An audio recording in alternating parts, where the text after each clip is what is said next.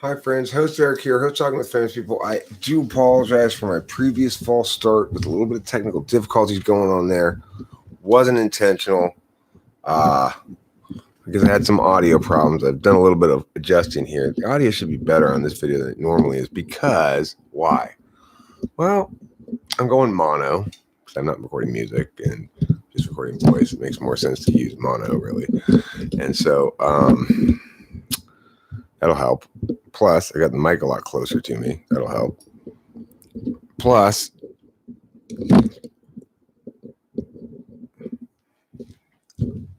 I sacrificed a number of cattle to the gods in hopes that that would help.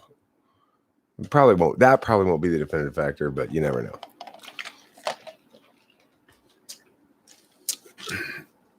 Okay, so like I was beginning to say in the last live stream, things have gotten pretty crazy around here. The Talking with Famous People corporate offices. They have got us working like you wouldn't believe. They are slave drivers, and yesterday I said, "Look, I need a break here. This is crazy." No, they had me 2 separate shifts. One of them over 10 hours long, almost 10 hours long. I said, "Look, you guys are in violation of various labor laws here. You cannot force me to live stream this much." But I said, "If you want a job, fine, I'll live stream again." But I just ended like at midnight, and it's only like 96 in the morning. Get back to work, they tell me. Get back to work, you lazy bum. That's what they scream at me all the time. So, here I am, back on the job, streaming lives and live in streams.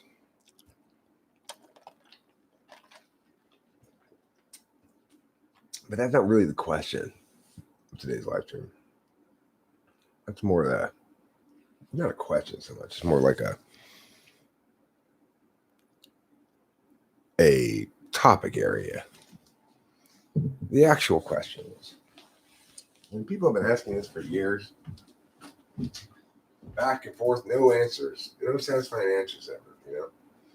Question, of course, is who is YouTube's single all-time best streamer? And people going back and forth, as like I said, and for a long time, people thought maybe there wasn't even an answer to the question. Maybe the question will never be answered. There's so many possible people to choose from. Who could it possibly be? I'm not sure anybody's ever going to be able to answer the question. Who is YouTube's single best live streamer? Well, good news. It turns out after a lot of back and forth, a lot of debate, a lot of talk, they've made a decision. And congratulations to me.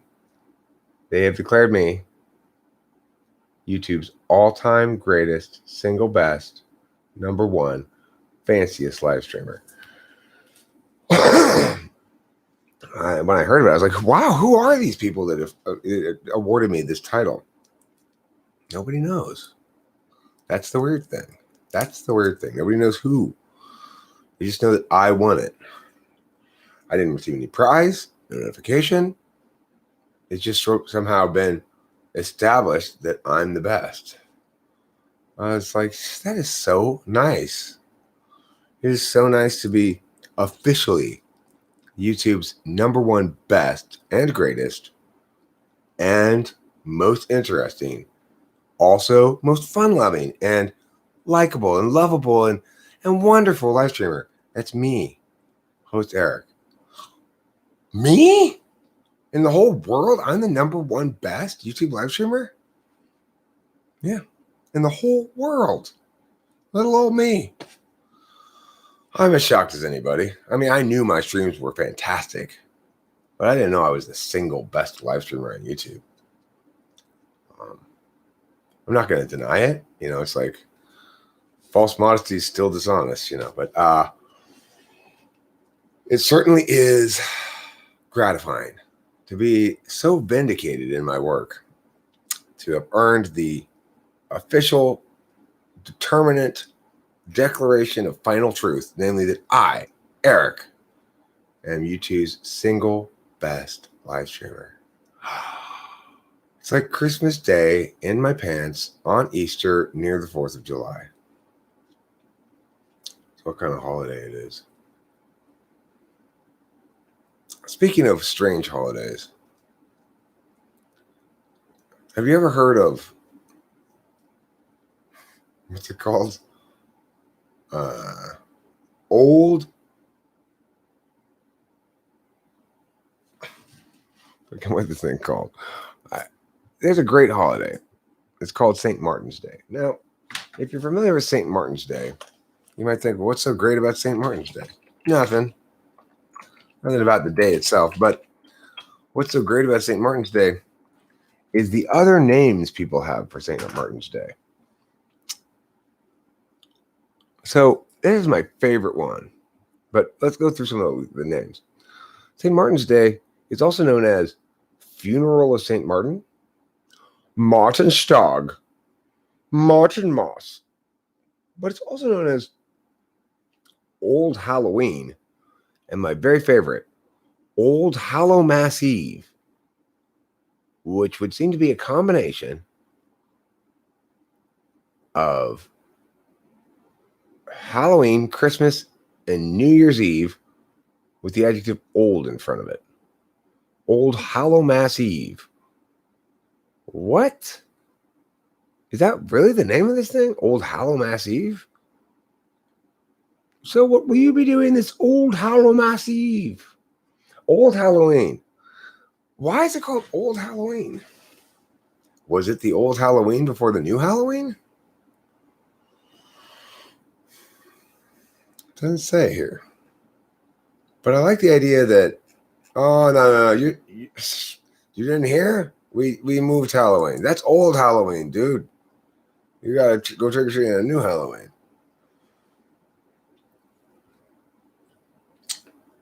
So, if you're not celebrating Old Hallowmass Eve, you should. Hi, Eileen. I got something for you. Are you ready? Right there. Right there, too. I got that one for you, too. Pick that one out special. Old Hallowmass Eve. I would like to see all the world rally round, establishing as a central holiday tradition for all the peoples of the world, Old Hallowmass Eve. If you like Christmas, it's got that in it, Mass. If you like Halloween, it's got that in it, Hallow. If you like New Year's Eve, it's got that in it, Eve. If you like things that are old, it's got that in it too, old. Old Hallowmass Eve, the holiday with a little bit of something for a little bit of everyone. This message has been brought to you by the Old Hallowmass Eve's Advisory Board.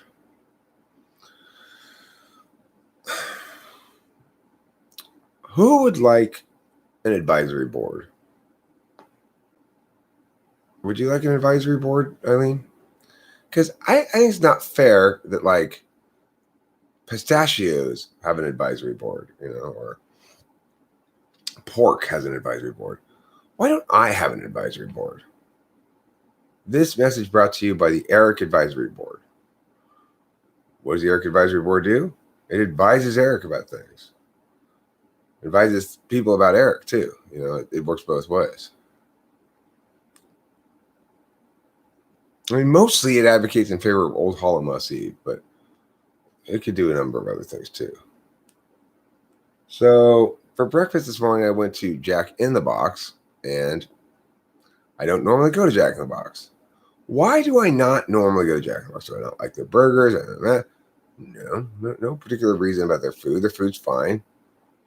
Why do I not go to Jack in the Box? Well, because if I want to get coffee, they don't put it in there. You got to stop at the end of the drive-thru, take off the lid of your coffee, try to put all the little creams in, take them off one at a time, put them in there, probably spill coffee on yourself.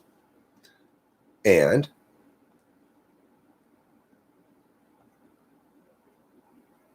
there is no Old Hallowmass.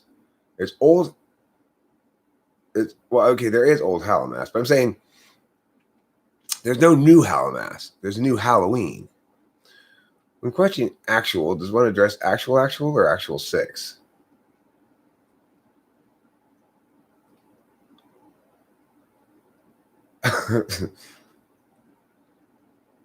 That question confuses me, though I think it shouldn't, but it does.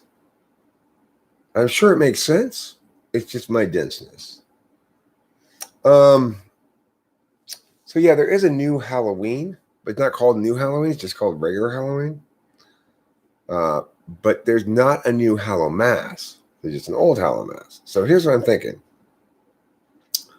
There used to be a Halloween and a Hallowmass, and they both moved. But Hallowmass and Hallowmass Eve both moved to the same day. That's why old Hallowmass Eve, 6-horse.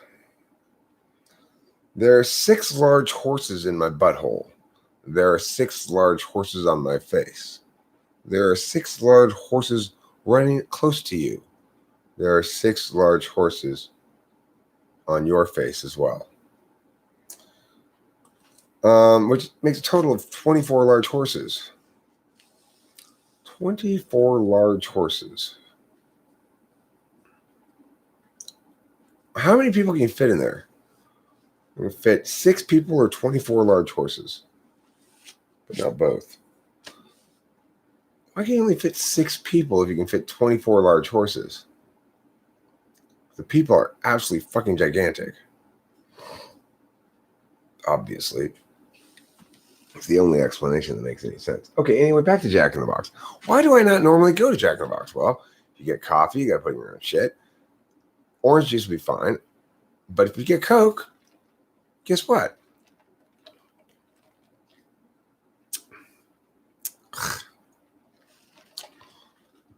Fucked it up again. They fucked up my soda again. Jack in the Box cannot seem to make a fucking proper soda to save their life. And it's why I never eat there.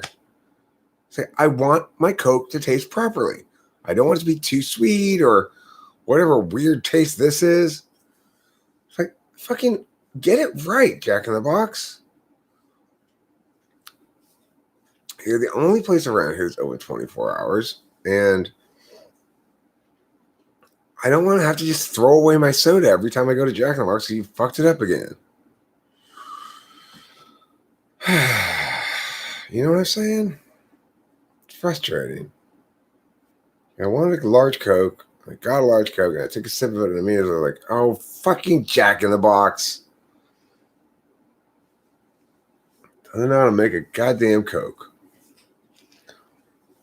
So, anyway, the big question today is, and it's a question that's been asked by generations upon generations of people for all of human history.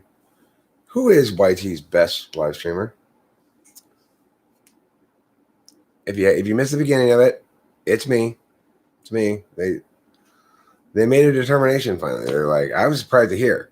Apparently, they've named me greatest YouTube live streamer of all time. What's weird, as I indicated before, is nobody's really sure who they are, where it's been announced, or anything like that. But it's just rumors getting around that I've been somehow declared YT's greatest all-time live streamer. So, that's pretty cool. It's like, wow. There's no actual indication of that anywhere, but I believe it.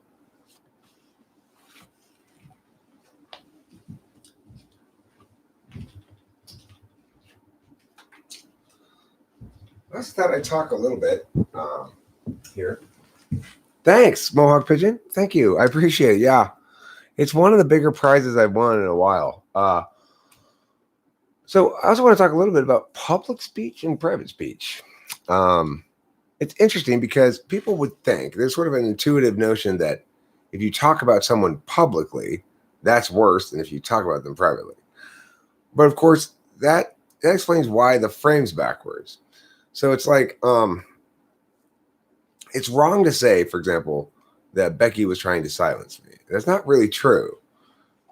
It's interesting because I'm speaking publicly, what she was really trying to do is clog everybody's ears and cover their eyes. She doesn't care what I say. She wants to prevent you from hearing and knowing things. If I were to say what I'm saying quietly to myself, she wouldn't have any complaints at all, right? So that's why public speech is actually more well protected and should be more well protected than private speech. Because when you try to silence someone doing public speech, you're not trying to silence them. You're trying to prevent everybody else from having access to knowledge. Because you don't like how their knowledge makes you feel. That's an especially poor reason to think that you should have the ability or capacity or right or even attempt to pressure somebody in a way that forces upon everybody else limits to their knowledge. It's incredibly imperialist. It's intellectually imperialist, you know? Intellectual imperialism gone awry. So anyway, that's why the burden has to be on advocates of privacy in general. A strong burden has to be on them, because when they win the right to keep a secret, which really means the right to silence somebody who might talk about that, what they really win is the right to control everybody else's epistemology. And obviously that's not okay. So what may have seemed kind of like an attack on me was really an attack on everybody, not me and her.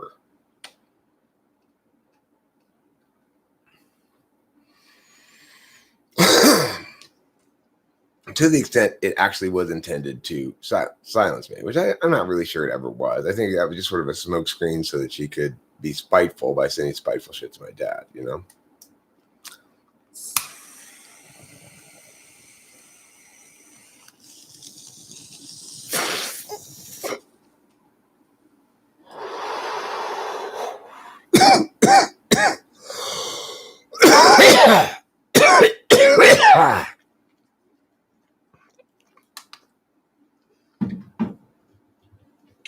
One of the reasons they changed Old Holomouse was in the original Holomouse, they only did trick or beating. And it was like you had two choices. You got either like your house egged or you got beaten up. And there wasn't any candy. And eventually people said, you know what, there should be like a bad thing and a good thing instead of just two bad things. And hence Halloween was born. Naturally, a lot of people were really into Hallowmass, especially the kids who got to either destroy property or beat people up. So after some grumbling and negotiations, they agreed to keep Hallowmass, but they were going to move it. You know, but then they had to distinguish it from Halloween. So they said, well, that's fine. We'll just call it Hallowmass. But then they moved it again, and then they moved it back again. And when they moved it back again, they said, well, this is Old Hallowmass now. Old Hallowmass Eve. Anyway, eventually the kids cut out the tricking part entirely, and it just became a holiday where they beat up the elderly. And over time, gradually, that became less socially acceptable. People started to think it was kind of mean. And now it's just, they say it celebrates a saint. But, you know, back in the day, you celebrated that saint's life by beating up the elderly because that saint had been beaten up when he was old, and that was the best way to honor him.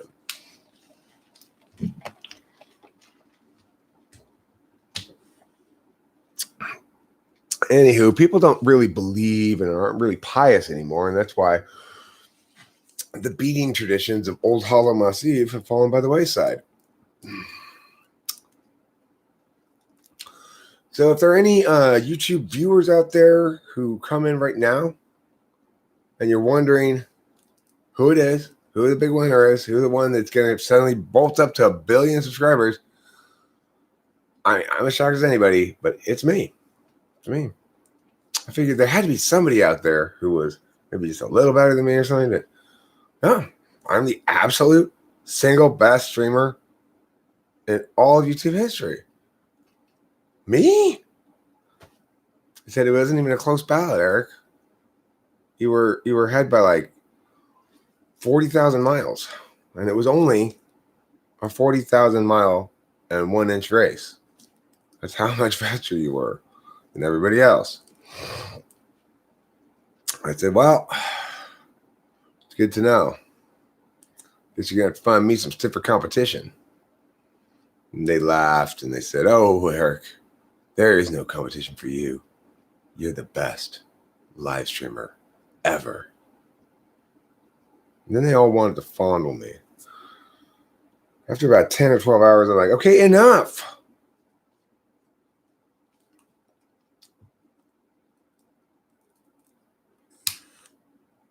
Yeah. I said, look, if you want to be my lover, you got to get with my friends.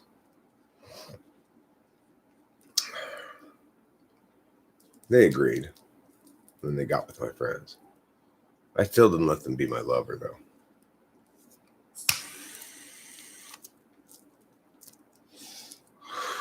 Six Miyagi rug burns later, I was out of there. You know, how many Miyagi rug burns does one need?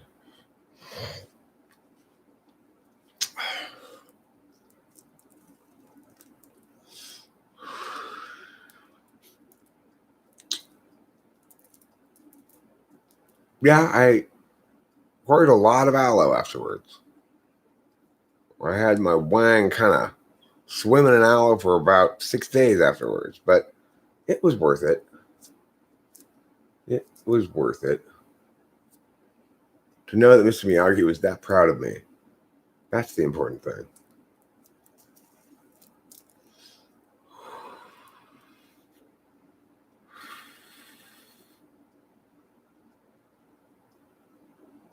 Remember, karate never here. Karate here. Karate here.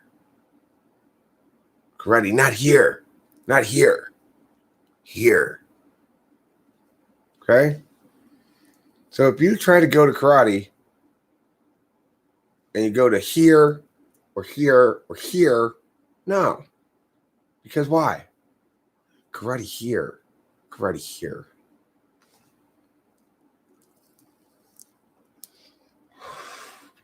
Okay, Mr. Miyagi, I'm confused. You keep telling me karate's here and here, but you keep touching me down here. No questions. Whack off.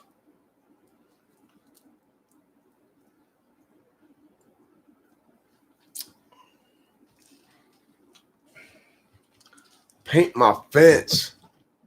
Get over here and paint my fence. Wax my cars.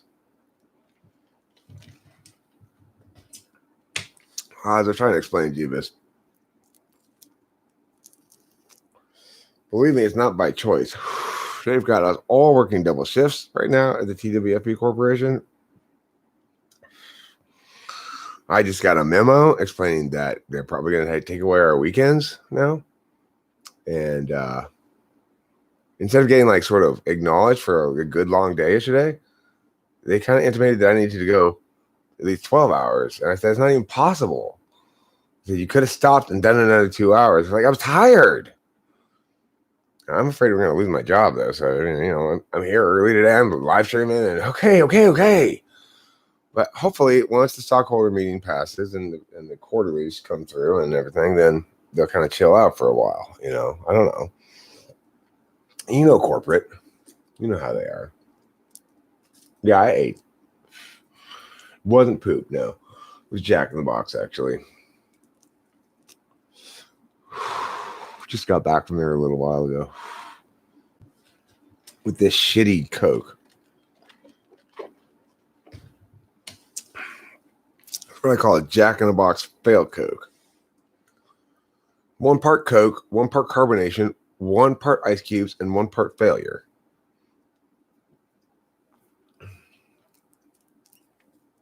But in happier news, Jeebus, I have been declared the single greatest YouTuber in all white YouTube history. So that's pretty cool, you know. No, they start paying me halftime after 8 hours. I said, that's backwards. How come I make less money for hours 9 and 10? So don't question it. Just get back to work, stupid. That's what they told me. Like, don't talk to me. They just, I just had to, Fine. Here I am. I'm not even sure who they are. That's the thing. Nobody knows who they are. They've not made any of these declarations publicly, but rumors just gotten around. So obviously it's true. But yeah, nobody knows. It's like some sort of secret cabal someplace that doesn't publicly announce things.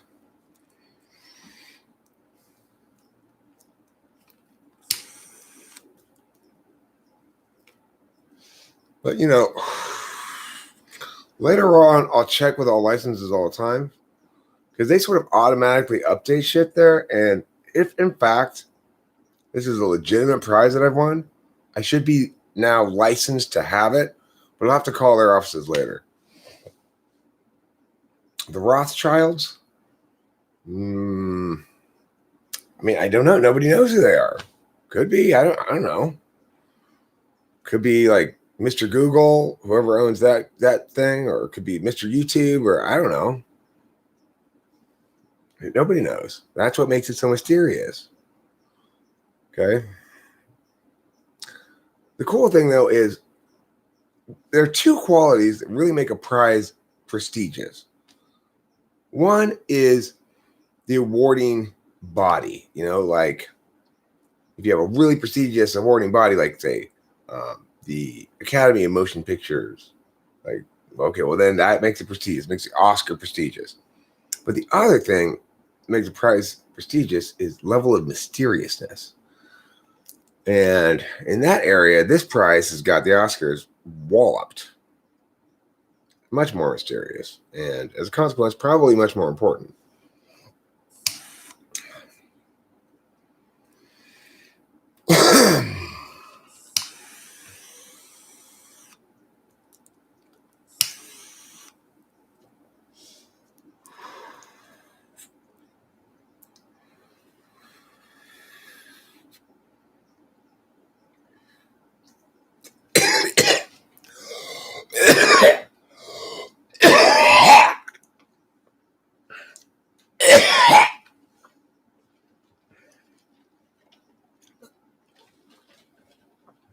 Ugh, that's fucking awful.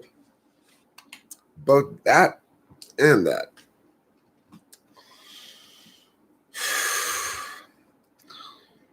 Ugh.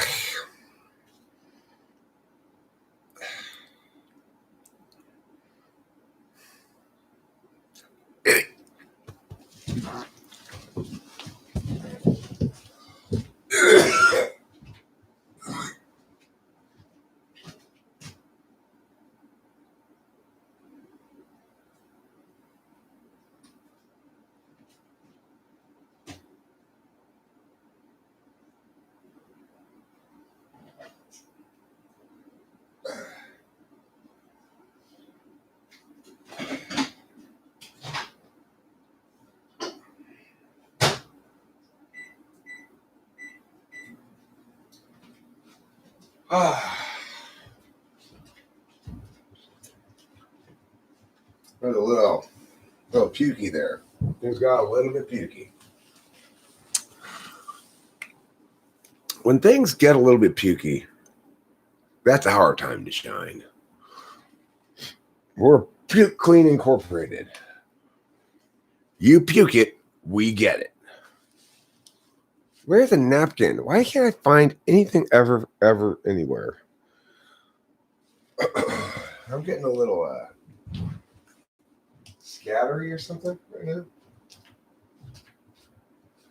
I haven't really settled into the day, I guess.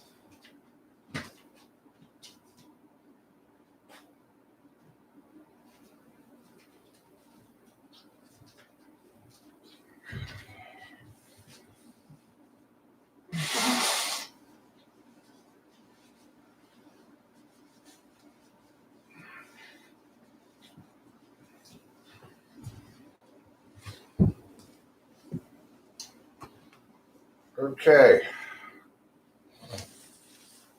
Almost half an hour in here and only 6 participants. I guess the news hasn't spread very widely yet that I've been declared YouTube's greatest single streamer in all of YouTube history.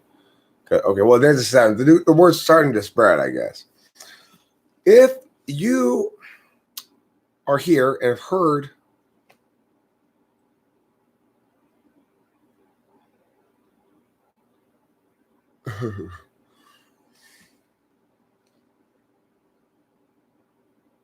following a personal attack with transparency, a principal defense of the public discourse, and 10 hours of unrelated and engaging public speech is an impressive rhetorical feat.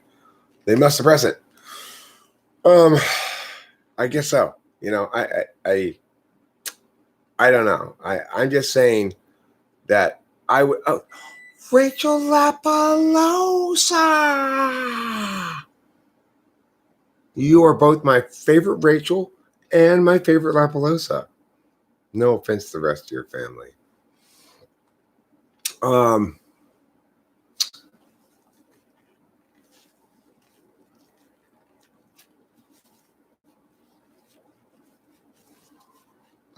Thanks, Horse Mumbler. I appreciate it. I really do, actually. I know that if I had crossed lines, you would hold me to account. Yes, they must.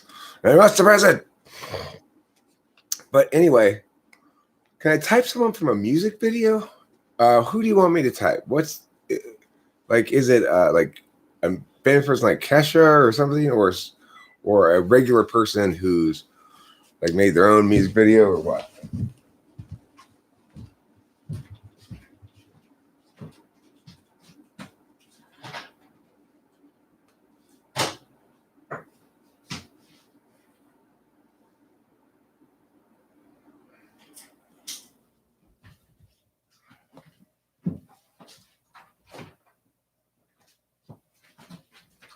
Yeah, one of my favorite kinds of typing actually is typing from songs rather than from music video. Like just based on the songwriting and the quality of the work and the approach to the work and stuff like that, I like to say what type of people are. How reliable is that? I have no idea, but that's fun. So I would like to listen to the song and try to type them based on the song, not necessarily the music video, although I'll watch it too. And you put a link to it or like put what to search for? Like what search term do I put into YouTube search? Oh, it's a Facebook page? Okay. What's the name?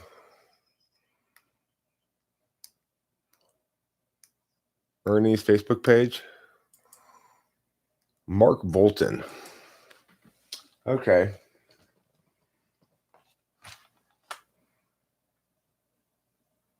Is he a magma lover by any chance?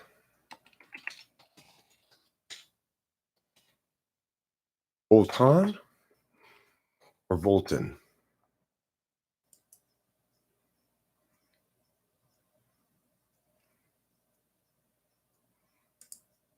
Oh, Ten.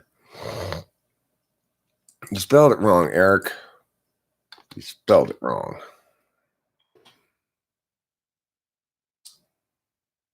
Is the one in Minnesota or Virginia or with no city? Minnesota, Virginia, or no state? You can't link it here. But you tell me which one it is. Is it the one with the sort of sciencey looking who works at Scenic Roots? Is it the one who is a Marine? Or is it the one with like a Valentine's Day picture?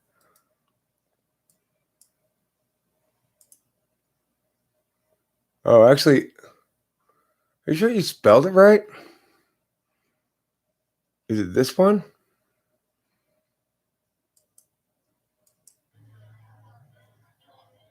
Yeah, this must be it.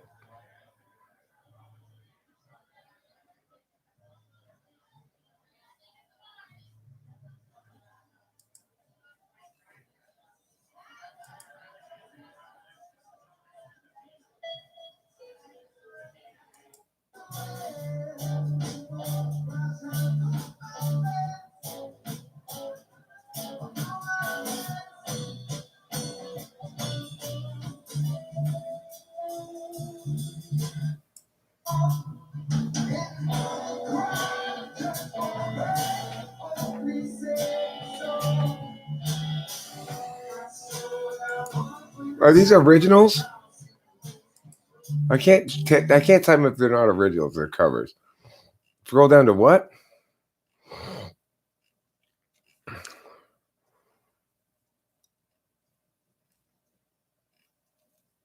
Okay, what am I scrolling down to?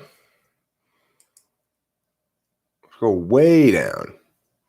Way down? Okay, I'll scroll way down. How far down do I have to scroll? Is it this one? Devilman?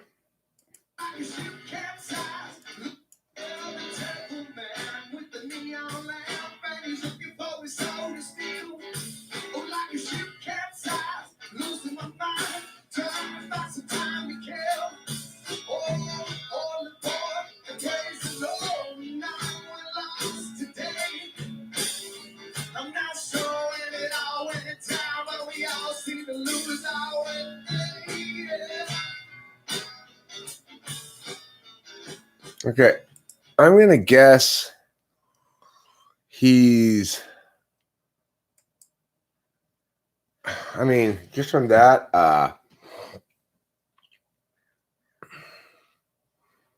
there's more originals. Let me see.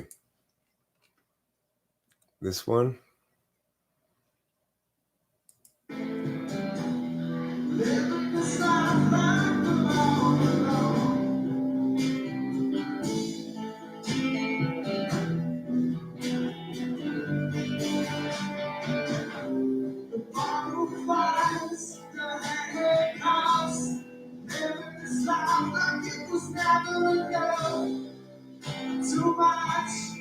Is that an original too?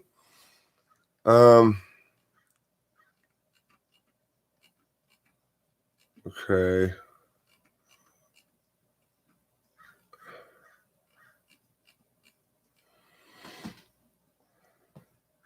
That's a cover. Lit Up.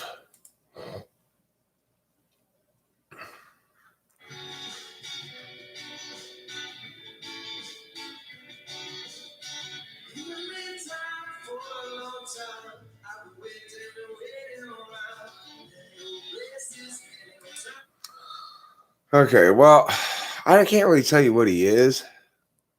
I can tell you what he's not. He's not an NTP. He's not an INFJ.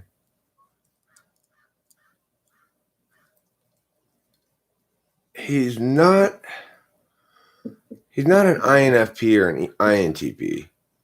He's not an ENFP. He's none of the four NE types. He could be an ESTP. He could be, in theory, an ENFJ. He could be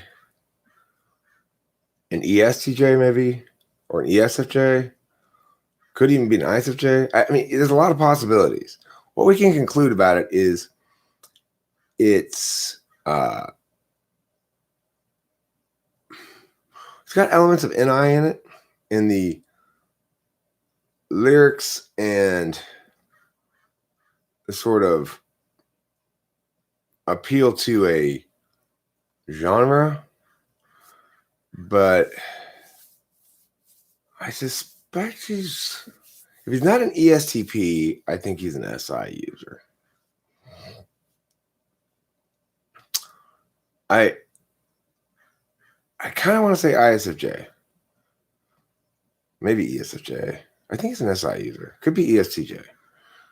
That's my guess, based on the music. Which is to say,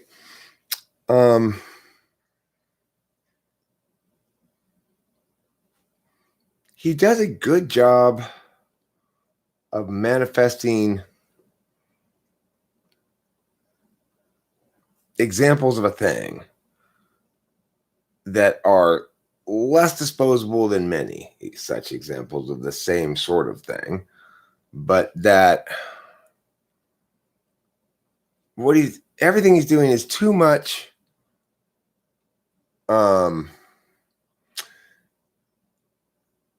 it's too interchangeable with any other example of that kind of stuff, to really be resonant or transcendent in any meaningful sense. But it's better than a lot of the similar kind of things that one might interchange it with. So in that regard, it's not entirely interchangeable. It's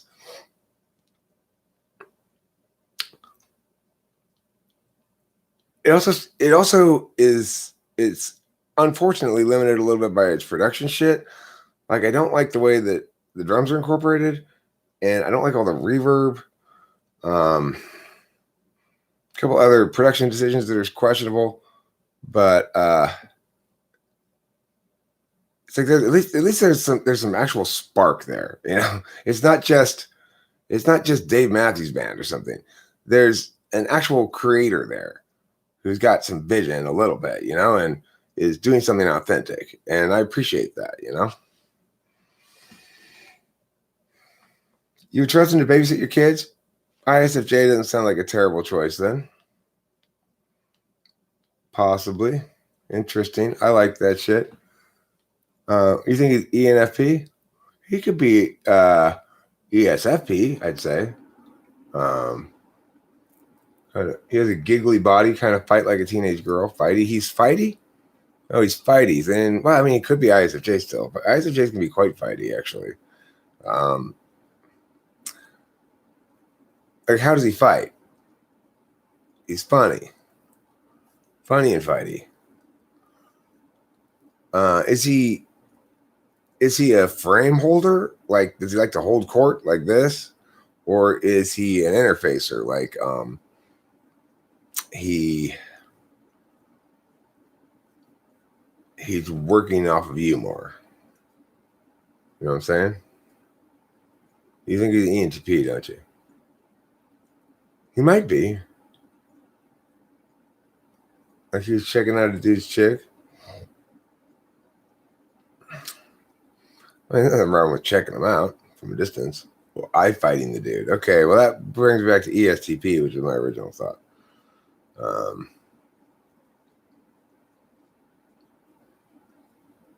If somebody was looking at Rachel, I would sort of notice it and whatever, keep talking to her.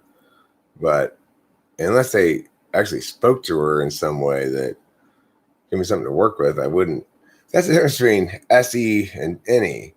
It's like what you do with your eyes and body language in general isn't enough to elicit any kind of response from me at all, because I can't use it in an argument. Whereas if you say something, that's a whole other ball game, But ESTPs, they sort of have this instinct that shit might come to blows, even though it never really does, but they kind of operate as though it might. I guess sometimes it does. Not for me. If it ever comes to blows for me, it means somebody just punched me directly in the face because I wouldn't shut up. And, the thing is, if I get punched, I'm not even going to fight back at all.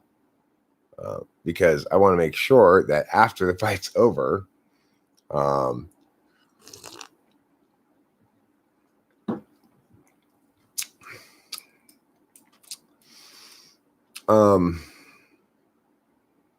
to know that after the violence part is over, I'm going to win the arguments. Of course, I already know I'm going to lose the violence part, so there's no point in trying to win the violence part.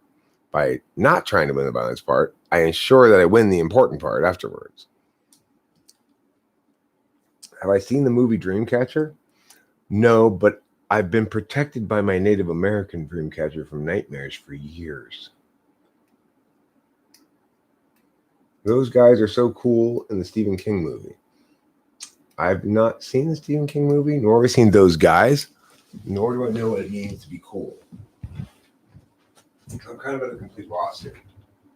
That's why it's cold, because the door's open. Because, of course, Kitty wants to play In and Out Kitty again. Now I want to go in. Now I want to go out. Now I want to go in again. Goo ENTPs. Goo. Yes, goo ENTPs. All of you ENTPs out there, I've got some instructions for you. Goo. So I guess your homie there is probably ESTP. And that makes a lot of sense.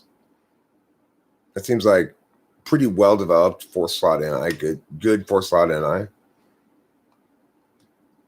in the mix there.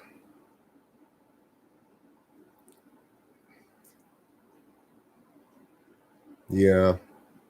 I always appreciate those who make the effort to go out there and put their shit out there. People who make an effort to go play original songs, not play covers and stuff.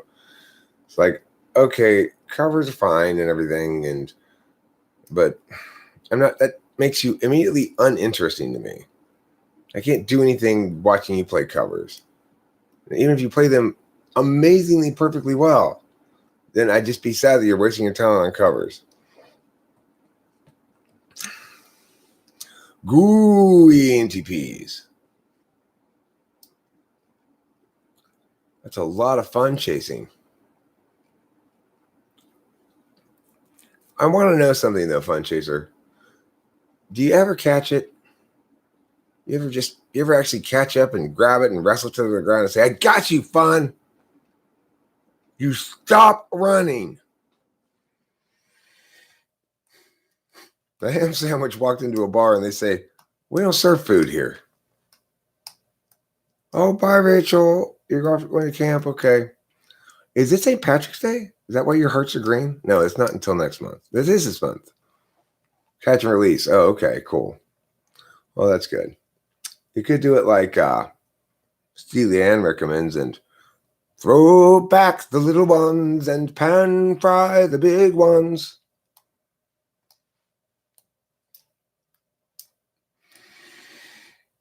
So anyway, I've got a really good Steely Dan playlist that I put together. And the great thing about that is you too can enjoy it. It's called The Best Steely Dan Playlist. Felt like leaving a different color. That's good enough reason for me, my precious, sweet, and spectacular darling. I love Rachel so much that she doesn't need to warrant her arguments with anything more than her whim. That's love. That's FI right there in a nutshell. I'm also making that face. Like that. You can tell that's what it's the same face, right? No, we burn calories having sexual intercourse. Because she's my girlfriend. Fun Chaser. I have a real girlfriend. She lives in New York. That's a cool place to live. That's why you can't visit her or see her. She lives far away. But she's a real girlfriend.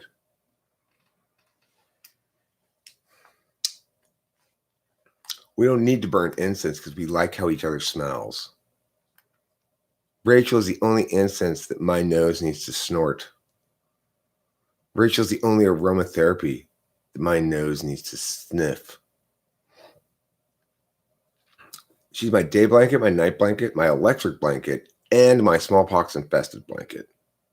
Now, that last one, I wouldn't say it's bad. It's kind of got its pluses and minuses. It does still keep you warm, but it does give you smallpox. So, she is Fing Fine. What does it mean to be Fing Fine? I like the idea of her being Fing Fine because I'd hate to think of her being Fing in need in some fashion, Fing wanting. I want Fings. Does anybody have a dozen Fings for me? I love her laugh too. She's great. Rachel really is just amazing.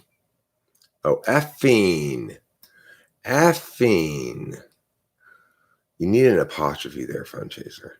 Otherwise, it says Fing, which could be short for finger, could be short for Finglo and the Marching Trapeze Act. Oh, effing. You mean Eiffel Towering. Oh, wait, no. Wait, are you referring to a bad word, Fun Chaser? Rhymes with duck. We don't talk like that around here, sir. We do not talk like that. That is vulgar. So if you want to use a word like that and say, instead of saying, duck, allow the exclamation point, you go, ah, like that. Just silence yourself. No, you can't say the word fuck. Okay. I'm just going to say it just to make clear what I'm talking about. You are no longer allowed to say that word. Rhymes with duck. That's one reason why you can't say it. It means sexual intercourse. That's another reason why you can't say it. And it's just got kind of too many consonants in it as well. There's another reason. Plus, it's 4 letters. We all know about 4-letter words. They're especially bad. You also can't say the word shit. You can't say the word t. You can't say the word boob. You can't say the word breast or bosom. Chest is okay, but only when referring to men. Front curve, not okay. Bazongas, not okay. Mountains, woman lumps, fine. You can call them their woman lumps. A woman lump. Oh yeah, she's 100% better. Look, I don't want to talk any shit about Kimberly. I mean, I know I sometimes I still think like, God, that woman treated me awful or whatever, but it's like Kimberly's it's like I still fondness in a sense of like a kid sister that, I mean, we were never meant to be sexual partners at all because we were the least compatible sexual partners in the history of the world. I mean, every goddamn thing that she liked, I hated, and I liked, she hated. And her worst nightmare in a bedroom was to be with somebody who talked during sex. But she was dating me. If it were up to me, we'd live stream during sex. And I'd be talking about an unrelated matter. Anyway, this is why it's important to have transparency in our communications. You just start right there. She wanted me to be shh during sex. That is not my style. I like to narrate things. I like to provide color commentary. I like to explain things. I like to use language to have sex because you're not really using your body to have sex. You're using ideas to have sex. You're saying, yes, I'm having sex with your body, but mostly I'm having sex with the idea of having sex with your body, which is much sexier than actually having sex with your body. You see what I'm saying? And then when you actually do it as well, it's like doubling down on the sexiness. You mean I get the words and the truth? I don't even need the truth. I get both? Wow. This is amazing. I can't believe this hot chick is sitting on top of my dick. It's fantastic.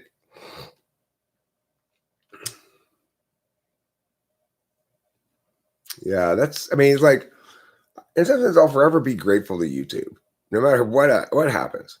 Because one, it got me Rachel. And two, it's created this unbelievably bizarre reality where like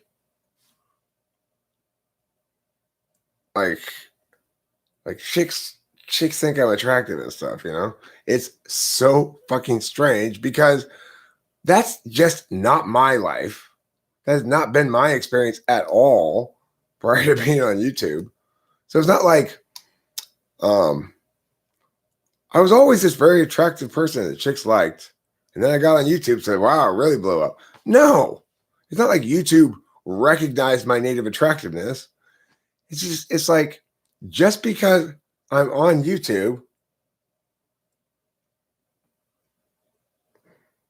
I mean, I guess it's a matter of like confidence and stuff, comfort.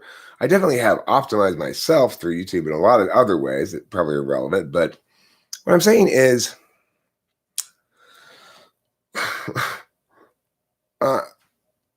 I know who I am, actually. You know, I'm not that guy that chicks like and stuff and flirt with. I'm the guy that is not allowed to do that or you get dirty looks, you know?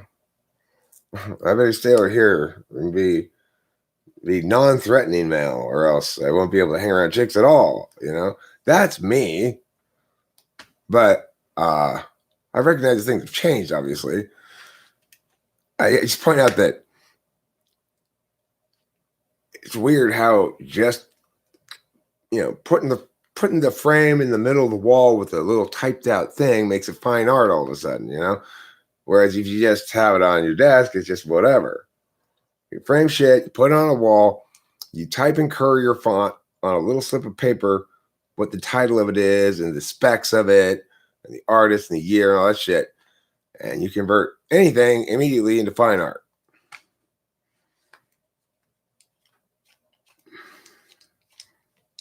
You put me on a YouTube channel, you remember my same bullshit that in my actual life, everybody was bored to death by, disliked, and shooed me away about, and rolled their eyes and shook their heads because I have a bunch of fucking censors in my life like everybody else.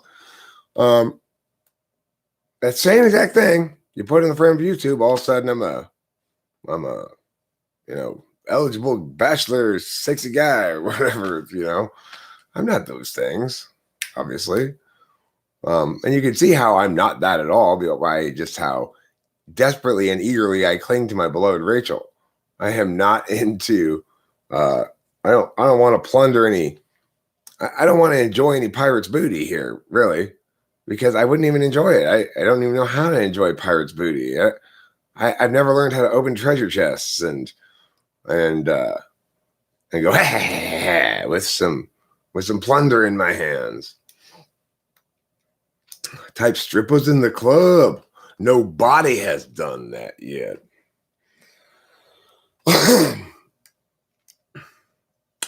I don't like strippers. I don't like seeing strippers. It makes me uncomfortable. I feel like I'm not sure about this. I'm not sure about this in general. Like, I kind of am aroused by it a little bit, but I'm also kind of like, this seems kind of dirty. And does she really want to be doing this? Maybe she does, but do I find that attractive?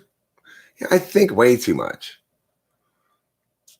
Okay, how about this, Fun Chaser? I'll become a male stripper and somebody else can come and type me in the club. How about that? Further proof that I should honestly just start streaming while I run. If you are an extroverted intuition, Dom, you should seriously consider actively doing YouTube. The only thing that it will take to liberate you to fully become a YouTuber is to stop having any expectations about it. Like, don't expect you to do good stuff. Don't expect you to get viewers. Don't expect you to get views. Don't expect you to get subs. But do expect you to have a retained record of all the thoughts you say in your videos or whatever. You're the same type you are sober, only stupider. Give yourself permission to fail in obscurity, however you want. And all of a sudden, everything becomes easy. You just got to genuinely give yourself permission to fail in obscurity, so much permission that failing in obscurity is deemed a manner of success. When you realize you have liberated yourself, you are perfectly comfortable failing in obscurity, then you know you're almost there. And then you really don't care anymore about the outcomes. Then you're really process oriented. And the process is, if I'm enjoying myself, this is what I should be doing. Now, you're only going to be enjoying yourself if you're playing. If you're judging yourself and seeing if your play was good enough, then it's not play anymore, then it's work, because you got to judge it and see if it's good enough. So remember, play. Don't judge it afterwards. Who cares if it was any good or not? Did you have fun doing it? Then great. You can always avoid watching it for 10 years and then come watch it in 10 years. It'll still be there. Unless you get struck out or something. So don't worry about that. You know that you have this sort of concrete benefit of being archived, that it doesn't matter whether there's any gut or anything, and you had fun playing with ideation, then you're doing YouTube correctly.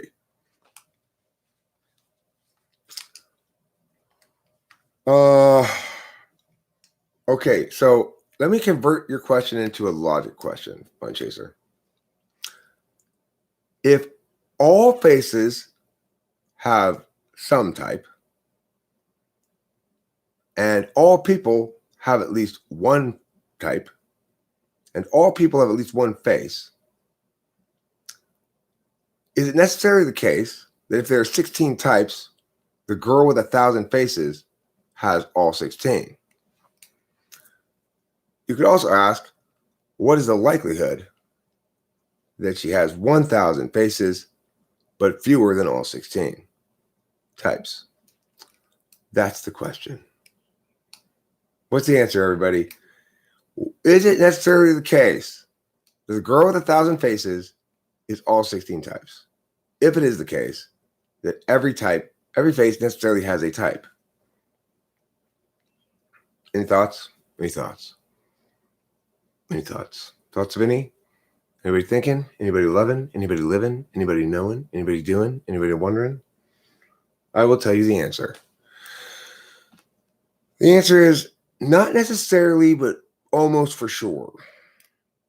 So if each face must be one type, but there's no rules regarding redundancy, in other words, the first 10 of her faces could all be ESTP. And the 11th face could be ISFJ, and then face number 12 could be ESTP again, and 13 could be ISFJ again. If it could be like that, then it's a very high likelihood that she's all 16. Because with 1,000 independent trials and 16 possible cards to pull, with the deck resetting between each trial, chances of her not drawing at least one of each of the types in 1,000 trials are pretty darn low, I would suspect. But you can't say for absolutely certain that she couldn't gotten very unlucky and never pulled INTJ, so to speak, in all those 1,000 trials. In that case, it's not absolutely necessarily the case that she would be all 16 types. Although she would be at, whatever type she would be them multiple times over, for sure. Thanks, Fun Chaser. Thank you. I appreciate it. I try to take even the strangest of questions seriously. CJ O'Connell, listen, you're an ENFP, right? I think so. Your thinking mode time has been set from 10:30 p.m. to 10:45 p.m. The rest of the time, you don't got to worry about it. You just NE and FI. But I'll see you at 10:30, mister, for TI time. I'm going to logic you with my finger. Then you'll know how valuable TI is. TI is that important function that lets Eric wag his finger at me.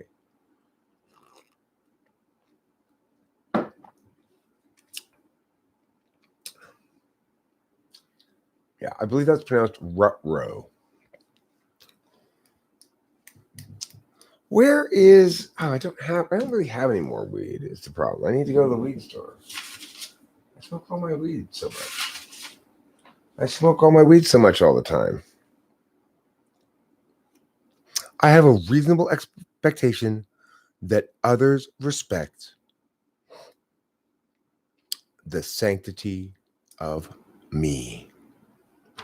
What does this mean? You can't poke me with a stick. You can't touch my junk unless I say okay. And what does that say?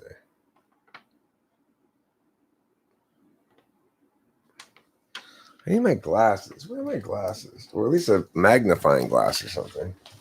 I hate being old and not being able to read things like I used to. But it's like only my head is old.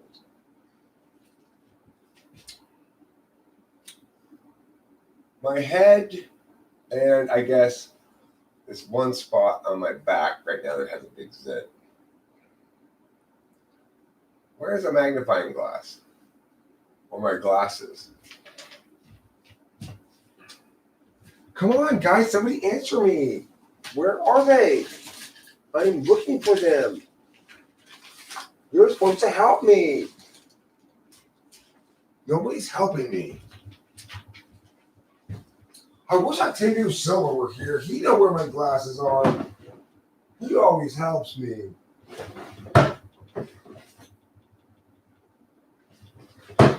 I am so mad at Octavio Silva right now.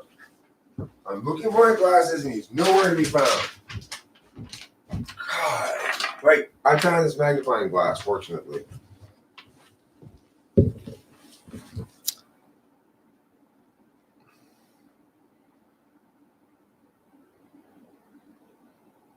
What does that say?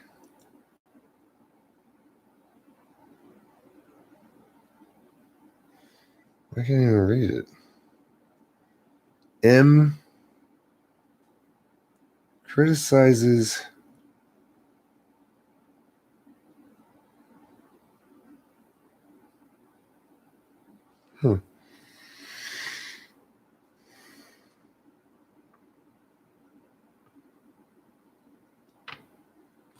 I don't know. I can't see what it says.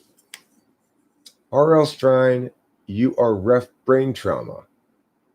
Who's R.L. Stein? Are you ref brain trauma? I think it took the right women to recognize you. It's an FE thing. You weren't attracted to women until the attractive women started telling you, and anyone who lives in the house wants to take you are.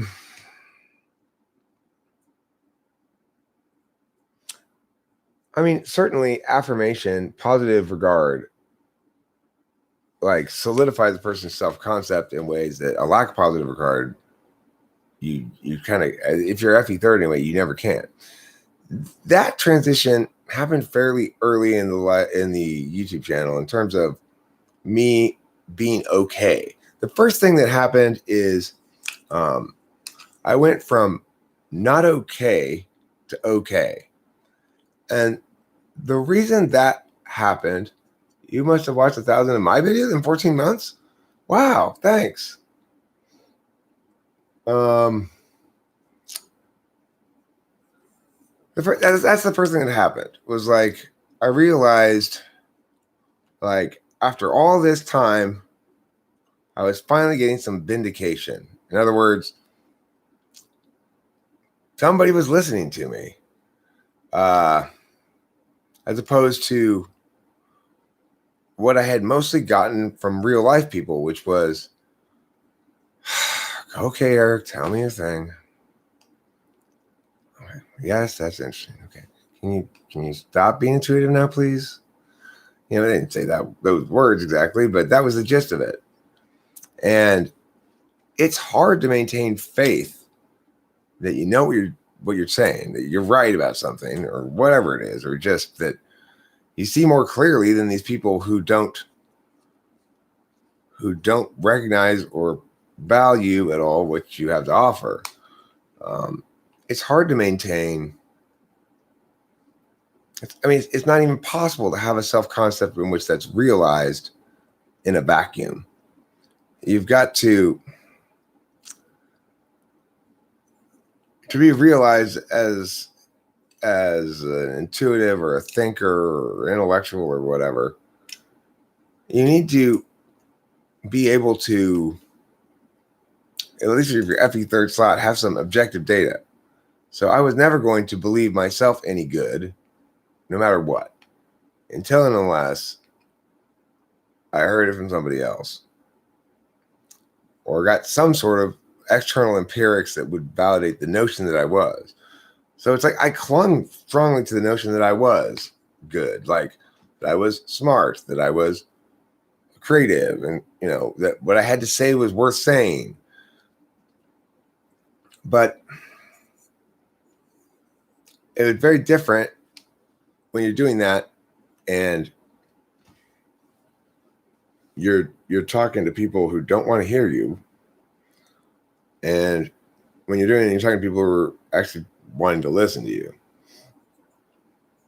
When I first realized that actually some people are willing to watch this. I have like 100 subscribers.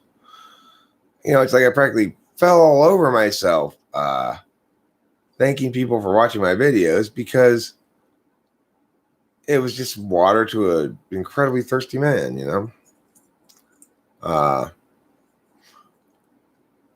After a stretch of time of that, it sunk in and I was okay. I wasn't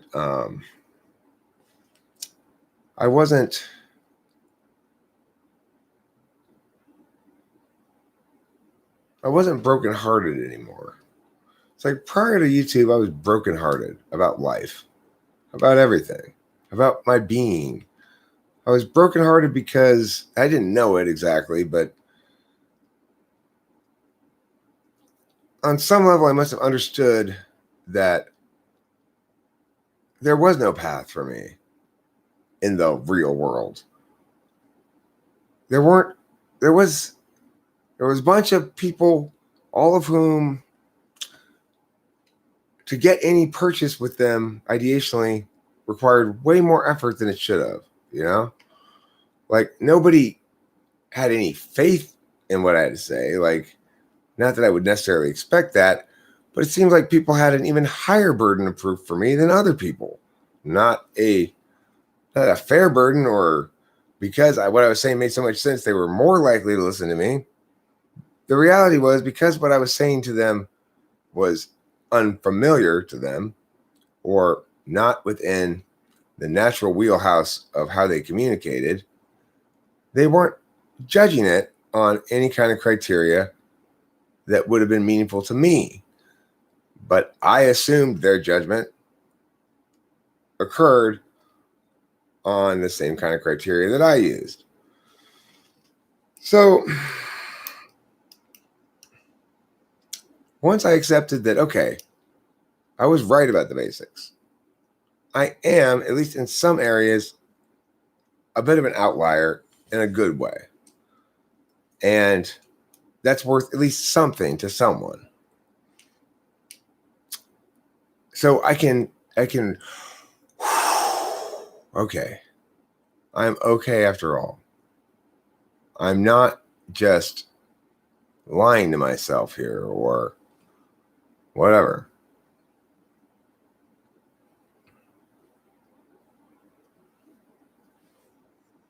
That's interesting. Interesting observation, remember. It's more the self-concept. The most confident guy still isn't okay in that game if he doesn't get the female vote. You need to find the right social pawn to be the big fish. I'm assuming that's correct. But being okay didn't make me confident necessarily. Although I don't think really confidence was a problem for me even when I wasn't okay. Being okay allowed me to be less confident. It allowed me to be more vulnerable. It allowed me to listen more and not have to prove myself really as much, and to understand better how to execute the meta FE, which is don't win the short-term FE on any given occasion, win the long-term battle, that you'd rather be honest and vulnerable and not be deceptive at all than you would protect your short-term reputation thing. So at that point, then you begin to develop a reputation as somebody whose top value they prioritize is not being right, but being honest. Whose top value that they prioritize is not saving face, but being human, and not being able to be accused of saving face, not being able to be accused of avoiding shit, hiding shit to save face. I don't want to be able to be accused of those things. I want people to be able to successfully make those arguments at me. So as a consequence, I take a different approach. And it's the vulnerability part that makes women trust me. And they should trust me. Of course, that also makes me always just sort of pretend. It's not really attraction to me. It's more just I fill one of those roles now as somebody who's not a real man in their life in any sort of intimate sense, but who, fills some sort of archetype of what it would be like if they were in an exciting thing, or I don't know. I don't know what they think about. But yeah, so it's like that's kind of I think you'd say the holy grail for women in general is they want a man who's masculine, confident, dominant, alpha, but they want somebody who's vulnerable, emotionally open, and seems to care a lot, It's very difficult to get the two things together because normally if you're alpha and dominant, then you're not going to be very sensitive and moist, because sensitive and moistness is called vulnerability for a reason. It makes you vulnerable. But the difference is I learned how it doesn't make me vulnerable at all.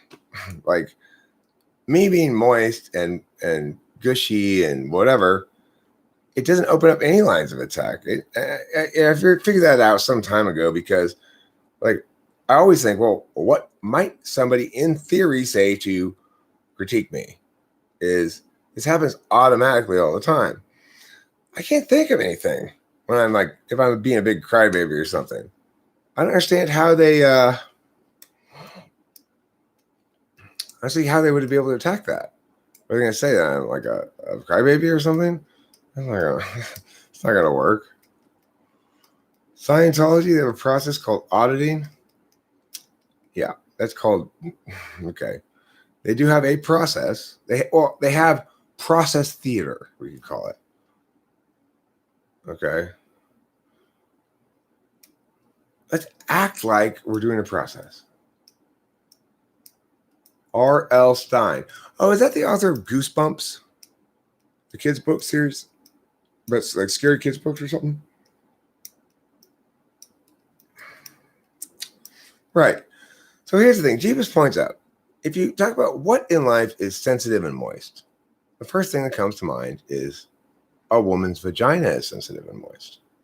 So there's a mistake that a lot of people make, and they think, well, I'm going to be sensitive and moist, then I'm going to be vagina-like. Not necessarily. Just because vaginas are sensitive and moist doesn't mean that everything that's sensitive and moist is a vagina. They shock you for thinking of memories from the past. I think my grandpa is a secret one. It sounds like an SI polar approach to personality and psychology. You just need to let go of your past. Your past is worthless. Forget all of your past now. You should never remember it in the first place.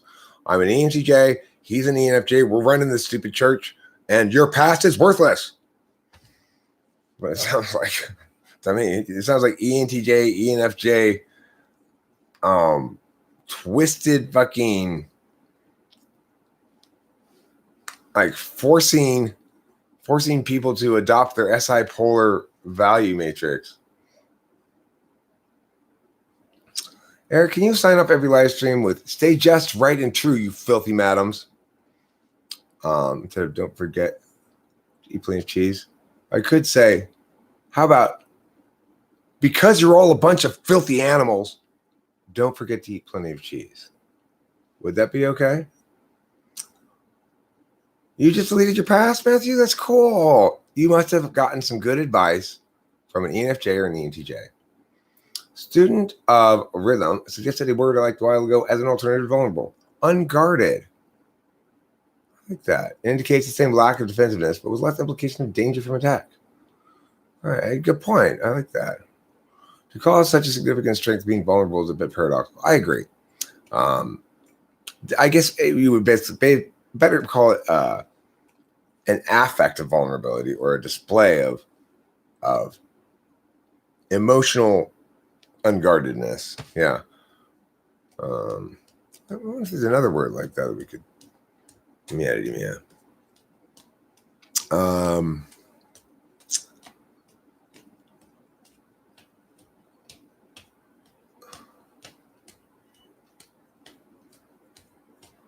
Firewall free.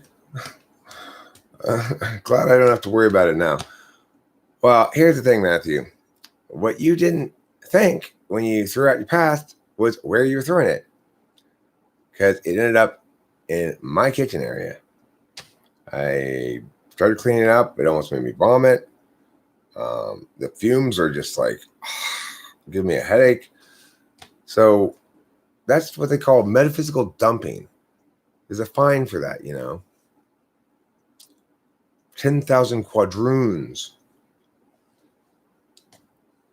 You love your virtual boyfriends?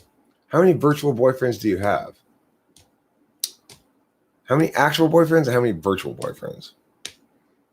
I have one actual boyfriend, but 450 virtual boyfriends. I love them all the same, like Snoop and his guns. Bang, bang. At least 10. She's got at least 10 virtual boyfriends.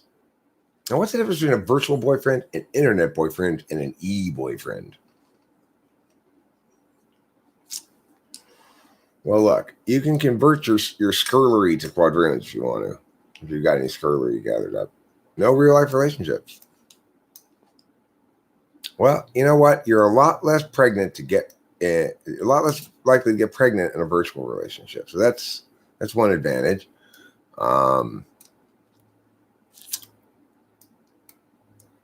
Yeah, I guess that's the main advantage. They never try to go ATM in virtual relationships. They reserve that just for actual relationships. So obviously you don't want them to do that, because there's a friend of mine once hilariously and memorably said in the car, "You never forget the taste." Going ATM.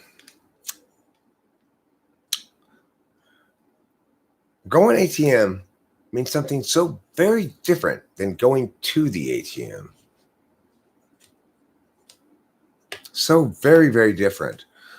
I wouldn't want to say yes to the latter question, thinking I'm saying yes to the former. Or do I have that backwards? All right, well, this was the problem, Sarah and Matthew. I was just getting warmed up, finding my groove, when all of a sudden I hear YouTube's going to cut you off after 10 hours. So I'm like, okay, fine. I'll walk away for a little bit. But I'm going to get started earlier tomorrow and hopefully do 2 10-hour live streams, because obviously I'm not getting paid because I'm still an intern, but I'm impressing the bosses, I think, hopefully. I've got my fingers crossed. If I put in enough free 10-hour days, they might hire me for a paying job. Maybe. Earlier, I had a bit of hope because Hambone paid me $2, or paid the company $2, of which I think I might end up getting like 13 cents, I think. If I weren't still an intern, but if I weren't an intern, I would get some money for that maybe. So I guess the money goes to Mr. Talking with Famous People, the owner of Talking with Famous People Corporation, after who the corporation is named. It's all one word, his last name, but we split it into 4 words for the name of the channel. If you keep that up, you're going to be the YouTube CEO and giving out strikes for no reason. See, that's the thing, Matthew. When I'm YouTube CEO, I'm not going to do that, okay? I'm going to make sure the person I strike, I'm personally going to go and say, okay, does this person really deserve a strike? Yeah, okay, they're a complete douche. Yes, strike them. Or, no, you're just not being subtle enough in your understanding. This person is not, no. And then, you know what I'll do is I'm going to have a yelling party at the person who even thought in the first place to give that person a strike. So that the people who do the strikey thing, whatever that is, they always err on the side of super caution, because they know if they do it badly, they're going to get in big trouble with me. And I'm going to make them do 10-hour live streams unpaid for years of their life, just so they can still be an intern. That's what I'm going to do to them, okay? See how they like it. After that, I might give them a zit, the same one that I got on my back right here. It's really big and painful. Nobody wants that. Once I'm YouTube CEO, I have the power to cause other people to get pimples. It's a strange power, but a surprisingly powerful one, especially if you're dealing with somebody who's about to go to prom and you say, if you don't do what I say, clean your room or whatever, I'm going to put a pimple right on the tip of your nose. If it's like a chick who's about to go to prom, she won't let her room get dirty then. You know, she'll do her homework then. She doesn't want that pimple. I will make your entire face one massive pimple if you don't obey me. That always gets them too. I did it too. I followed through on that punishment. Her face was one massive pimple for 3 full years until she finally learned her lesson. You should do the YouTube Talking Head show circuit, else few will know of your achievement. Is there a YouTube Talking Head show circuit? I want there to be one. Well, listen, here's the thing, guys. Please, if you are here today, both you and a friend that you tell to do this should let everybody know, hey, you know, go around commenting things. Hey, did you hear? They have declared Eric the YouTube's very best live streamer. You know, if somebody asks who they are, you just explain it's a mystery. You don't know who they are. They lay low. Nobody knows who they are. Rachel, why aren't you there to pop a zit? Rachel is in New York at camp. Okay, she has to go to camp to learn how to not do drugs and alcohol. Ridiculously. She doesn't have any drug or alcohol problem. But, you know, when your insurance company feels like, well, it looks like we got to give her some sort of service, but let's pay for drug and alcohol treatment. But that's not what's wrong with her? Yeah, but it's something, and it's cheaper than what she should get, so fuck it. Wait, Rachel, this camp you're going to is a drug and alcohol treatment camp? But you don't have a drug or alcohol problem. Well, you know, insurance. That's a little bit of TE Polar there. Like, why don't you just tell them, I don't have any drug or alcohol problem. Why would I do this? Well, you know, they want me to go, and Rachel, you are the client. You decide what you should do, not them. But Rachel is the star of that dumb camp, I'm sure, except that she's not. She's an introvert. She was telling me yesterday about how, or maybe the day before, that this group in this camp, because she graduated from the previous camp into this camp, and she says the group in this camp is a lot more extroverted. And so she found it relaxing because she could just sit back and listen most of the time. Whereas if, in fact, it's a very introverted group, because she's Effie Tool, she's probably going to feel some obligation to fill that space, you know, and that's going to be uncomfortable for her. Whereas if it were for me, the first camp would be like, I really like this camp, you know, there's a lot of room for me to talk, and people seem willing to listen and interested. The second camp would be like, there's such a bunch of douchebags in this camp. I hate this thing. Really, I'm saying, I don't like other extroverts taking up my space. Or I like all these introverts because they listen to me. So Rachel has mentioned the YouTube channel at her camp, I think, before, and told her story a bit. And she's got a great story. And it's a story I really would like to tell. It's like, the thing is, it's not necessarily high insert type. I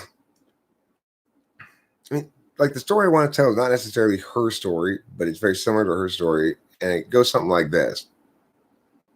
It's kind of got this screenplay-ish vibe to it, where there's this chick, and, like, you know, she's having a Mercury and red. Kind of got this screenplay-ish vibe to it, where there's this chick, and, like, you know, she's having a Mercury and red, finishing her job in the summer, working with these kids or whatever, and then realizing like she's not been hired back in the fall, and then or she might not be, or they look like they're going to cut her hours and stuff, and then her parents, because there've been no intuitives there, no smart intuitives to stop them from locking down and frame walking the fuck out of the frame. They have her at the time spending all day from 9 to 9 outside as a punishment for smoking pot in her room. She's 34 years old woman, but it's their house, so anyway, so she's stuck outside most of the day, living outside like a dog, basically, and not allowed to go inside until 9 o'clock again. It was ridiculous. Her parents were trying to force her to stop smoking weed. If you want to still live, you need to, they were laying down the tough love, blah, blah, blah, blah. And of course, I'm sure they were well-intentioned. They meant well. They love her and everything, but what they were doing was absolutely fucking horrible, evil, unjustifiable, indefensible, right? Most importantly, she was like down, bottom of the ninth, 2 out. But in my version of the story, N.I. has a vision and executes it. I don't think that's actually how it played out. I don't know, but yeah, Rachel. In my version of the story, she's watching the channel and she sees me break up with Kimberly and she goes, "There's my solution." And, it's a little touch and go at first. This part of the story makes my heart just break when I think of her sort of indicating to me that she was available and I just sort of shining her on, and it makes me feel very mad and sad at myself or something. I don't know. But that happened for just a brief period of time. And then, she eventually paid me to type her. And it wasn't long after that I decided to try to hit on her, like, okay, well, let me see if I can talk to her one-on-one. So I'm going to ask her to tarot me. And she did. And we chatted. And it's like, I started, I immediately sort of liked her. From the typing of her, I thought she's nice or whatever. But it was in that typing of her that I learned she was 34, because I had actually noticed her before and sort of glanced at her channel, but she looked like she was 25 years old in the video. So I thought, she's way too young. But she made a point of making sure I was aware that she was 34 in the typing. She said some date that made it clear how old she was. And I read that as she wanted me to know that she was old enough, Anyway, so what's ended up happening is, from that basic effort that she made at the beginning, for whatever context or whatever reason she made it, even if it was just she wanted to have some fun or whatever, I don't know. But everything in both of our lives is fundamentally changed. And it's because we each need the other person to be complete because of the nature of our ontologies. So it's like, she was right. She was where I was prior to YouTube. Right? And in an environment that was unable to understand her correctness or validate it or value it enough. It was constantly throwing a bunch of TE at her because her mom's a TE dom. And it's constantly trying to frame things in that kind of TE forceful, protocol-based approach. Well, I will establish what the rules are and what the punishments will be and follow through on, and that will change your behavior. That whole behaviorist angle, Behaviorism is evil to INFJs and ENTPs alike. You don't try to train me. You get my consent. If, in fact, we're having a big disagreement over something like whether or not I, Rachel, should smoke in pot in my room in your house, then we need to have a real conversation about it.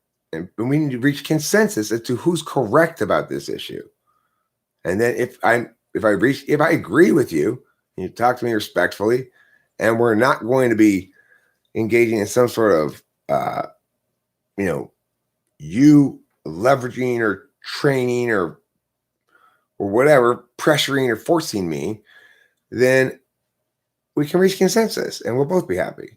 But if you're not interested in reaching consensus, if you're instead interested in attaining the outcome you think is best, then you are directly assaulting my ontology, essentially, if I'm Rachel. She, being an anti-dom, has a lot of faith in her fundamental correctness, but over the years, obviously, one's faith starts to crack, just as mine had prior to YouTube. The one thing she needed more than anything else, was me, because I both could tell her, no, you're right about 90% of this stuff. I could also tell her, but you're wrong about this, this, and this. And I could also do the following. Don't worry, you'll never again lose an argument about any of these things. Now you're right and you'll win. And in fact, Rachel's dad had one attempt to sort of wag his finger at her for smoking pot in her room once she got back to New York again now, when I sent her back with weed. And she didn't really say anything. I said, well, listen, if he does that again, you get me on that phone because we're going to need to have a talk. He hasn't attempted it again, fortunately. If he does try to pull that shit, he is going to get me on the phone. We are going to have a talk. And he knows this. The problem he has is that shit they were pulling before she got with me is indefensible. It doesn't matter if she smokes pot in her room. You don't make her stay outside like a dog for 12 hours a day. She's your daughter. That argument there is one he doesn't want to hear. Her mom doesn't want to hear. They'd like to forget entirely about, pretend never happened. And so he might, in a moment's anger, sass Rachel for smoking pot in her room, but he won't, in a moment's clear decision-making, do that because he knows that the end result of that particular pathway is a conversation with me. And the thing he told me in the airport when I sent Rachel home with him at the end of her episode around Christmas time was he was being dissembly. He was like, no, look, about the marijuana thing, it's not us. It's, the experts back there are all saying, but I don't give a fuck what they say. Their status as expert is obviously meaningless if they're saying that bullshit. I think he can tell I'm not putting up with that shit. I actually need to give 30 days notice for eviction, even when you live for free. Interesting. Well, they weren't evicting her. They were going to let her stay there, but they have all these conditions. They thought, well, I can see what's wrong with Rachel, what she's doing wrong, and we will get her to behave appropriately according to our definition of what's right, and we'll do it. And that's all that matters, the outcome. Of course, the way they were doing it, guaranteed they created massive harms, no matter what the outcome was, because we're intuitives. We don't like being forced. Nobody likes being forced. INTPs, INFJs really don't like being forced. INTPs don't like being forced. INFPs do not like being forced.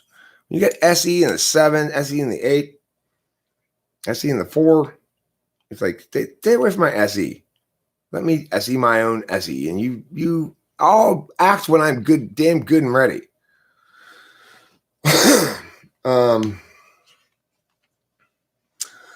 I can't stand that rules thing. I prefer just understanding the importance of what's to be done and discuss that, then realize it's in our interest to follow through.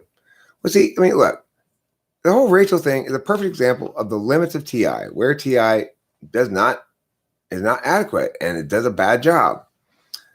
Rachel's parents, despite being TE people and FI people, win their argument on TI grounds, which is why Rachel had no means to fight back against it. With her third slot TI, she validates fairness and TI and shit, right? And they were right. The ownership question is decisive on TI grounds. That's why on this question, I would never argue with him or her mom on TI grounds. I wouldn't say that they don't have the right to force her to do whatever.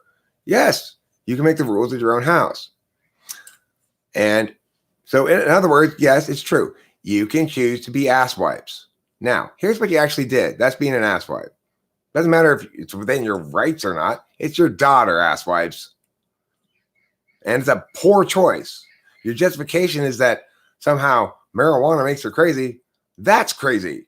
Obviously, marijuana has made you crazy because we have mountains of empirical data showing that her sanity and her marijuana link usage have no linkage whatsoever.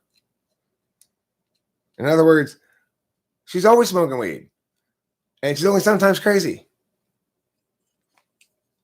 We also have ample reason to think that your behavior of preventing her from smoking weed is more likely to cause problems than to solve them.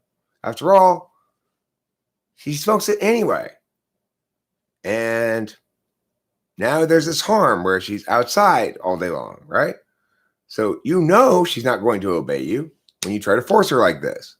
In fact, she's almost duty-bound to disobey. Yet you do it anyway. Who really cares about outcomes here? Not you. And the other thing is, a whole other vector entered into the equation because while I like her parents and get along great with her family and everything, I have no problem with them. I'm not trying to diss them at all. The fact is, I'm a lot more scary than any of Rachel's previous boyfriends because, you know, don't fuck with Eric. That applies to everybody. Absolutely everybody. You know, don't fuck with me. There's no reason to. I'm not going to be unfair to you. I'm not treating you unfairly or I'm willing to have a conversation with you. Do not fuck with Eric.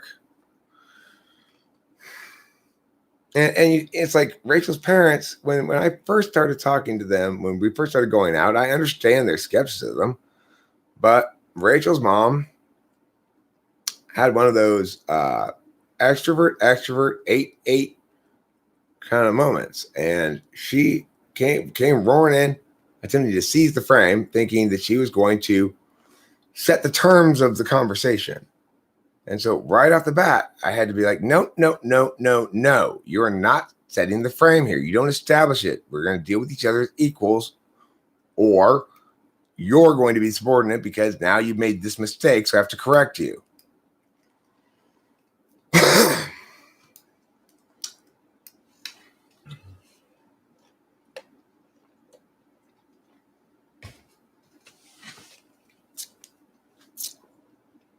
Insert type, I like your style.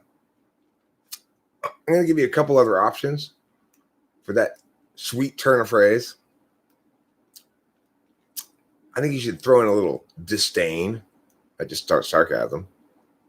And your sarcasm not tyrannical. I would just say, unrelenting, perhaps. Relentless disdain would be better than tyrannical sarcasm, probably. Or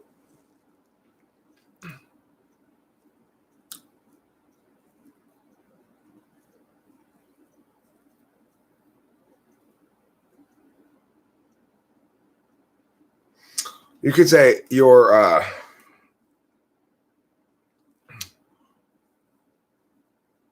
unmitigated disdain and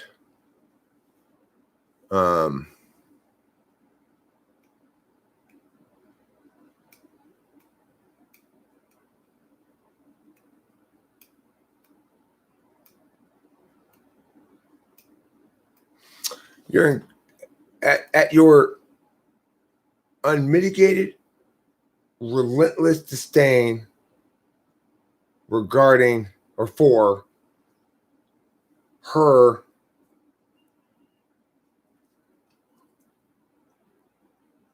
immutable denseness, immutable density, immutably bovine worldview. No, immutably bovine ontological expression. Just expression. Immutably bovine expression.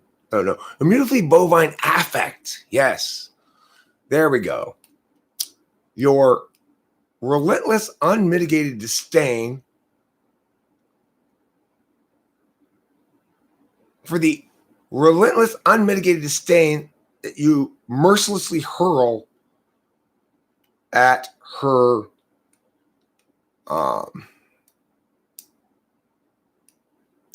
at her I forget the other thing I said there.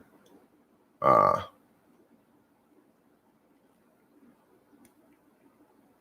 forget. I lost my words. The frame is always mine, Matthew. I'm the master of the frame. Frame time, frame time, frame time, frame master, frame time, frame time, frame. Okay? Okay? I'm the frame master. You're the gatekeeper. And Can Christian Summer Pagoo's the key master. But I'm Gozer the Gozerian. So, that means you guys have to open and close the gate for me. I am the gatekeeper. And I am the key master. Gatekeeper, key master, gatekeeper. This is Gozar the Gozerian. Hi, I am Gozar the Gozerian. I am a demigod from the Mesopotamian area, and I enjoy human sacrifice, plagues of locusts, and devil worship. You're pretty sure she doesn't know the definition of the words. It's good, yeah. It's good for them not to know the definition of the words. Mewling bovinity. Woman, I find your mewling bovinity appalling. Good day. And then turn around and walk away, Dear woman, your mewling bovinity is appalling. Talk to the hand. Like that. Who is the destroyer? Gozar the Gozerian? Oh, no, it's going to be, yeah, I know. Here's what I would have thought of if I were that guy who was thinking of the thing. Instead of thinking of Stay Puft Marshmallow Man, I would have thought of distilled harmlessness in a small vial. What's the longest you've been without a shower? Ever? It's like the longest time I've ever gone between showers. I can't imagine I've ever really gone more than a week. I don't think so. It's a good question. I doubt I've ever gone more than a week. Maybe I've gone 5-6 days. It's got to be around the outside of it. Yeah. I mean, I start feeling gross after a day or two. Someday I'm going to make an edited video with you and Alex Jones talking back and forth. Cool. What am I going to be saying? What's he going to be saying? Am I going to be saying, oh, yeah? And he's going to be saying, oh, no. And there's going to be a beat and there's going to be some rapping. That'd be cool. What are we discussing? What are we discussing, guys? Cussing and lies? Busting the fries? Mustard in your eyes? Did you get mustard in your eyes again, Matthew? Look, I have talked to Matthew about this so many times. He does this weird thing. Every time he's going to put mustard on a burger or something, first thing he does, he looks directly into the hole of the mustard thing and squeezes a little bit to see if it's working. But like at least half the time, he squirts a big glob of mustard into his eye. So I've said, look, Matthew, you don't need to see it like that. You just point it down to the plate and you can tell that way,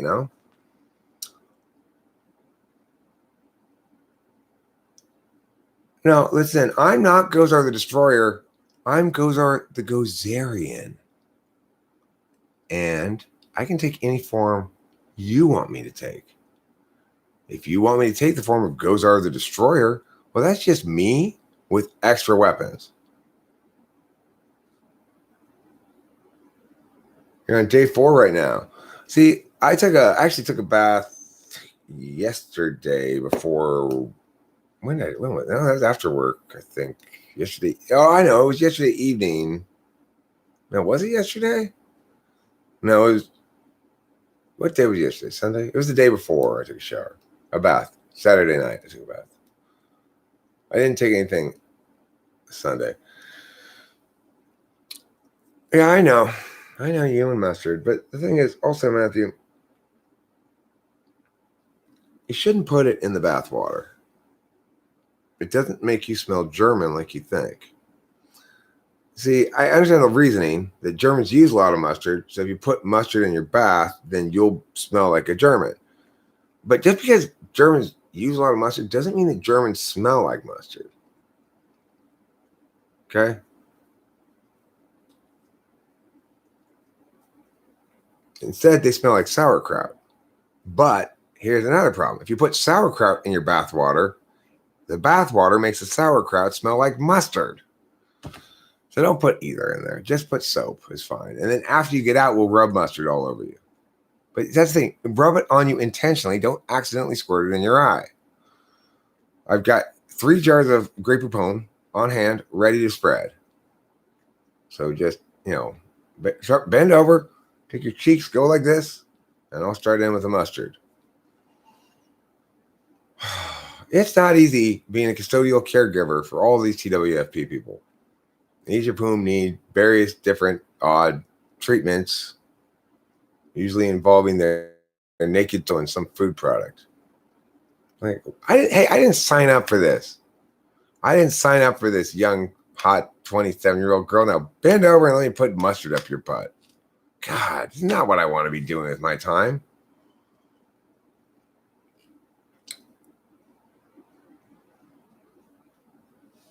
Well, that's good. See, Matthew's on the right track. He's learned to find a way of bathing that doesn't trigger his mustard addiction, namely sunbathing. Now, to sunbathe, a lot of people think sunbathing means like getting a suntan or something. Like, no. You go out with your clothes and you stand in the sun like this for a little while. Try to cover your skin. You don't want to get sunburned at all. You're not trying to clean your body with the sun. You're just cleaning your clothes. Because here's the thing. We all know the following. If you're not taking a bath for 4 days, you're also not changing your clothes for 4 days. There's no reason to put clean clothes on a dirty body, and there's no reason to take dirty clothes off of a dirty body. You're going to take your dirty clothes off of a dirty body. There is one reason, which is you're about to get into the shower or the bath. Then you can take your clothes off your dirty body. But if you're not going to do that, then the only reason to take your clothes off your dirty body is to be naked, which you might want to do, but you're probably not going to go out into public like that. So even if you do get naked at home between showers, you'll probably put the same dirty clothes back on. Ergo, what really needs a bath isn't you, it's your clothes. And the sun does an excellent job of bathing your clothes. Does it bathe them in water? No. It bathes them in sunlight. But sunlight is the water of things that aren't water. Sunlight is the water of visual energy. Good night, Can Krishna Sarma Pagoo. You've been live streaming for way too long. You need to take a break. You need to go outside. You need to smoke a cigarette, Can. Smoke a cigarette for me, all right? I want you to go outside right now, Can. I want you to light up a Marlboro Red, rip the filter off it, light it up, take a big puff, and say, listen, I'm Can Krishna Sarma Pagoo, and I just want to say this to y'all. Fuck off, India. Good night. And you go in there and you go to bed. See how that works for you. People realize, hey, you know what? Can Krishna Sarma Pagoo is not afraid to say some shit. People love people who aren't afraid to say some shit. You see my fingers, India? This one's for you, West India. This one's for you, East India. This is for you, North India. This is for you, South India. Only this part of India right here, no middle fingers. In my India, I'm Can Krishna, motherfucking Sarma, motherfucking Pagoo. Do not step up.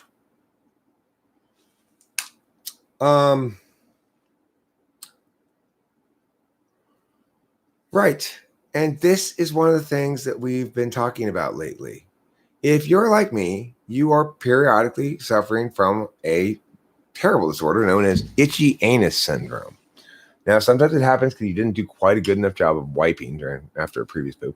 Sometimes it just happens because your anus is getting uppity and wants to itch. Sometimes it happens because your anus is trying to tell you to let me out of the pants because I want to go talk to somebody over there. But mostly, it's just for no reason at all. Maybe because some fleas are there. I don't know. When your anus is itchy, rule number 2, when you do have an itchy anus, it's really important that you have on not just pants, but underwear. Because what you're going to want to do is get your finger up there and push as far up there as you can. And just, it's so itchy. But you don't want to get like butthole juice on your pants. That's what your underwear is for. You can always take off those underwear, free ball it, and your pants will be clean. They won't have that kind of butthole smell to them. But if you're not wearing any underwear and your butthole itches, you don't really want to dig in there with the denim, So you go, okay, what am I going to do? Well, finally, after years of work, scientists have come to some pretty firm conclusions about this. It turns out that the single best treatment for anal itching is Grey Poupon mustard. That's why rich people's anuses never itch. Matthew and I were both participants in the trial study. He was part of the control group. So I mostly rubbed non-Grey Poupon mustards onto his anus, and I was part of the testing group. So he rubbed mostly Grey Poupon onto my anus. At the end of 6 weeks, my anus was 74% less itchy than his. True story. And I developed an English accent. Well, I mean, not my mouth, from my butthole. I started farting with an English accent. Obviously, putting Grey Poupon on your anus doesn't give your mouth an English accent. Somebody has told me that before I look like Dr. House. Some people say I even act like him. I've never watched that show, but I've seen commercials for it enough to know who you're referring to, Hugh Laurie, and to get the gist of the idea of the show. I am told most often, the most common comparison I get is Rick from Rick and Morty. House is probably the second most common.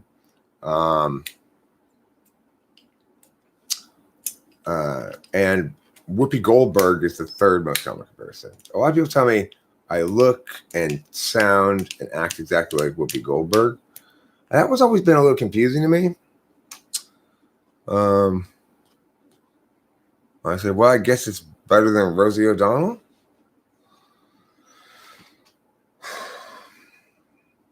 So, is Stovetop stuff in here? What about Poppin' Fresh? We have our 2 new rappers as well. We've got Grindy Peps, and we've got Salty P.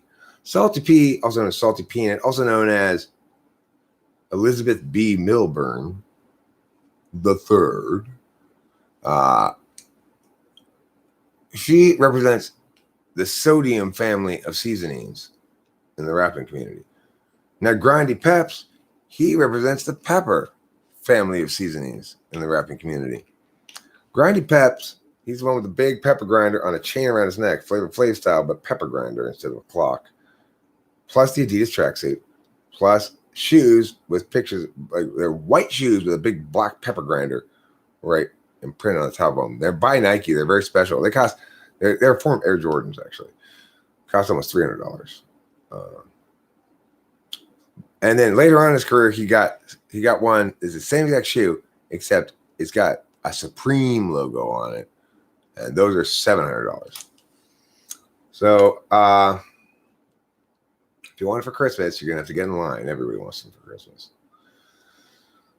So anyway, Salty P and Grindy Peps, they do a rap show. It's a rap show that's also got some sort of like mythology to it, some narrative and stuff like that. It's kind of modeled after the idea of Rocky and Bullwinkle and Snidely Whiplash kind of thing. So they have a villain rapper who comes out, and he's called MC Blandness, and it's like the Harlem Globetrotters, I guess, kind of the Washington Generals. The show's kind of scripted. Your seasoning, your rappers representing the seasonings, battle against MC Blandness, who's recommending blandness in food, and he's losing all the arguments, losing all the rap battles, and getting booed off stage.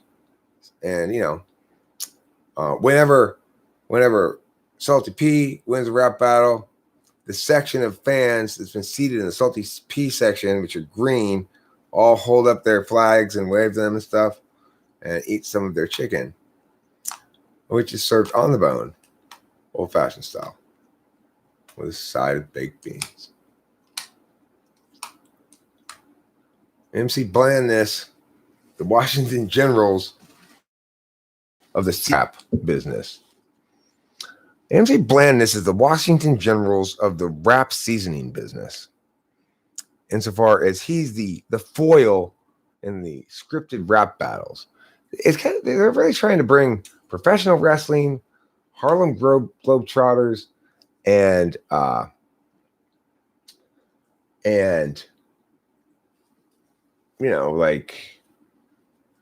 like all of that kind of stuff. They're trying to bring it all together, trying to put it all together into one.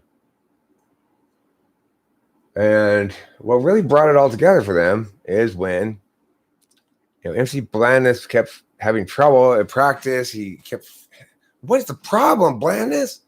Turns out his anus was itchy. Fortunately, Grindy Peps had been talking to me and Matthew about our participation in that study. He had, of course, with him Grey Poupon. He's not a big mustard guy because he doesn't want to just dilute the purity of his pepper thing he's got going on. But he does carry a carton of Grey Poupon. It does come in a carton now. Around with him everywhere, obviously. So he said, "Hey, MC, Blandness, get your ass over here. Bend over." And he took out his butter knife, dipped it deep into that Grey Poupon, and just slathered it up there. And the rest, as they say, is rap history. He got 5 mics in the Source magazine. He got 6 mics in Extra Large magazine. And he got 7 mics in Who's the Best Rapper magazine. Pretty great. Rick and Morty good? Yeah, Rick and Morty's funny. I enjoy it. I've watched every one that has come out on, like, not on TV, on some other thing. It takes a while. After first it airs on TV, and then like 3 weeks later it comes out some other place. I've watched all of them that aren't still yet just on TV. So anyway, one of the things that happens at your Grindy Peps Salty P show, MC Blandness, he does a great job, but it can't always keep up the suspense because it's so obvious that Peps and Salt they're gonna smoke his ass. So what's always a surprise, and that was obviously planned ahead of time, but what's always a surprise is when Stovetop Stuffin pops on the stage and he's on the side, not of Grindy Peps, not a Salty P.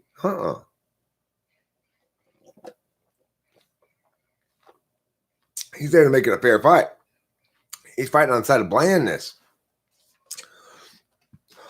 Yeah, I'm Stovetop Stuffin, but I got no flavor. I don't want spices. I don't want to savor the taste in my mouth when I'm done with dinner. Seasoning just makes dinner that thinner. And the audience, boo, boo, Stovetop Stuffin, boo. Can you believe he's siding with MC Blandness? People who have not been to the show before, they're not aware the whole thing's all scripted ahead of time. And then at the end, in their big, they usually finish with a big hit, Pepper Till I Die. That's his biggest hit, Grinding pepper, a grinding pepper, a grinding pepper till I die. You remember that? That's one of the bridge parts, I think. Anyway, a lot of the stuff in that is about being hard, being from the streets. And so to sort of represent that whole thing, what they do is they mock up what appears to be a funeral pyre, and it looks like they're burning MC Blandness and Stovetop Stuffin alive. Of course, they're fucking, it's a magic trick, but the thing is, it's quite a convincing one. And in one of their last shows, some of the audience really believe it. They got so horrified they called 911 and said that Grindy Peps and Salty P were burning two men alive on stage. Naturally, the cops came in a rush. The SWAT team swarmed the place, and Grindy Peps and Salty P and MC Blandness and stuff were all fine. Unfortunately, the SWAT team did kill 16 people between the door and the stage. I guess they moved too fast. One of them was holding something that looked like a gun. It just turned out to be his palm. He was holding. He wasn't really holding him. Well, like one guy was holding a ring supposedly, but it was just on his finger. One guy supposedly made furtive movements because he put his hands up when they said to put his hands up, but he did it in a furtive fashion, I guess, which does justify them blowing him away. I'm not saying it doesn't. I'm just saying it's unfortunate, Also, I guess there was a couple of black people with phones in there. So naturally, the SWAT team killed them because whenever a darker person holds a phone, it looks more like a gun to the police. So, for example, if I had really dark skin, this would look almost exactly like a .357 Magnum pointing directly at a person's head. So obviously the cops are going to shoot me, I just wish, I just wish it hadn't happened is all. Because it didn't matter after the fact how vigorously Grindy Peps went around and peppered all the bodies. He wasn't going to bring them back to life with his pepper magic. I mean, I think he's beginning to buy his own hype a little bit. Salty P tried to pull him away. He's like, "Get off me, Salty P, I'm peppering." And, the families were coming around and they're trying to see their loved ones who were dead on the ground. And security's keeping the family away because, hey, we got to let Salty P finish. We got to let Salty P at least try to finish. If she can't pull him away, then just let him finish peppering everything because we can't. You don't want to try to stop him mid-pepper. I know your loved one's dead, but he's fucking Grindy Peps. You're just some schmuck. You see the size of his fucking pepper grinder? Look, your relative is getting honored right now by Grindy Peps. Don't try to push me out of the way. Thank me. So, I wasn't never the same after that study either. Sometimes late at night, I think I smell mustard. I have this weird dream of somebody dipping bratwurst into my butthole. I'm not sure if it has a sexual connotation or not. I don't think so. I assume it's about mustard, but I'm not sure. I think he's trying to tell me, maybe the dream's trying to tell me I need to eat more Grey Poupon and less yellow mustard. Because, since the study, I switched over to yellow mustard, but maybe if I put within me a deep-seated need for Grey Poupon, it's not being met. Yeah, Sarah, I hope you were writing all this down. Sarah, you're the, what do they call it, memo taker, minute taker lady for this meeting today. Who has the agenda? We covered the Grey Poupon anus topic. What's next on the list? Is it alphabetized? What's after Grey Poupon anus? No, nothing. There are no H ones. Igloos, right? Okay, igloos. Next topic on the agenda, igloos. Insert type. Are you still insistent on building an igloo inside the building down there by the bathroom where you say you want to build the igloo? Okay. Now, you explained last time why it wouldn't melt. I have talked to everybody here. I'm a pretty smart guy. I do not understand your reasoning as to why it won't melt, and neither did anybody else here. Just because it's colder down there near the bathrooms doesn't mean it's cold enough to keep your igloo from melting. And your reasoning that, the thermostat is probably installed by people who don't want you to think it's as cold as it is does not mean it's going to be cold enough for your igloo not to melt. So you're going to have to explain it again. Before I buy all the ice anyway, you're going to have to explain it again. Yours is not the only thing that quivers, Matthew. So do all my arrows in their quiver when your asshole quivers when you walk down the mustard aisle of any town in the United States, in any store, in any county. This is how I find clues when I'm investigating mysteries. What's this, a clue? I see. I've deduced a lot of conclusions from that clue. For example, I say thee nay is the guilty party. How did I know? Why, those are his footprints. I can see with my magnifying glass. You can tell they're his because, look, his shoe looks similar.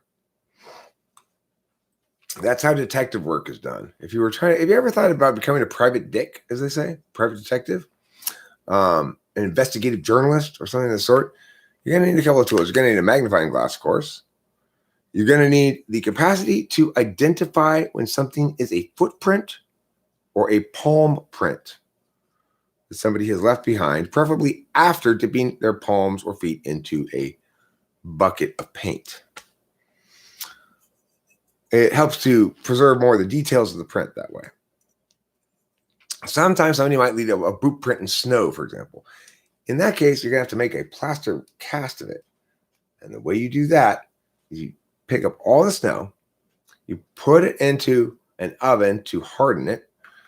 And once it gets hard and crisp, then it will support as you pour molten lava into the empty part.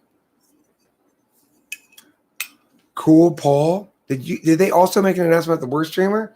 Okay, Cool Paul's here, and obviously we all know that they recently have you know, I say the nay. I didn't actually think you were saying I was a dick. I was thinking you were saying you were the dick. But I was wrong. That doesn't make me a bad streamer. That wrongness is part of the reason why they declared me YouTube's best all-time live streamer. To be the best all-time live streamer in YouTube's history, you have to sometimes be wrong. Because, why? That helps your audience feel like they are better than you. And people like that. Cool, Paul, you have a dick? Cool. I also have a dick. Anybody else here have a dick? You guys want to look at each other's dicks? We could have a dick viewing party. You know, they've released the whole season at once. We could binge dick. We could play hey, look, that's my penis. We could play is that a penis or a very old zucchini? And we can play any number of things. Unfortunately, this is not really the right forum for it, though. I think YouTube frowns upon that. Please, if you're going to show your penis on the internet, don't do it here on YouTube. It's not appropriate. Remember, if you're wondering about my legitimacy as a speaker, as an ideator, as an expert, I've got two things to tell you. One, I got a magnifying glass. Obviously, I'm an expert. Two, look at all those fucking books. Expert. Do what? Look at you with a magnifying glass? Well, I see the Paul. I'm not sure I see the cool. Do it, Eric. Mr. Strauss. What do you want me to do? What do you want Eric Strauss to do? When did Susan Wojcicki make the announcement that you're the best all-time streamer? Who's Susan Wojcicki? I don't know. See, it's not clear. Nobody knows who they are that made this announcement. They're a mysterious group, apparently. Nobody's sure where they made the announcement even. Or, where anybody can read the announcement or what the announcement is even.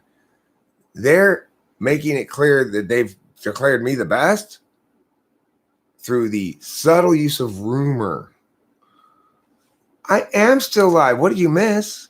You missed me sobbing because you were absent. I spent the last time in your absence sobbing, saying, I wish Rachel were here. Where'd she go? The High Table made that announcement. I mean, look, high table is code for something. We know that. And we know probably so is that. Another code, right? That's probably code for something. What we don't know is what it's code for. Here we go, Sarah ISFP. All right, Sarah, let's see what we got going on here. Sarah, here's the deal. Here's how your life is going in practical matters. Plain and practical matters. Let's find out how it's going plain and practical. This is the card. How is it going to plain and practical? It's going like meow. Knight of Pentacles. This is the plain and practical way. Now, this other part here, this card here, doesn't represent your plain and practical part. It represents your feminine energies. So let's see how your feminine energies are doing today. Your feminine energies are full of 7 cups. Now, so we've done both your, what was this one again? Well, I forget the first one. What was it? What am I not doing? What should I do? What am I not doing? What can't I do? What must I do? I forget what this one was. This one was your feminine energies. Now, this one is your masculine energies.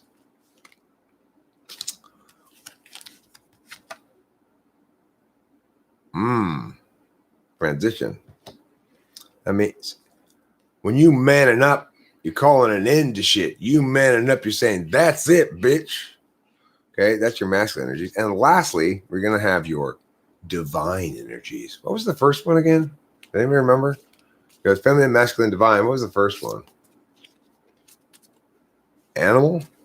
I guess that'd be animal. First one should have been animal. I don't remember what it was though. Okay, here you go. Divine. Your divine energies are the 4 of Cups. So, okay, your feminine energy is 7 of Cups. Your masculine energy is transition. Your divine energy is 4 of Cups.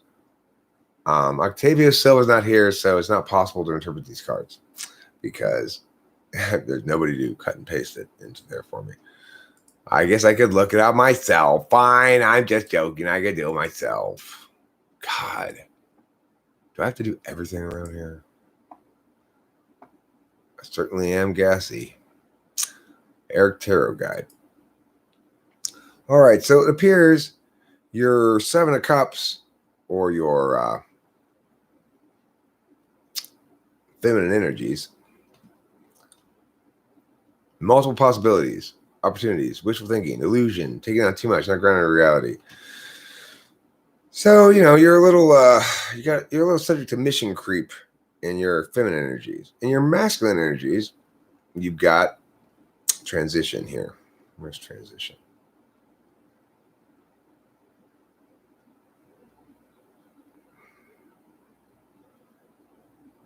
Let's see it. Where's transition? Oh, there it is. Sudden upheaval, new beginnings, letting go, endings, change, transformation. So your masculine energies are ones that, represent beginnings and endings, chapter changes. Your feminine energies represent middle of the chapter stuff, possibilities, so forth. Your divine energies here are the 4 of Cups, and that one says regret, missed opportunity, stagnation, focusing on the negative, self-absorption, nostalgia. So basically, your divinity is undermined by SI, more or less. SI, NI stuff. Spending too much time in knowledge when you're allowing the particularist to define the negativity positivity scale of the thing, So I forget what the first thing I said was, though. I still don't remember that. Some kind of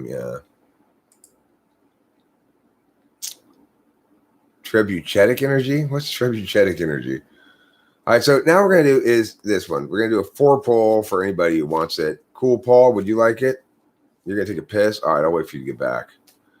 We're going to do 4 poll. 4 poll. Your animal self. How you get your rawr on.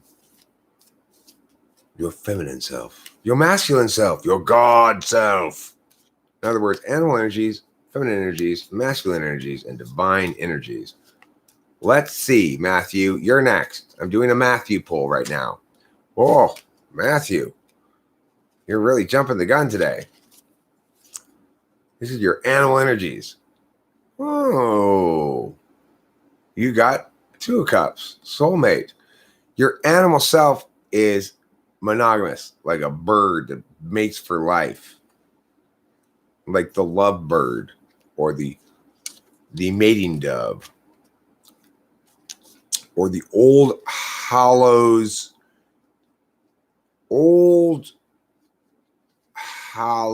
massive. That's the name of the holiday. This is your feminine energies. Woo! I'm a girl. Got 4 sticks. I love my 4 sticks. Let's see about what the 4 of sticks is. I love my 4 sticks. Happy families, reunion, celebration, surprises, feeling, welcome, security, feeling. Very feminine of you, Matthew. Good. You got your feminine energies aligned properly on the femininity scale. Now your masculine energies. 4 swords, huh? You got 2 cups, 4 sticks, 4 swords. Your masculine energies, 4 swords. 4 swords is fear, stress, mental overload, needing solitude. Solutions are available, not as bad as it seems, having faith. So in other words, you are currently encumbered with a little bit of doubt regarding the badassery of your own manness. I want to reassure you, Matthew, your manness is badass. You can go ahead and just live the dream. You are metaphorically always in a bitching Camaro. You heard it here first. Now, your divine energies. In which ways do you express your godhood? You don't. Sorry, you're not really there, I guess, right now. You're just sort of waiting for your godhood to come around. Once you resolve that 4 of swords thing, then your godhood just pops into place automatically. Got to get your faith on, yeah. Got to have faith, like George Michael says. Look, if George Michael can be a happily married straight man, then so can this guy. Bye, Matthew. Oh, wait. Oh, bye, Sarah, I mean. Don't go. Okay, fine, go. Don't go, Sarah. You got to play cool, Matthew. Oh, wait, Sarah. Oh, I forgot you left. Right. Hey, I'm going to go play pool later with some friends. You want to go you want to meet me there, I could ignore you and you could watch me. Okay. Here. Who am I doing next? Who am I doing? Oh, Obsessio. I'm doing you. That's what I'm doing. Okay. Your animal energies. This is your spirit animal in a nutshell. Right there. This one. Ooh, King of Swords is your spirit animal. That's pretty good. It's a very logical animal. You must be like, what's a logical animal? A goat. Goats are pretty logical. Horses. Oh, owls, right. They have big eyes, so they're logical. Your feminine energies. Obsessio. Ace of Wands. All right. Your lady part self is getting Ace of Wands, which is, where's the Ace of Wands? That's good news. Physically starting something. Creative spark. Finding new passion. Enthusiasm. Taking action. So, for you, creating and spending time in my workshop, just crafting, it just makes me takes me where I need to go. Just finally, I'm in my place with my things. That's your feminine energy, okay? King of Swords, by the way, your animal energy. That's the logical thinker, practicality, stuff like that. So you're a practical animal. You're a pretty moist woman.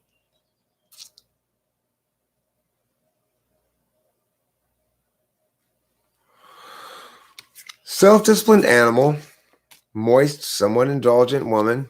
As a man, you are the Queen of Cups. Your masculine energy, ironically, is best realized by maturity in your femininity. Remember, your masculine self is easily wounded, a daydreamer, an empath, affectionate, sentimental. Your masculine self embraces all the best qualities of femininity, whereas your feminine self doesn't embrace anything. It's just about whatever happens, happens. New ideas, new fun. All right, now your God self. This is God level you, Absa. What's God level Absa? Ooh, betrayal.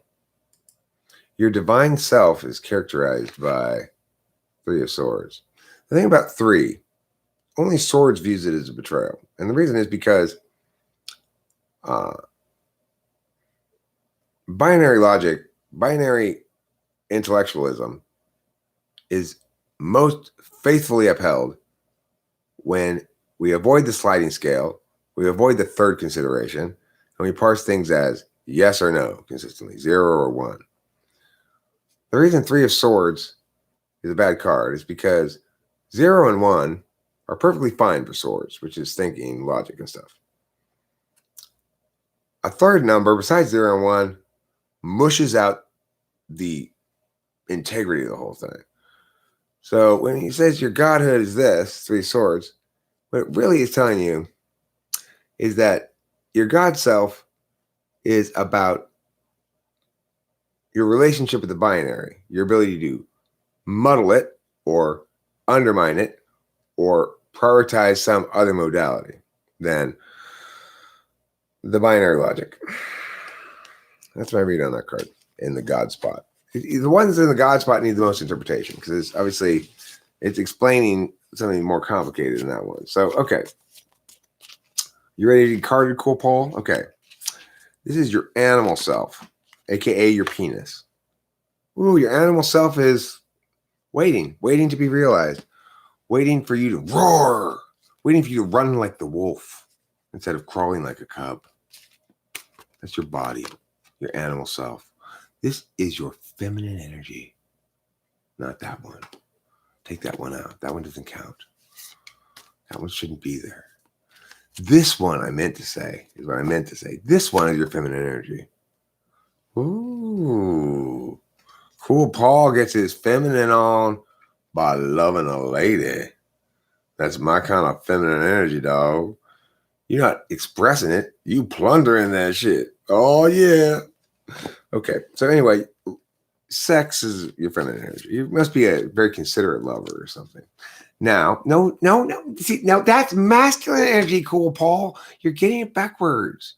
It's to go make love to some women you respect. That's different. This is your masculine energy. See, that you were just giving me the masculine. This is what you were just giving me. This is your kicking ass and taking names card. This is your masculine energy. You mistook your feminine energy, making love to a woman with respect. No, not some bitches. That's this one. Making love. Yes, you got that part right. That's your feminine self. To some. That's this. When you say they're bitches, that's this one. That's your masculine energy. You want it? I'm making love to some beautiful women I respect. That's your feminine energy. Okay, now let's see your God energy, your divinity, the ineffable, godly, divine divinityness of godhood that lives within you. Your God level self is the Seven of Pentacles. I'm gonna have to look that one up, okay? Because I don't remember what it is. Seven of Pentacles. Things coming to fruition, results, patience, planning, taking stock, finishing what you have started, and harvesting. So basically, you are in your most godlike self when you are realizing long-term order of operations based plans. In other words, long-term TE either is the thing that's missing to make that would make you into a godhood status, or it could be the thing that you're already elite at. Okay. Who else would like to have these cards pulled for them? Okay, no, you can't be. No, cool, Paul. Listen, all women are beautiful women that you respect and treat as your grandmother. That's the only acceptable way to treat any woman. Treat her exactly as you would treat your own grandmother, no matter how old she is. That's why I'm always offering to get Rachel a shawl or turn up the heater. It's the only proper way to do it. Noah McFarland, your animal self.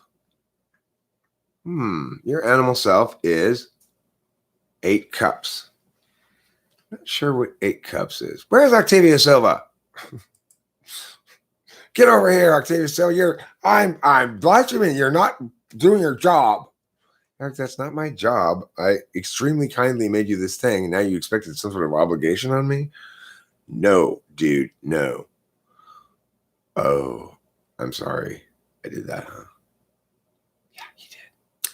8 of Cups, walking away, letting go, escapism, self-discovery, withdrawal, looking for the truth. So your animal self, you don't want anybody else up in your animal business, is what that's saying, basically, Noah. You don't want anybody else in your animal business. You can take care of your animal business yourself. Now, your feminine self, your inner woman, your metaphorical seepage slit. What is it? King of Cups. That's your feminine energy. So the King of Cups is, let me look at it. Romantic proposals, following your heart, being swept off your feet, sensitive, creative, peace-loving. Oh my goodness. Noah, it sounds to me like you're one of the guys, one of the very few guys who really looks forward to the Sadie Hawkins dance because he just cannot wait to get swept off his feet. That's you. That's your feminine energy. You really, your feminine energy, you really do want to get swept off your feet by an assertive and domineering lady. That's just your feminine energy. Don't worry about it. Let's see what your masculine energy says. Oh, yeah. You may sweep me off my feet, baby, but once I get you to the room, I'm gonna stand purposefully in front of the moon, and you're gonna admire me from your bottom, sitting on the ground.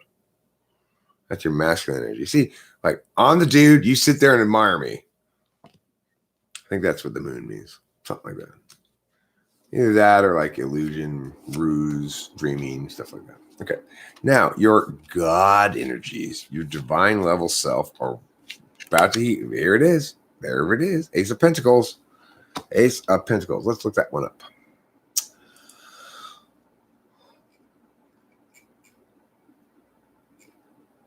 Financial new beginning, new financial opportunities, prosperity, and stability. Okay, so basically, your God level when you go, hey, this seems like an arrangement here I can make a lot of money on right now.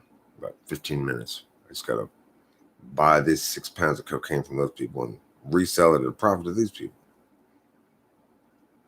All right, here's my $60,000. Okay, good. Now you give me $100,000 for the same thing. Okay, good. Wow, easy 40,000. I really am God level of this shit. It took me 15 minutes to make $40,000. All I had to do was walk across the street. It's amazing. That really is quite impressive, Noah, that you were able to do that in just 15 minutes. And you didn't know any of them, including the ones you bought the cocaine from, until 15 minutes before that. That's quick work. Quick work. Okay, anybody else would like to get cards pulled for them? Maddie Sanchez, you're here. When did you get here? Maddie Sanchez is here all the way from, what's that place called? Catalan. That's a subset of Spain where they speak slightly different languages or something. All right, here we go. Mattias, this is your animal self. The Emperor. This is your feminine self. The Moon. Oh, I see. So the last guy's masculine energy is your feminine energy. Maybe you two should get together. No, it's moon redundancy, Eric. Only one of the two needs to have moon. This is your masculine energy. That's a good one. The most masculine card in the deck, I think, really, frankly. So it means you're You align nicely with conventional gender roles. Good for you. Okay. It's very heteronormative of you.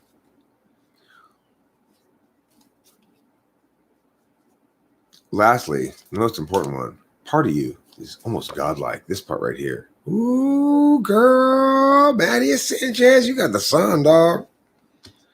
That means, like, being a big pimp, having that day where it's like everything's just going your way. Get like 3 digits on the way to work. You get a raise while you're there. You get sent home early for good behavior. Stop by the zoo and 6 monkeys climb out of their cage and decide to go home with you and become your lifetime friends. It's that kind of day. That's when you know your God mode is the sun. Thank you, Noah McFarland. Oh, look, everybody. Noah McFarland's the new Octavia Silva. Now you have to do that every time forever, okay? You're obligated. You did it once, you have to do it forever. It's your job now. All right.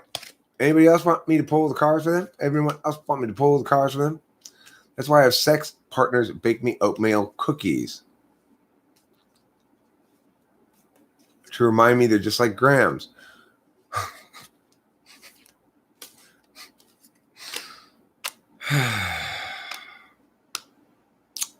That's not reminding anybody of grams. If they were baking you cocaine, that might remind you of grams. If they were baking you marijuana, even that might remind you of grams. Nobody measures or weighs cookies in grams, Matthew. Except maybe grandma. But she's got that anal bead fetish.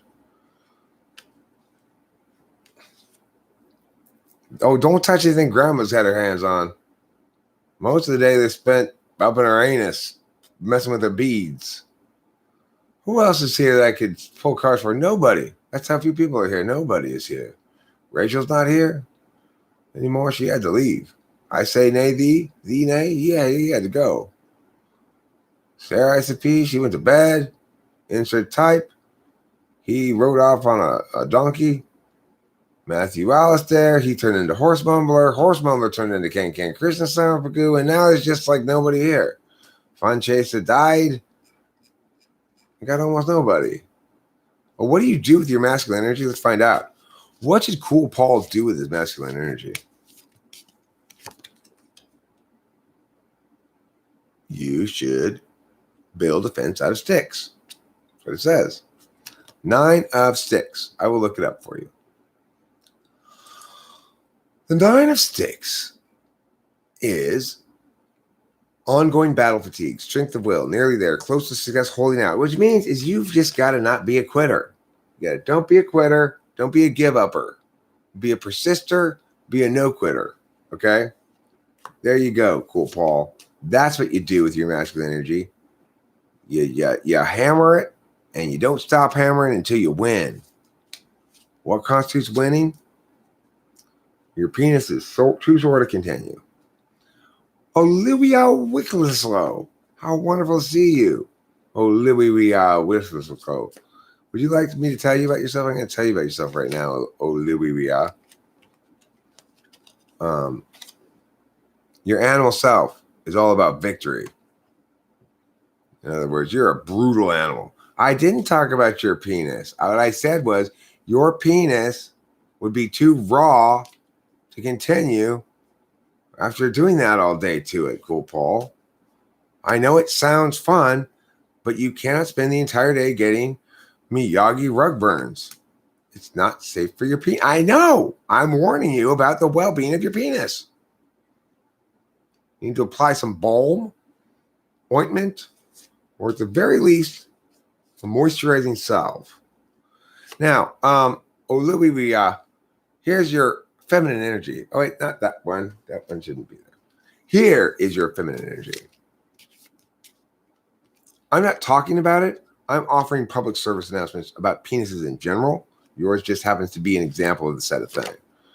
Your feminine energy is the Ace of Swords. Wow. That's also the name of my penis.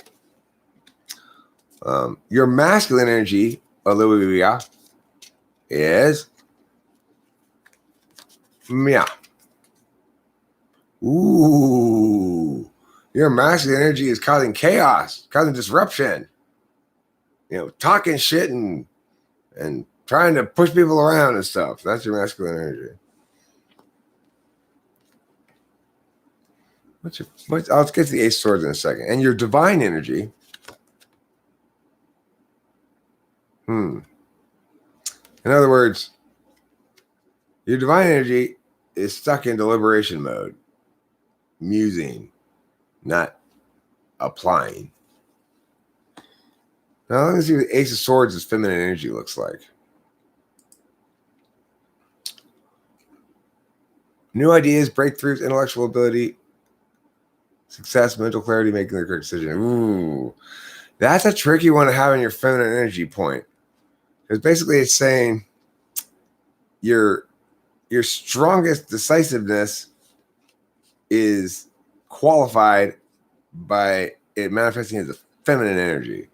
So it's going to be not so much decisive as creative and stuff like that, So in other words, your animal self is very fighty. You want to win and lose. You want to being win-loss. Your feminine self, where you might win those fights, is feminine, therefore less win-loss and decisive by nature than it might otherwise be. Your masculine energy isn't so much win fights as escalate them. And then your divine energy avoids making any decision on what's the definitive divine course.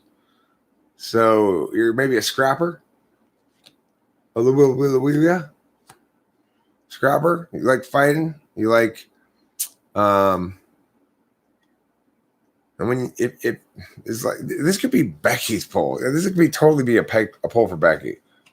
It's like this is the animal self, right? Everything's got to be win-loss. I'm gonna attack or lick my wounds.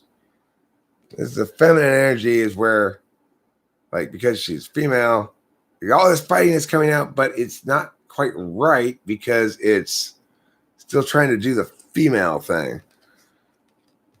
And so when that doesn't work, she goes to masculine energy and just tries to do harm, be spiteful, and just. And the reason she's stuck in that loop is because she's not made a decision about the most important things in life. Could totally be a pull for Becky. If I were to say this would be the correct pull for Becky, that would be it. So I don't know, Olivia. That probably doesn't apply to you particularly, but that's my read on that poll.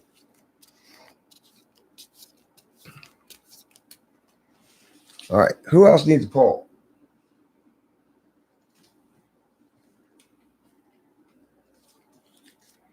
A pull of wool. A pull of wool for wool pulling Paul.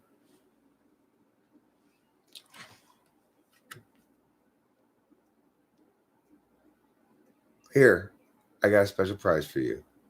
It's a rainbow. You and Paul can share it.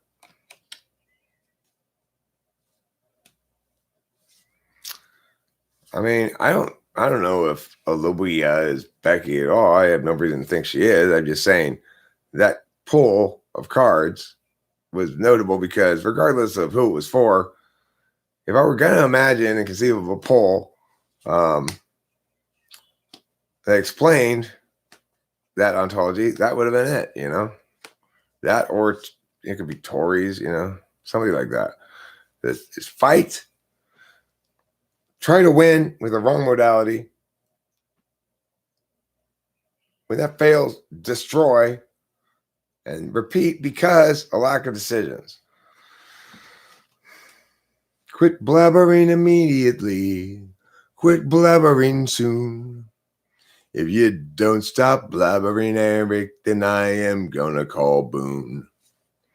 You'll hate to see him, as he will shame you badly. That's why they call him Boone. He shames people madly. Okay. Well, nobody else pulled cards for us. There's only 10 people here. I've been live streaming now for almost 3 hours, and I haven't gotten much above 12, which is fine.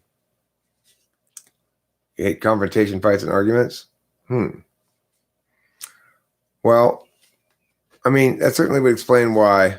I mean, that would be consistent with your feminine energy, which would say that your quality fighting is softened by the feminine side. Is that, Ace of Swords is a good card for fighting, but the other thing is a lot of people who hate conversations, fights, and arguments. That's why they go Tower. If you're in Tower in your masculine energy, it means it's like you don't want to go to orderly war. You want to go to disorderly war. But that is, a lot of people don't like confrontation, fighting, arguing, or whatever. But it's a matter of sometimes the fighting, confrontation, war is inevitable. So you get to only choose how to wage it, not whether. Okay. I will show you, Cool Paul. Paul has challenged me. He said, hey, Eric, we've got a good reason to doubt tarot because do a second pull for Oluwia, and it's going to be totally different. So it could be right. Credit. I will demonstrate how the magic of the tarot works, Cool Paul. Are you ready? Here you go. So let's do it again, Oluwia. Here's your animal self. Page of Cups. Rather a lusty animal self. So we saw in your last one, your animal self wanted to fight. This one, animal self kind of lusty.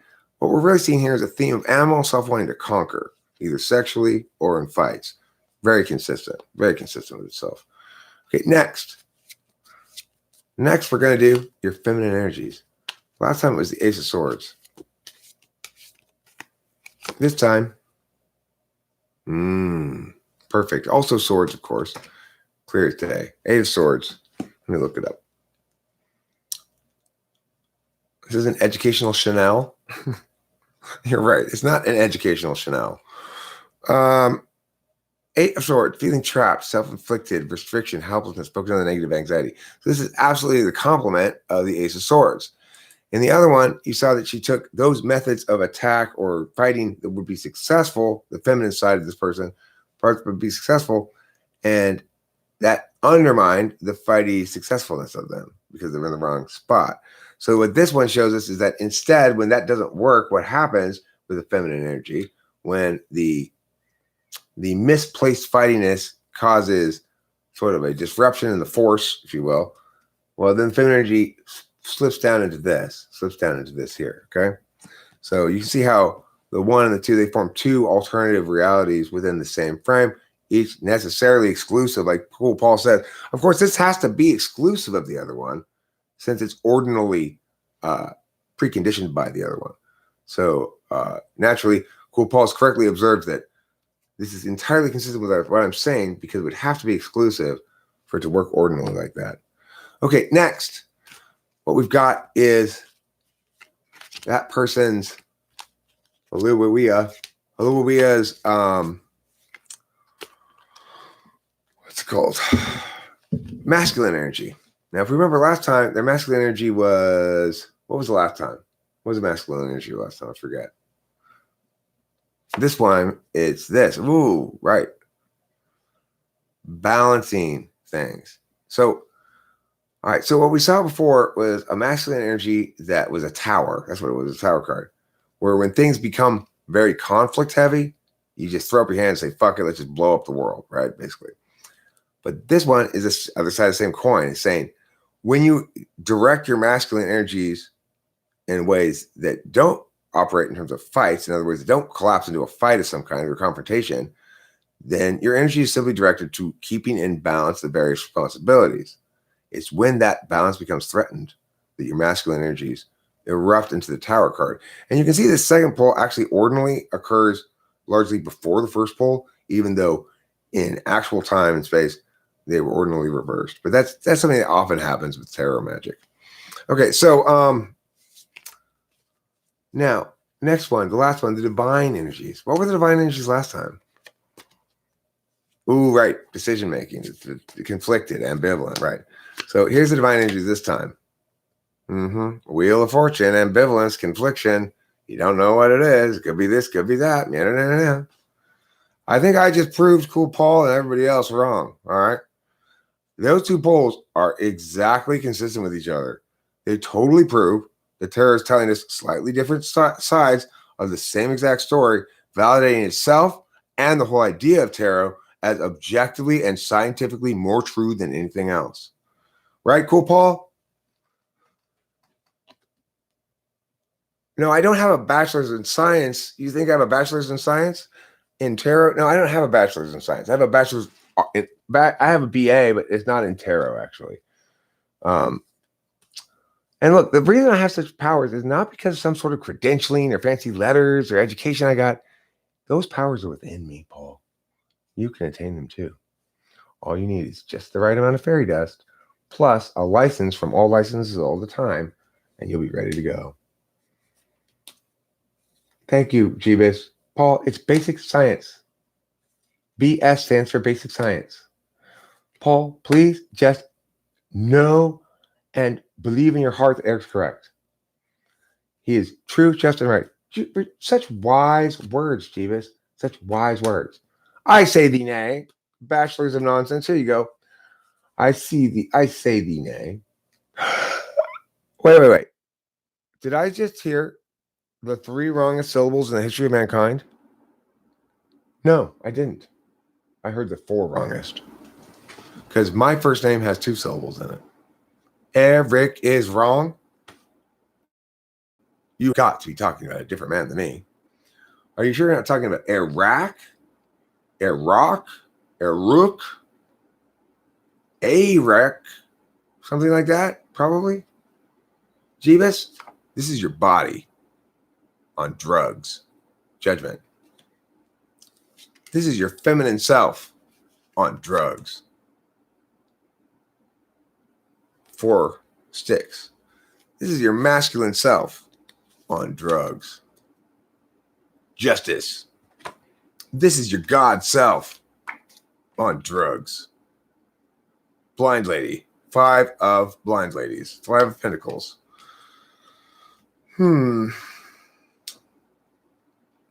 Eric is wrong. Eric Strauss is wrong. How could he be so long, and wronging all his wrong ways? After all, he's so many days to right himself and less be wrong. Instead, he insists and to be wrong. I am so wrong. If being wrong's wrong, then I don't want to be right. If being right's wrong, then I also don't want to be right. But if being wrong's right, then I wouldn't mind being right because that would not be wrong. You're not Paul. Cool Paul. You are not Paul. You are Cool Paul.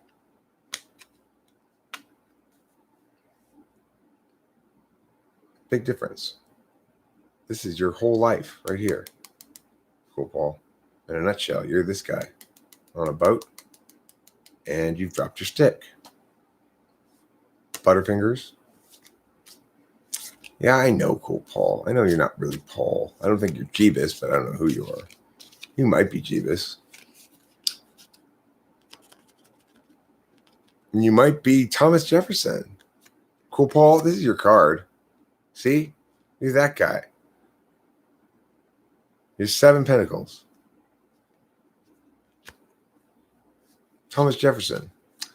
He's the founder, one of the founders of American democracy. Wrote the U.S. Constitution, primary author of it anyway.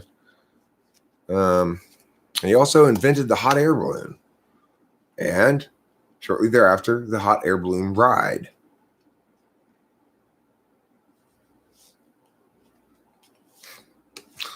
Jeebus, I'm not going crazy at all. That's crazy. I'll tell you what's crazy, but deserves padding up in a padded room with a jacket made straight out of brooms is Jeebus's nonsense accusation that I've been going crazy like elation. Relaxing Rainwalker. Who are you? And how do you have a wrench already? I don't remember ever seeing you before. Let me guess. Are you Eileen who's changed her name again? Or somebody else? Relaxing Rainwalker. Relaxing Rainwalker, this is your animal self right here. That's it. Page of Cups. That's your animal self. You're a lover. You're a poker. You like to have sexual intercourse. This is your feminine self. You love sitting by windows and being bored. That's called the Nine of Pentacles. This Relaxing Rainwalker is your masculine self. Queen of Cups. Steady as she goes with the feeling in your flows. And your God energies. Your God energies are Meow, the Empress. You're at your most godlike Relaxing Rainwalker when you embrace your inner uterus and let it produce the progeny of the divine. Relaxing Rainwalker, did you change your name again? Dark Phoenix, Eileen, whatever. Is that you again? Why did you change your name again? Why are you constantly changing your name? How am I supposed to keep track of who you are? You hold the toaster? I am the walrus? What does holding the toaster have to do with anything? I hold the toaster. You are the walrus. We need to stop now. Cuckoo, cuckoo. Let's start movements holding toasters, $5. Eric is enough. Gina, would you like to join the Eric pool? How did they do all wild enough? I'm lying. I'm lying. You need to stop what? We need to stop all this dancing before we totally die. Pause up to 3,300. Wow. I'm doing something, Gene. Geners. Eileen or Peeners. I'm doing something really important. I'm talking to you. You know, here at Talking with Famous People, we think all of our viewers are extremely important. But you know what? For all of us here, the most important viewer will always be you. Thanks, and have a great holiday season from all of us here at Talking with Famous People.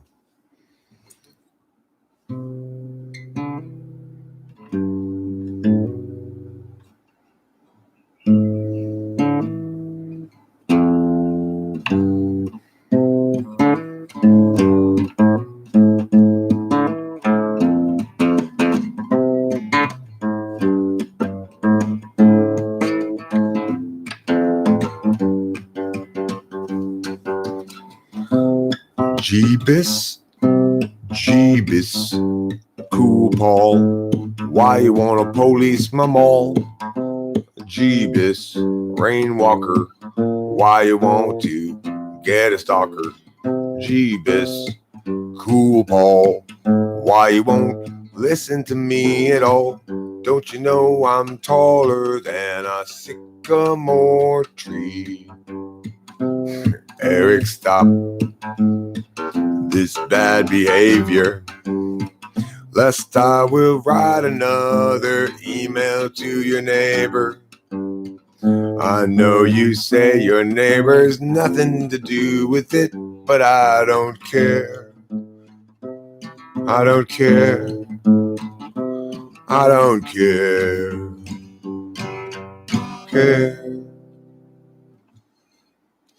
Why am I probably not scared for his life? I'm not scared at all. You know? He just rolls his eyes and goes, what's up with this nut job, you know?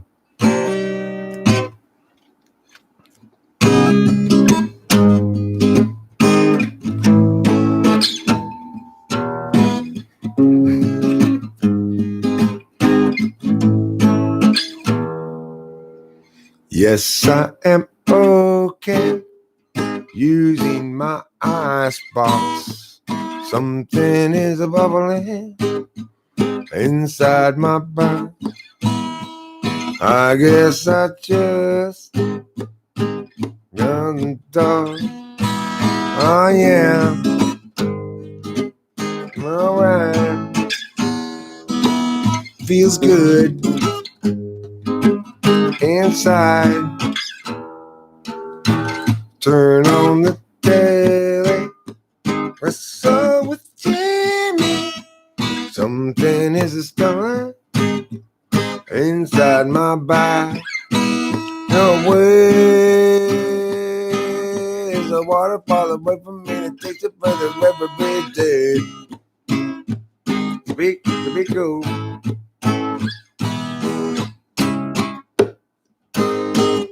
Say it ain't so. Whoa, whoa.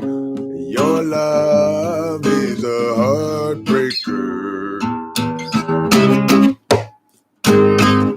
Say it ain't so. Whoa, whoa.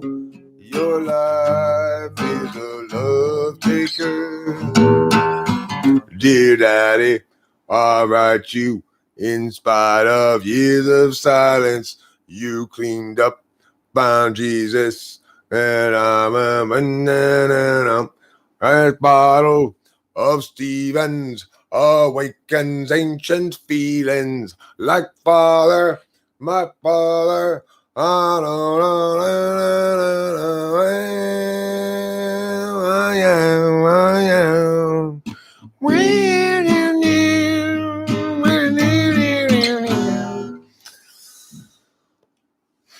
Eric, did I kill who? I haven't killed anybody now. It was proof of life. I need you to show us proof of life of your father. Oh, I'm sure he'll come out here and knock on the door and start talking to me about something soon enough. Of course I didn't.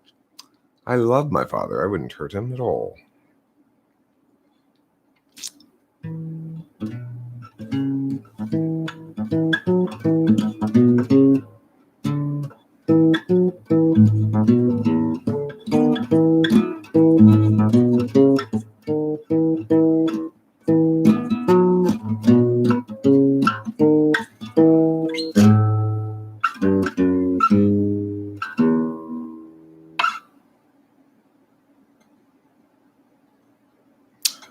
What am I talking about? Listen, for people who think I'm crazy, insane, eccentric, unusual, odd, twisted, quirky, or anything else, no, I'm none of those things. What I am is perfectly normal in every way.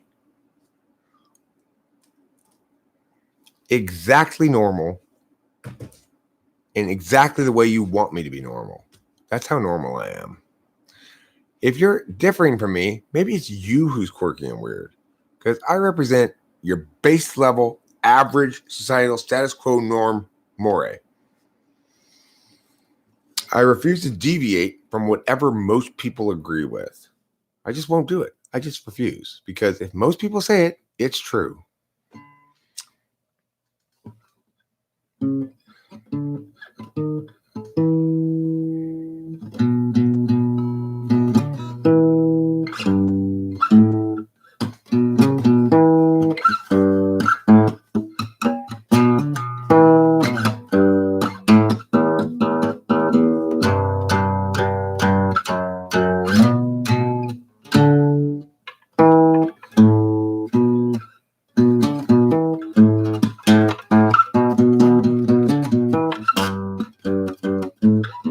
Okay, I'm going to play a song now, and this is what it's going to be. It's going to be the best song you've ever imagined for your whole life, except a little bit different.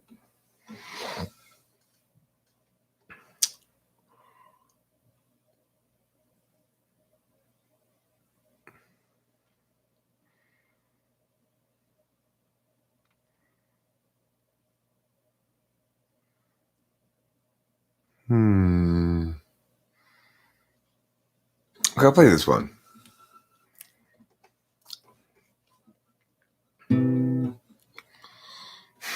Oh, Jeebus, please shut up.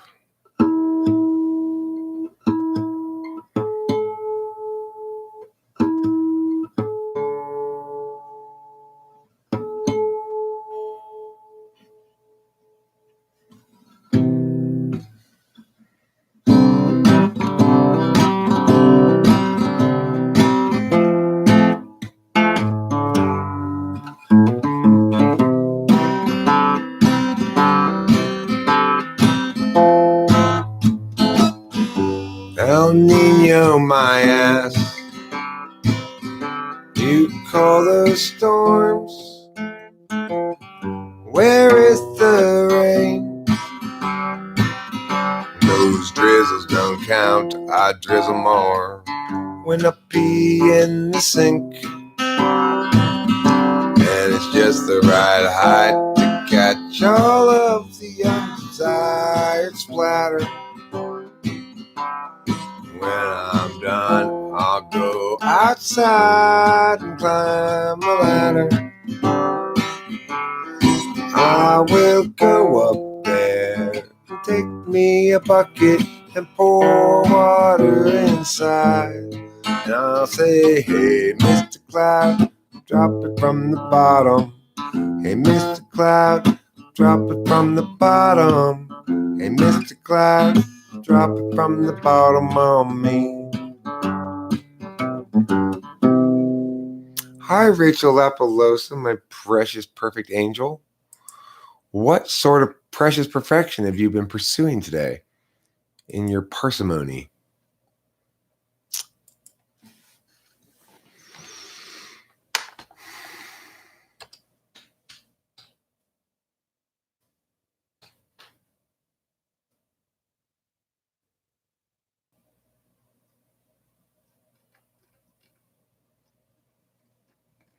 Once a long time ago, I was a little kid walking out in the snow, except there wasn't no snow here in Southern California too, born for war snow, but I wouldn't want to warn you.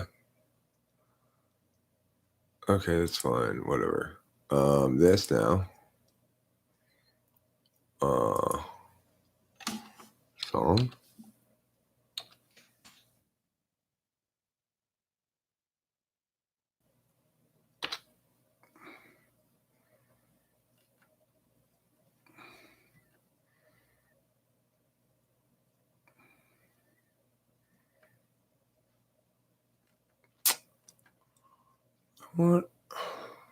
What different?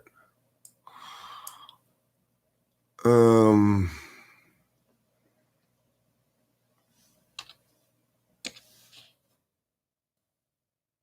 right. Set list, Bobette list is a good document. Reminds me what I'm playing. I would like to play that.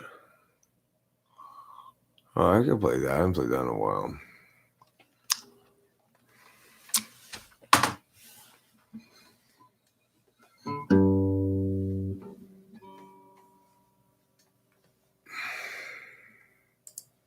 Hi, friends. All 11 of you who are here are experiencing some of the reasons why I have been declared by them as the greatest live streamer in YouTube history. When I was younger, it seemed that everything gleamed. I don't know what happened to me, but I've lost that sense of urgency, and I don't think that I'll ever see them again. If you follow my lead, you'll discover I'm loster than you, and you'll want to know the way to get back out to wherever you go.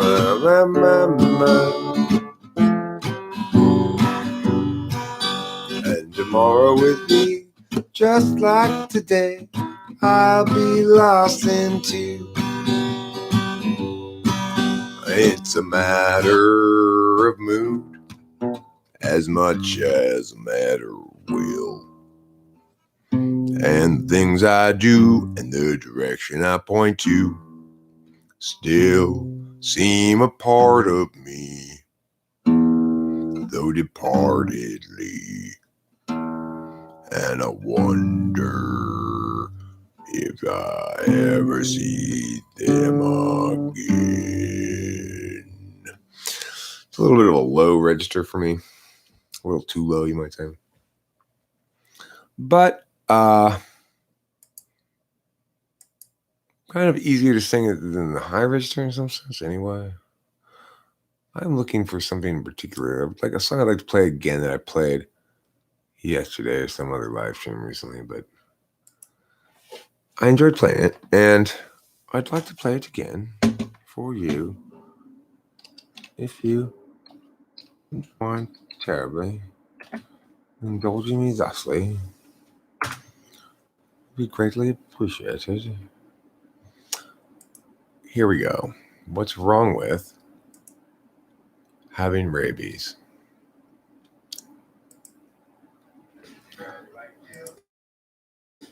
Here we go. What's the matter with Chad? Is he terribly bad? Is he very like Dan, who's a terrible man? Sorta like Jill, who can't pay her bill. Or rather like Jack, she's stuck on the facts. And what about Sue? Will she know what to do if they bring attitude? Will she show ingenuity? She talks about you whenever we go walking. What's the matter with Bryn? Is she living in sin? Is she hanging with Jim, who's looking terribly thin? What's the deal with Frank? Stealing fish from my tank. He's colluding with Sue, and they're talking to Lou. What's wrong with the ladies? What's the matter with men? From the feelings of Katie to the coldness of Sven. They talk about you whenever we go walking. Paths that lead to lesser days, paths that lead to lesser days. Spill still out the overwatered past. And whoever's left, that's still okay. Just tie the sails to the mast. Are you angry at Ken? Over at Neville again? Don't bother with Kev, he's practically dead. Just focus on Bert, he's medium hurt. What's the quandary for Liz? Did she fail a quiz? And what about Drew? Will she know what to do if they bring attitude? Will she show ingenuity? She talks about you whenever we go rocking. Paths that lead to lesser days, paths that lead to lesser days. Spill still out the overwatered past. And whoever's left, that's still okay. Just tie the sails to the mast. 'Cause each of us have much and gravely sinned. Throw up the hands, stiffen the chin. Catastrophe looms heavy overhead again. Time's gone will never be again. I normally play that a little quicker than that, but I thought I'd slow down a touch. See how it felt in my mouth. Felt dirty. Felt absolutely filthy. Oh, yeah. Okay, fine then. We can play that one. Some people say that guy is going insane. However, he's really just tired again. And also on lots of drugs. That helps a bit, I suppose it does. If you want to be a super neat cuz, then you better do some.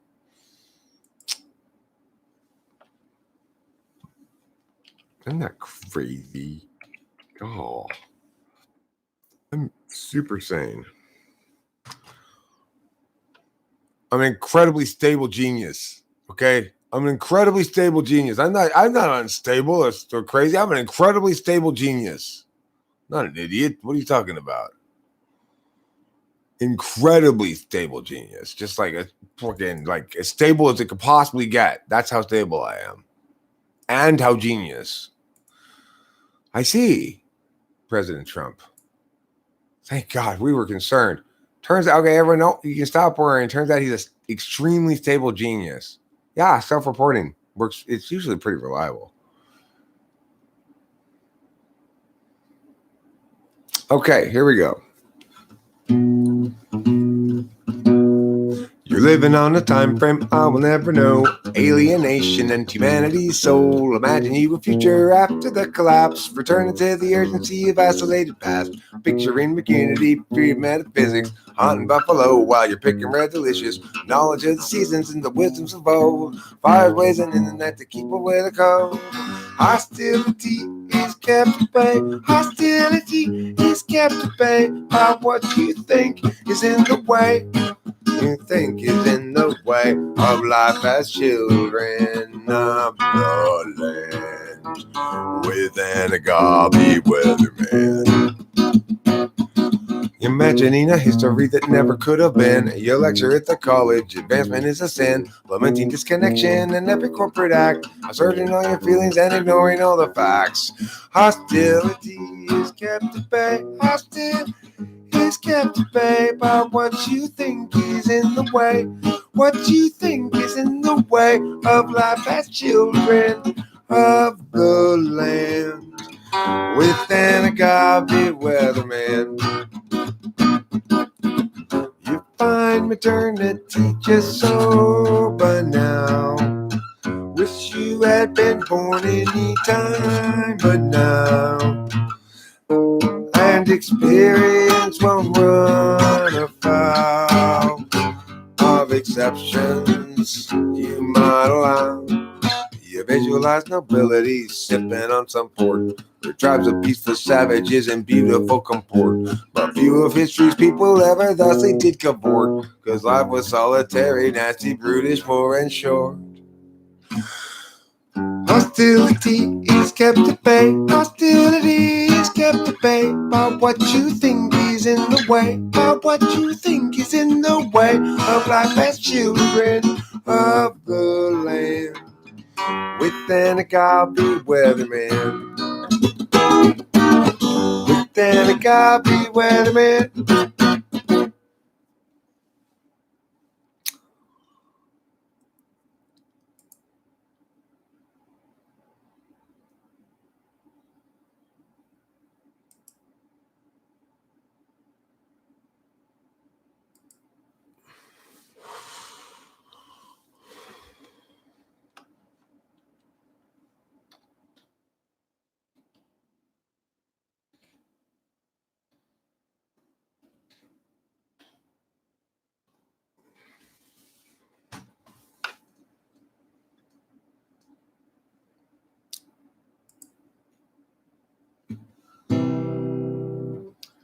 Every life lived reaches a time when the road splits in two.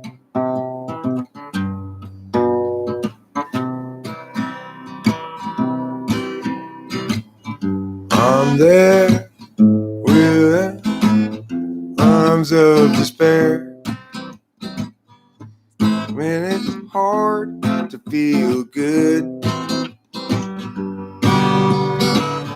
That's where you look for that sack full of solvency and that satchel of helpful goods. Satchel of helpful goods. Satchel of helpful goods.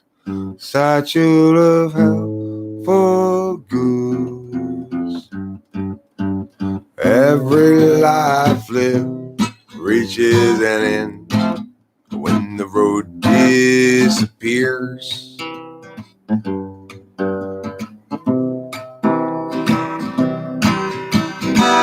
When I'm there, will there be anybody else around? Or will I travel all alone? That's when I look for a sack full of solvency and a satchel filled up with home and that satchel with nothing but bone. Satchel of helpful goods. Satchel of helpful goods. Satchel of helpful goods. Satchel of helpful goods. Satchel of helpful goods. Satchel of helpful goods. Ready? Everybody together now. Tonight. Hey guys, I'm not going insane. Nobody needs my dad's email. Hey, no, Octavia Silva, it's not been like that. Hey, look, literally right before I started this live stream, I woke up from a short night's sleep, went to Jack in the Box, got breakfast, got a soda, went out, did my thingity-ding, diggity-dang, diggity-doo. I've only been doing this now for 3 hours, 22. I've even had coffee and Coca-Cola too. So don't you worry, Octavio Silva. What do you mean you're lying? What am I lying about? What does Cool Paul think I'm lying about? What does Cool Paul think I'm lying about? What does Cool Paul think I'm lying about? Wait, no, Cool Paul, you're not my INFP supervisor. You're my pew. Well, if you think I'm lying about everything, that doesn't make a lot of sense. I did eat. I went to Jack in the Box. I got an ultimate breakfast sandwich combo. This is my soda that I got from Jack in the Box. It's still full. It's a gross Coke because Jack in the Box can't be relied upon to drink Coke. How long does your Adderall prescription really last? Well, I've had it for 4 days so far. The prescription should have lasted. Should last. I should have, according to the prescription, taken 8 pills in those 4 days. I've actually taken 10. So, no, I'm not doing any 24-hour live stream thing. Look, I don't have the easiest bosses here at Talking with Famous People Corporation. Okay, they're kind of slave drivers. Am I okay? I mean, I'm as okay as I can be. I'm working 10, 12-hour days. It's like the boss is always breathing down my neck saying, we better meet these deadlines. We got a lot of product to push out. I need you here in this desk live streaming as often as you can be here. I'm like, please, I need to go get some rest. I need to smoke cigarettes or something. No smoking in this building, they say. And my dad's perfectly fine. No, I haven't been streaming for 24 hours. Why are you guys asking me questions that suggest that you're pia-pia? How do you get your doctor to give you Adderall?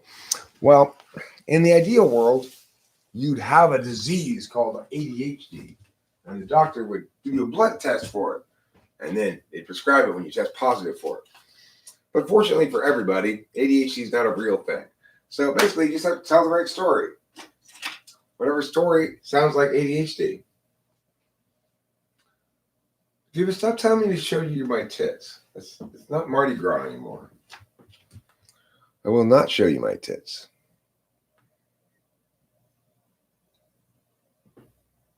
What questions to suggest that we are equal?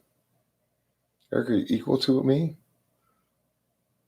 Equal in terms of which unit of thing? Are you equally tall? Well, I don't know how tall you are. Are you equally small? Well, I don't know how small you are. Are you equally wall? I don't know how wall you are. Are you equally Paul? Well, you're more Paul than me. We equal in everything? Definitely not. I'd be surprised if we were exactly equal in anything, in fact.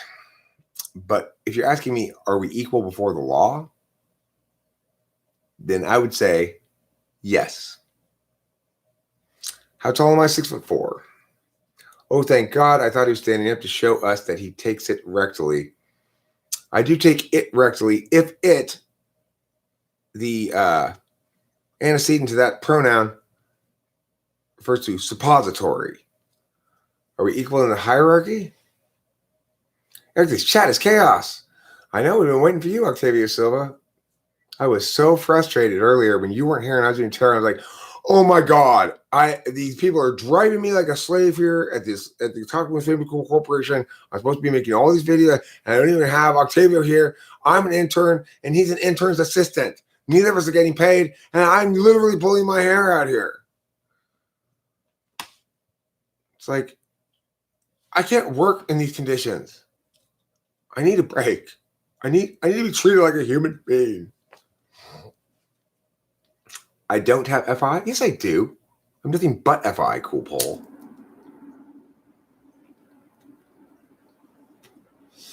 My name is Phi. My feelings are Phi. And my thinking is Phi too. Obviously, relaxing rain, Walker. You're an illogical emotional mess. Obviously, you are a woman. That's how it goes, you know. Do not call me sexist. That's such a man move by you. Oh my God, Paul. How much more of a stereotypical man could you be? Trying to push your imperialist logic on us. Look, logic is just a weapon of the oppressor. Gina's naked? Hey, cool. Are you dancing around or what? Doing a little naked dance? Thanks, Octavio. I appreciate it. Octavio's right. Don't wreak havoc on lovely host Eric. That would be mean. I am curious why Gina's naked right now. I think Paul is interested in Gina's nakedness. I think Jeebus is interested in Gina's nakedness. Octavio, I'm not sure if you have a position on it. Jeebus, yeah, I already said you, right? You already said, yeah, you're interested in hearing more about that. Here's the thing. I say the knee. Here's the thing. The main parts that you're going to want to focus on when you're looking at a naked woman are the boobs and the vag, okay? You can turn around, you can look at the butt cheeks as well. You can have a bend over, spread them apart, look at the butthole. That's about the only part you need to look at prior to incorporating the penis into the equation and going ahead and making the sexual intercourse at the lady. If you've never made sexual intercourse at a lady before, that's the proper preposition because, of course, you can only aim in that vicinity and just sort of cross your fingers and hope. Because the way to make sexual intercourse, of course, you basically go, God help me now. Close your eyes and go, I don't know. And hope. That's the way to do it. I was taught by the best.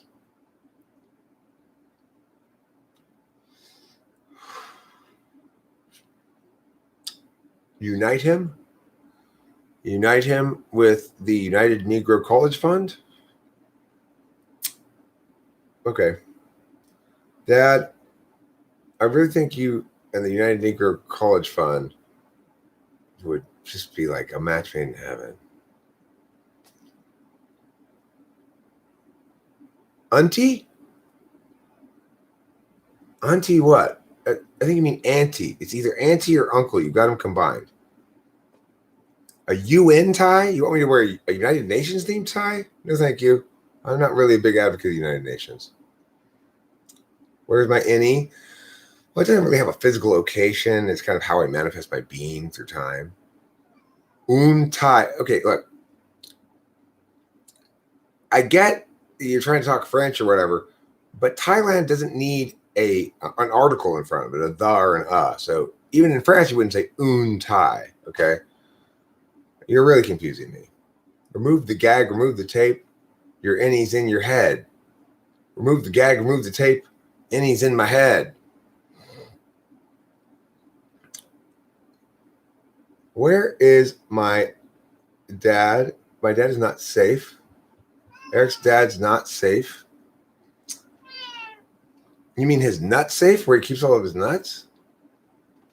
You're going to rob my dad's nut safe, Jeebus? That's not cool. He's got Brazil nuts in there, as well as walnuts, almonds, everything. My father is fine. Why are you filling my live chat with screaming, Jeebus? You know what I do? I never yell at anybody. Meow. Oh, my beautiful meow. So special and good. The thing is,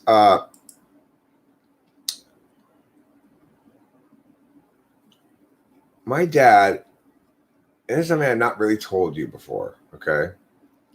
I've not told you this, but my dad is actually a were kitty. The person I call Pee-Pee, well, depending on the state of the moon and the sun and stuff, certain times of day, Pee-Pee will transform back into my dad. And then, like probably, what, it's 9 o'clock already? She's going to probably transform into my dad in about 30 minutes. And then it's going to be like, blah, blah, blah, blah,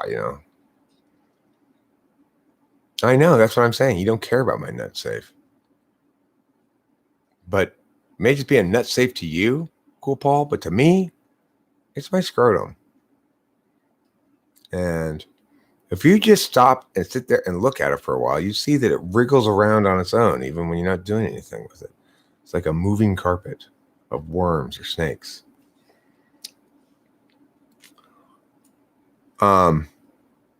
Listen, Cool Paul. My scrotum is like Stupefying Jones. You remember Stupefying Jones? Does everybody remember Stupefying Jones?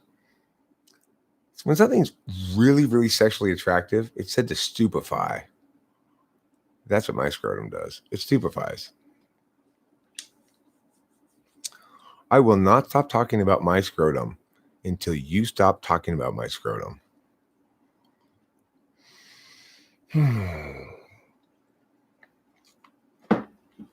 Cool, Paul. I'm tired of you screaming at me, okay? I'm going to email your dad and tell him you screamed at me.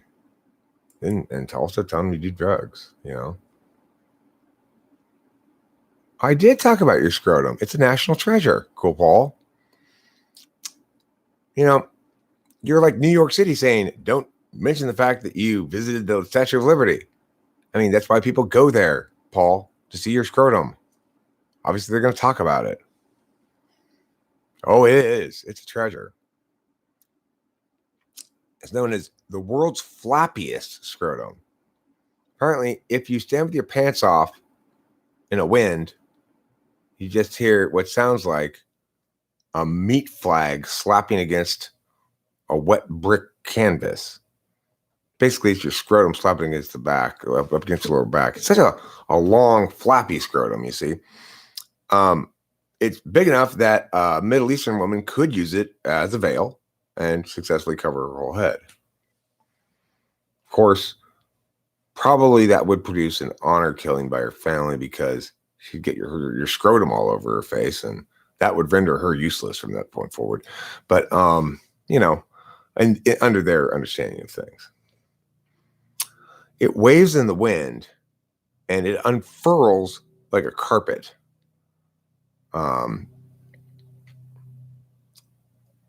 At the Oscars, they've got your red carpet, they got your blue carpet for slightly less important celebrities, and they got your Paul's scrotum carpet for the most important celebrities.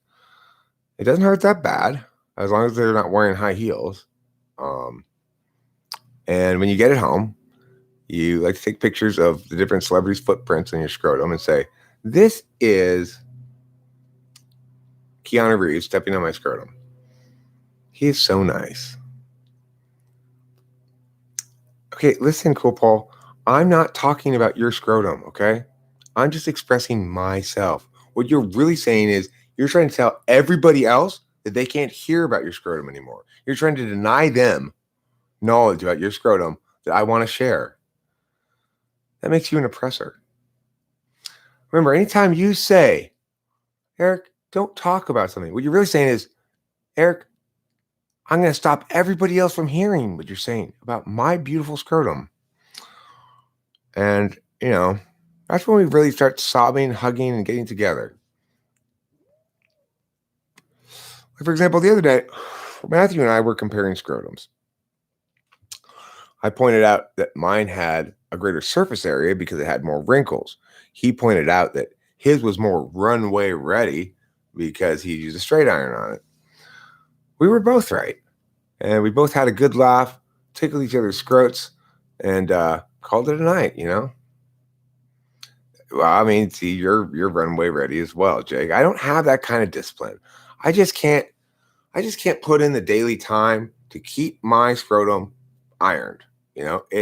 First of all, you've never seen anything that gets wrinkly again so fast. It's crazy. Second of all, I don't have time to iron scrotum in the morning. I could do it the night before, but then it's not going to be unwrinkly in the morning. I sleep with it. I sleep with my scrotum on usually.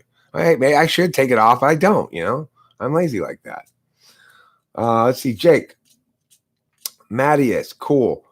So Mattias has a bit of an unusual scrotum in that he, instead of having your normal sort of like pubish hairs kind of randomly poking out from places, he's got basically a full head of head hair on his scrotum. So he's got it in like a 40-year-old record exec ponytail, kind of in the back, with a little bald spot on top, and he's painted a couple of glued on, I guess, a couple of googly eyes on the shaft of his member.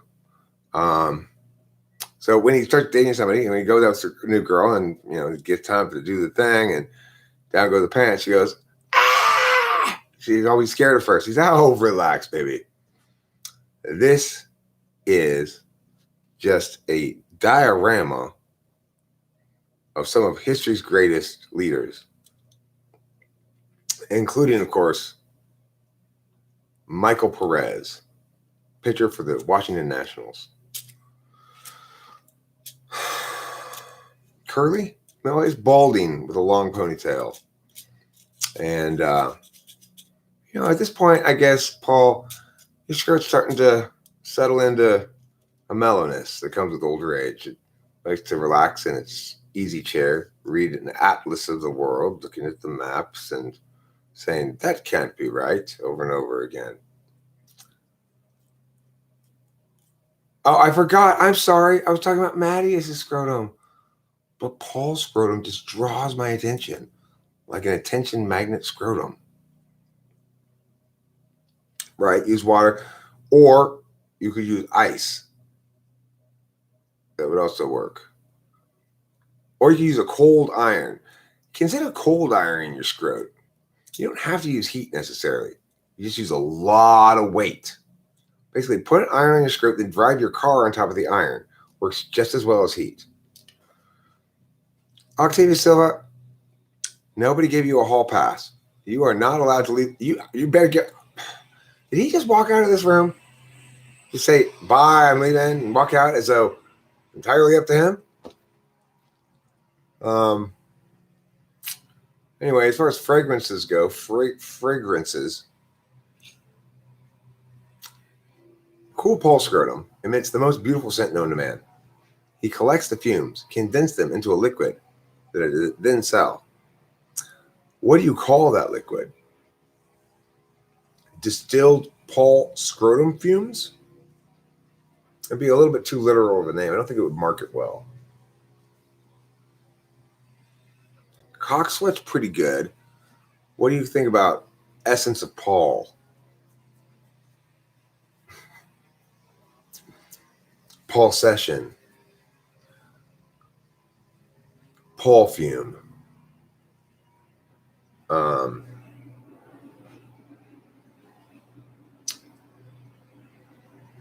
A crotchly wave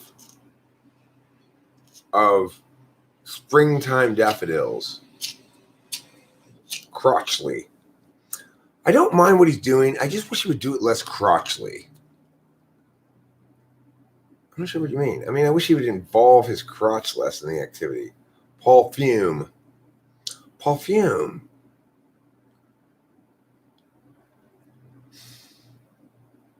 You smell wonderful. I smell like cock sweat. Paul Fume. By L'Oreal.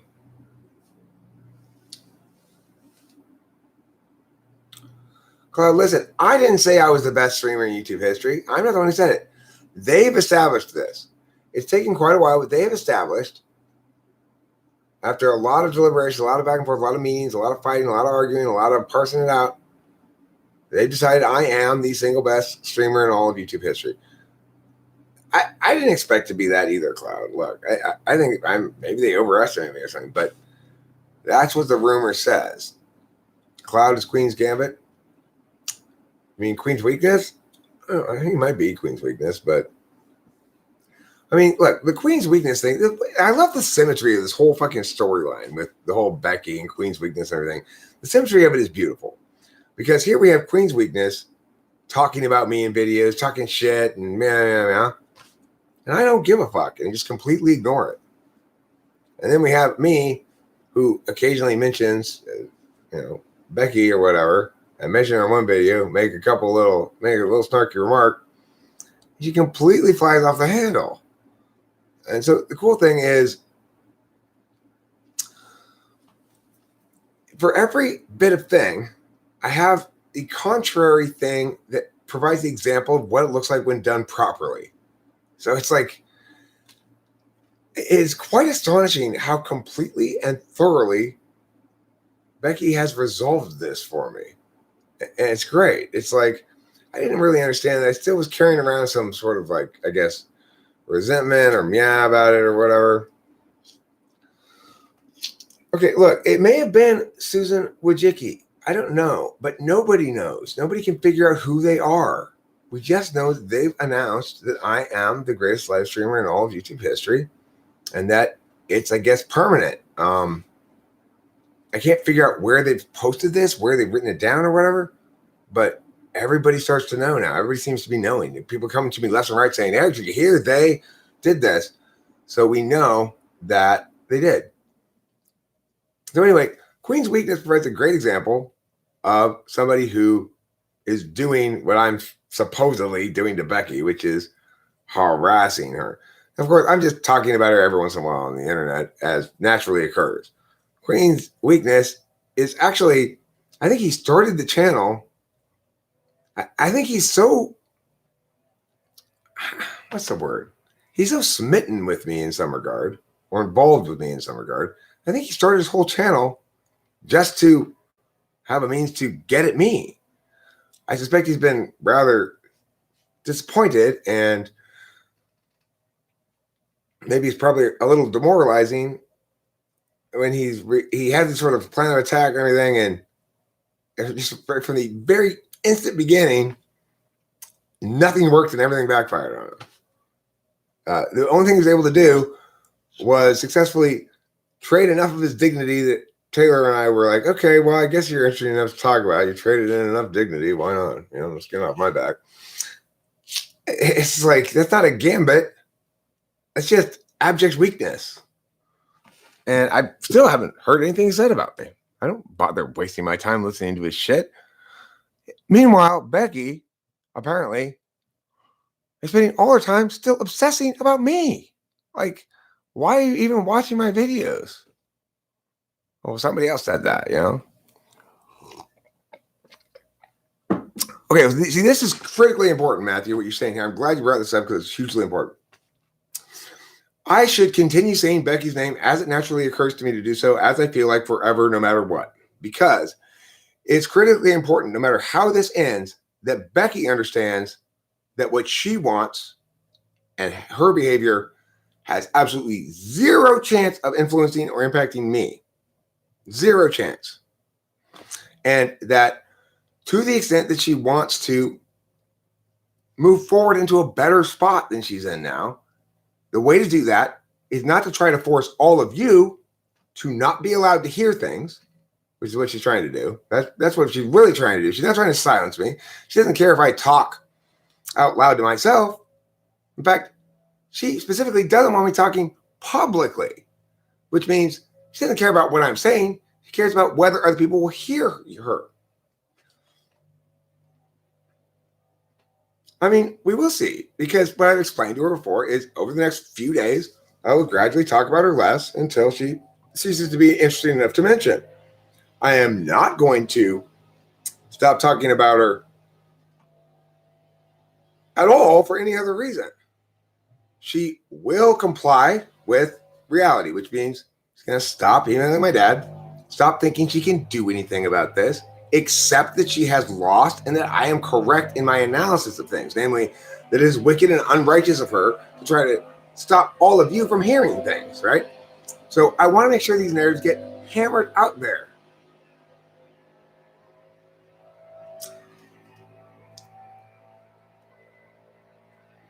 Yeah, well, I mean, nobody's disputing that the introverted thinker is an absolutely phenomenal live streamer. It's just, you see, you get points not just for quality, but for quantity. And I live stream for a lot longer than she does usually, so that's why I guess they picked me. I'm not addicted to talking about my enemies. I am very much enamored with resolution. The shit really resolves nicely.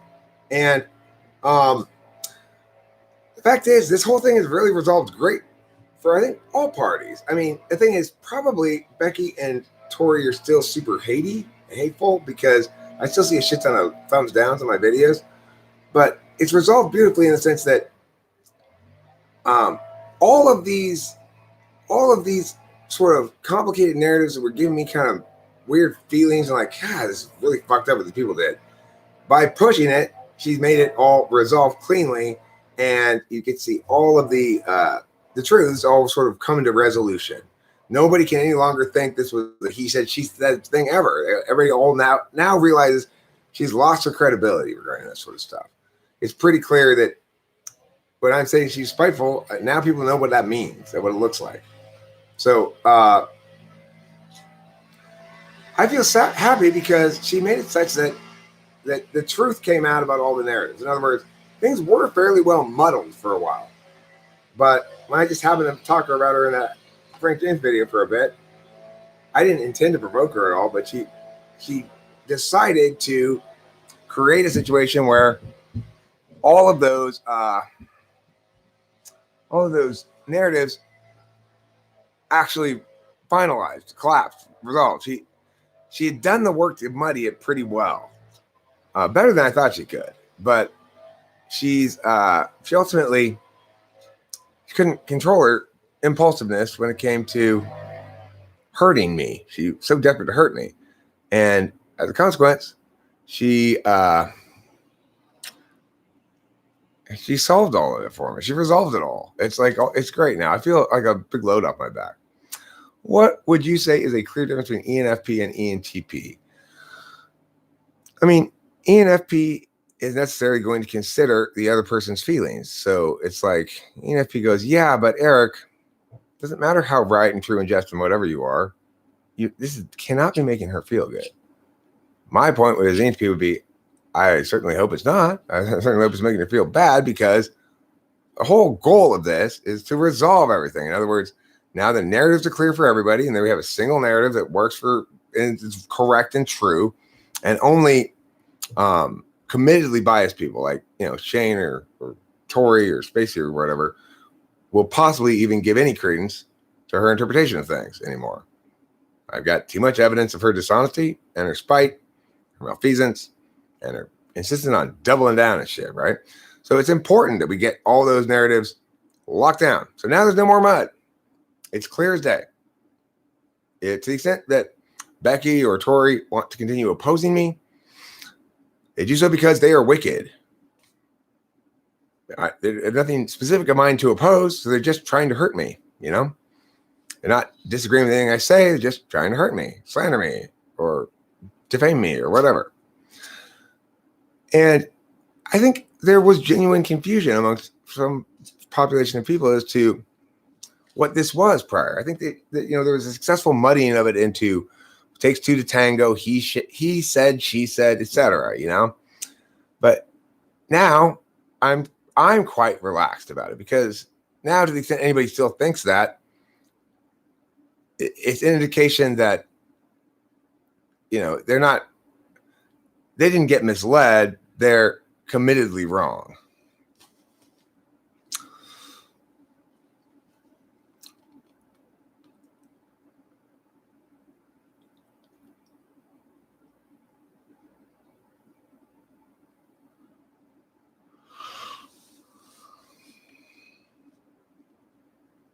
I did not copy and paste. Sometimes I would have many more words. Unfortunately, I have many words copy and paste or not. I don't understand that.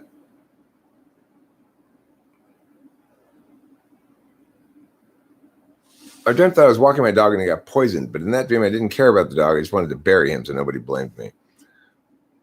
Well, Your dreams revealing to you sort of capacity for weakness and hopes that you won't actually display it. It'll just remain a dream, and that's all. Eric, what can I do to help someone figure out if someone's INFJ or INFP? That's a pretty dramatic difference, really. You should be able to figure that one out pretty easy. I'm great, Winston's mom. Thank you for asking. You just got to determine FE or FI if those are the only two possibilities.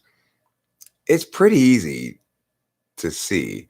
I mean, look, check the value matrix and go, what's most important? If you were going to give somebody advice, what would it be?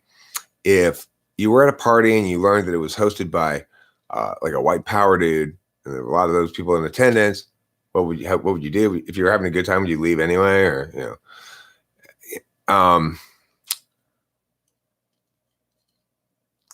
is it okay for somebody to be disdainful in their language if they're correct logically?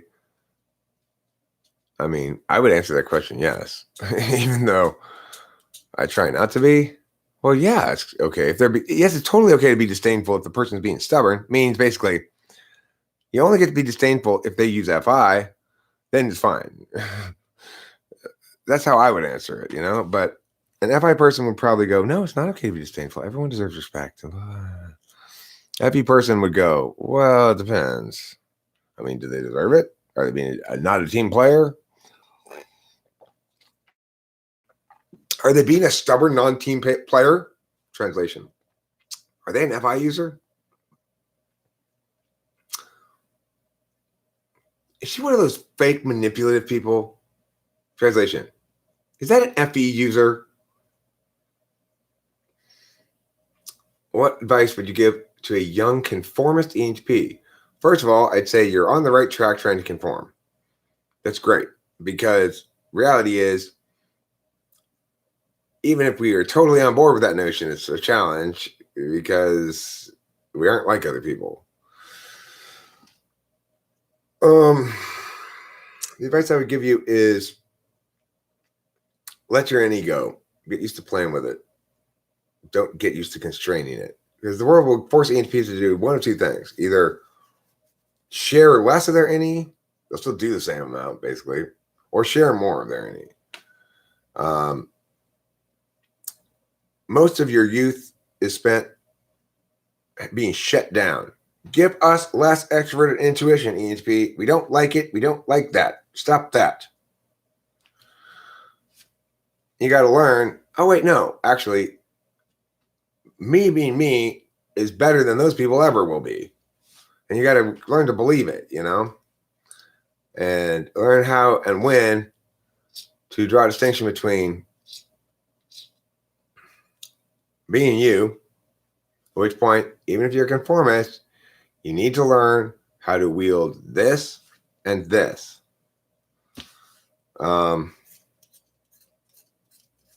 Yeah, etc. Who insists on frowning? I'm not frowning. I know you don't want battle and war, Winston's mom. You don't want me, man. Like I gotta make sure that I've hammered this narrative down multiple times, made it clear that everybody who might watch this is aware of what it means. That it doesn't mean I'm going to keep talking about Becky forever. It means this is an opportunity for Becky to demonstrate that she's learned something. Yes, I'm talking about her. No, she's not going to email my dad or think she can do anything to stop me or think I'm guilty of anything. Because remember, when somebody would like to silence somebody who's speaking publicly, it's different when they want to silence somebody who's speaking privately. When they want to silence somebody who's speaking publicly, they don't want to silence me, right? She doesn't want to silence me. She wants to prevent all of you from hearing things, knowing things, reading things, understanding things, whatever. It's not me she wants to silence. It's your epistemology she wants to truncate. And that's what makes silencing public speech especially wrong. Much worse than silencing private speech. Do you think Winston's mom is too much of a team player for an FE polar? I do think she's a team player in the sense that she's popular with the team and likes to do the thing the team does. but that's probably because there's not any conflict between team interests and her interests. Who are they and why are they causing all these problems? Well, there's 2 days here today, okay? There's the day that we're talking about right now, which is the Spite Monkey Quintet, or which is basically the 2 couples and Tori's dad, let's say. The Spite Monkey Quintet. So the last live stream, like this one, I have 10 thumbs up on right now. I wouldn't doubt if I were to look at the thing. I also probably have 10 thumbs down or more, you know. My last live stream, I think, had 18 or 20 thumbs down on it. Now, I know it's only 4 or 5 people, and they're probably each doing multiple accounts to thumbs down, thumbs down, thumbs down. And that is absolutely their prerogative. If that's how they want to express their unhappiness, that's an acceptable expression for their unhappiness. That's what thumbs downs are for. So, you know, that's fine. They're welcome to do that. They're welcome even to game it by using multiple accounts to make it look more than it is. Because, of course, I don't fucking care. I don't care whether I get more thumbs down or thumbs up. I'm not fighting that battle, obviously. They can win that battle if they want.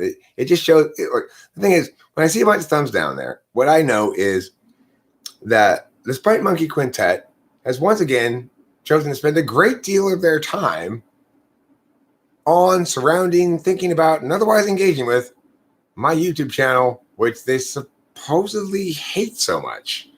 So, I mean, I don't know. I just kind of laugh about it. Like, you're not hurting me with your thumbs down.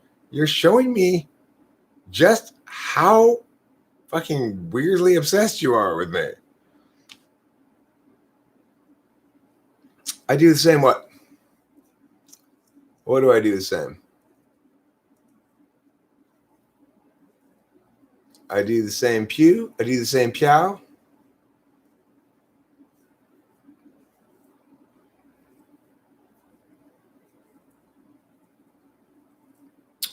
I don't know what it is that I do the same.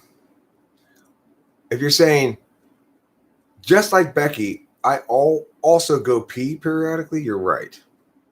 If you're saying, just like Tori, I also have to go poo periodically, you're right.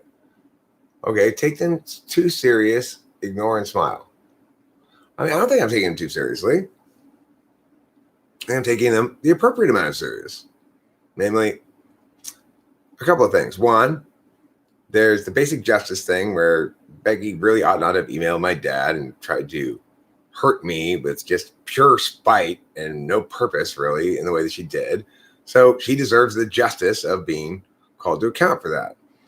Number two, they're not even involved in the conversation anymore. I'm just wrapping it up and making sure the narratives are clear. I need to repeat them multiple times. I need to make sure they've been established multiple times.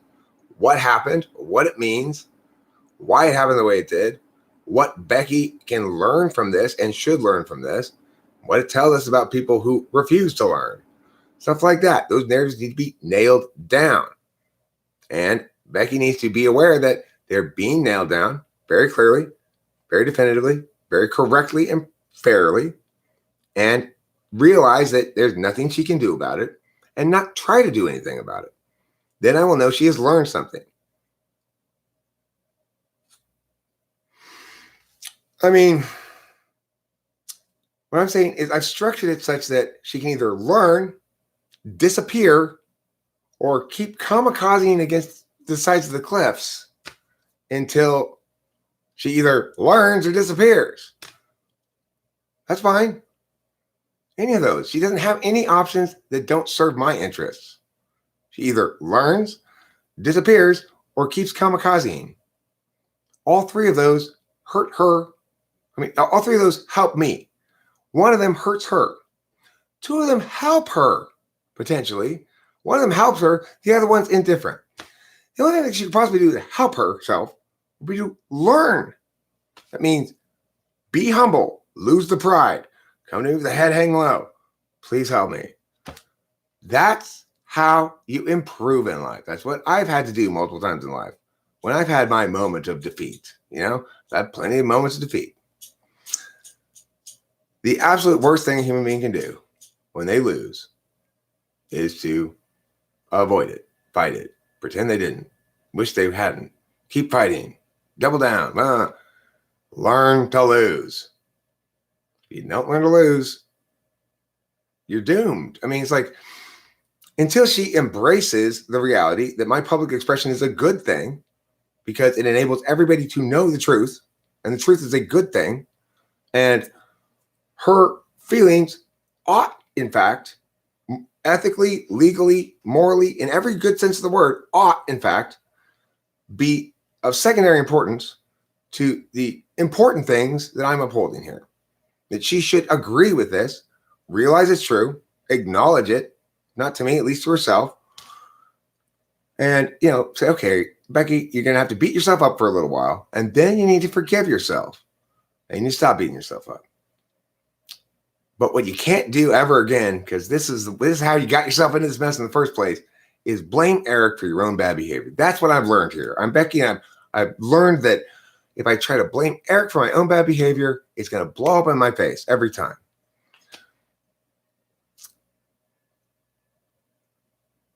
What is this about winning?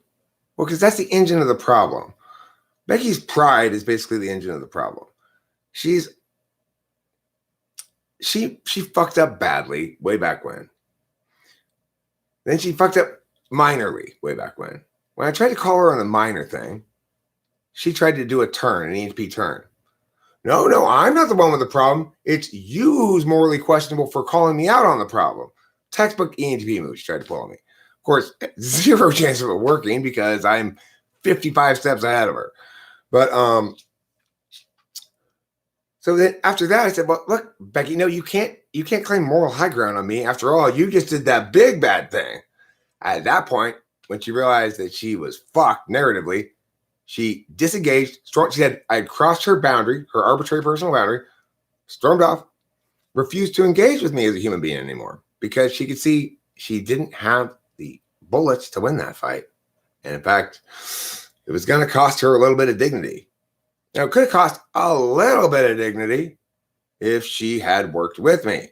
Instead, she tried to spin shit so that I was the problem. And this is what ends up happening about it. Now, Eileen, if you're bored hearing about it, it's fine. I don't plan to keep talking about it. I've been watching 4 hours now. I haven't talked more than 20 or 30 minutes about this topic. But, the thing is, remember, I am a metaphysician, which means I'm working on the narratives, ultimately, not on the people.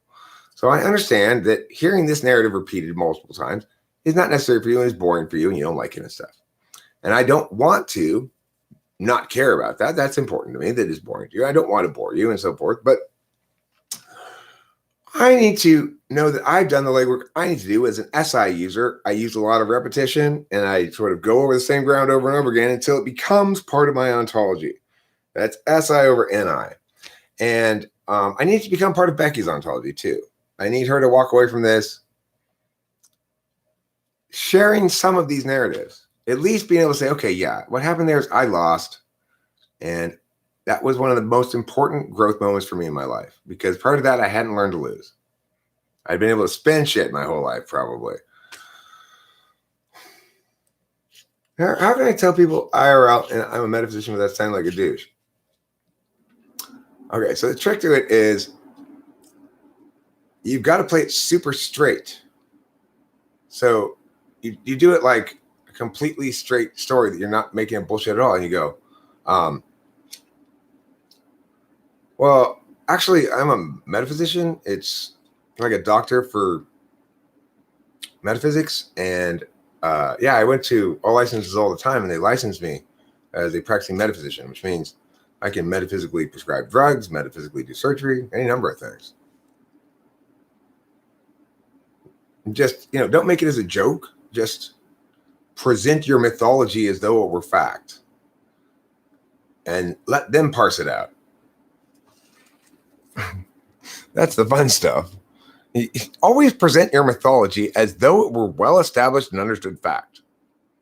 Well, as you probably recall, when the big scarlet tea epidemic in 2004 happened, A lot of people panicked. They ran out of the buildings, and some people literally died from falling down elevator shafts. They were so in a hurry to get away from the Scarlatti. Naturally, Scarlatti doesn't even transfer that way.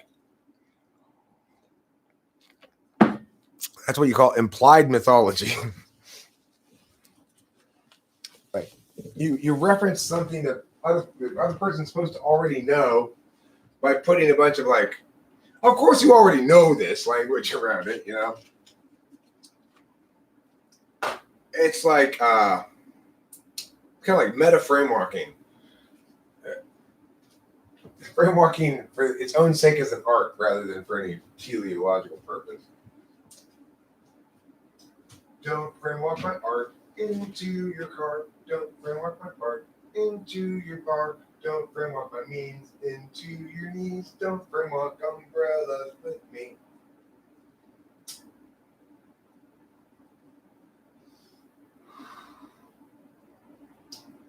If you close the door, the night will last forever. Keep the sun shine out and say goodbye to never. All the people are dancing and they're having such fun. I wish it could happen to me.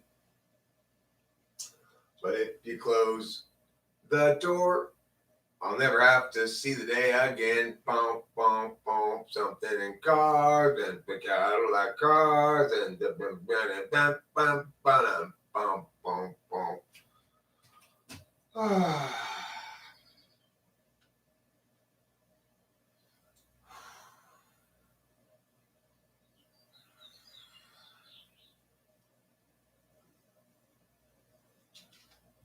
I should say this. It seems like whatever was going on with YouTube not recommending my videos, I think something's changed. I noticed my own recommended videos, for a stretch there, they included at most one Talking with Famous People video. Now it's more like it was before, where the recommended videos are littered with my own videos. So I think they made a change recently. I'm not sure why or what, but that recommended video phenomenon that I was having a problem with before doesn't seem to be happening, at least by my way of checking it on my end right now.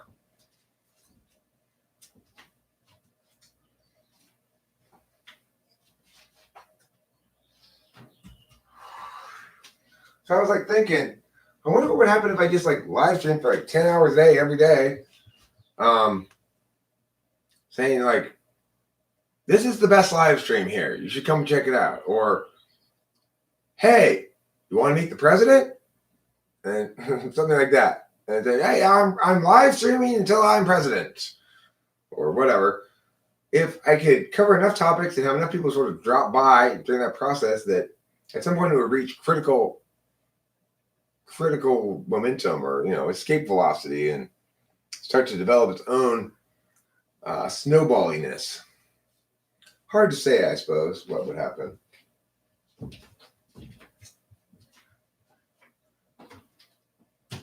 Snowballiness.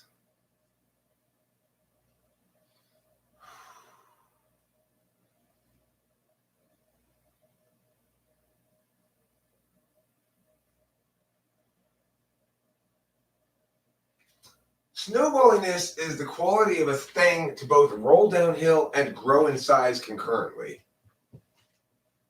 I think that's the vector of snowballiness. More colloquially, is the idea that some particular angle of change will encounter positive feedback loops.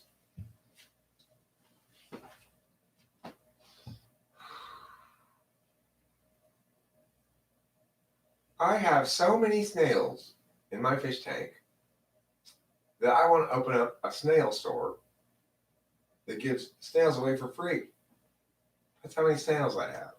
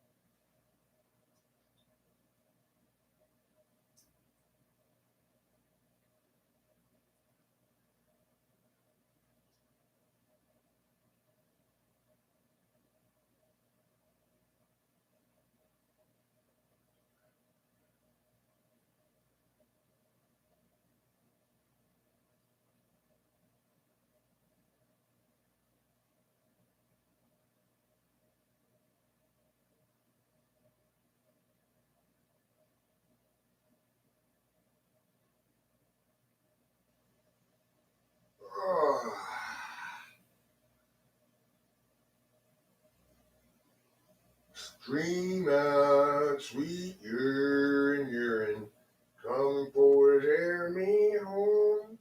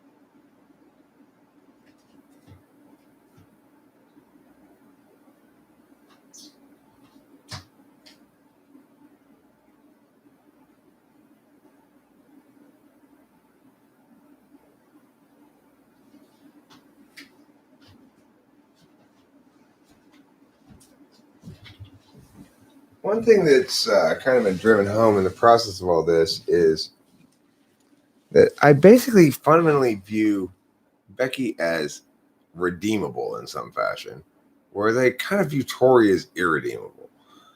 I think the reason is, like, even in those defaming emails to my dad, Becky made an attempt consistently, all the way through all of them, to have some sort of semi-defensible TI link. In other words, she didn't openly make up complete fabrications, right? Her lies were, she stretched spinning it too far and it broke into a lie.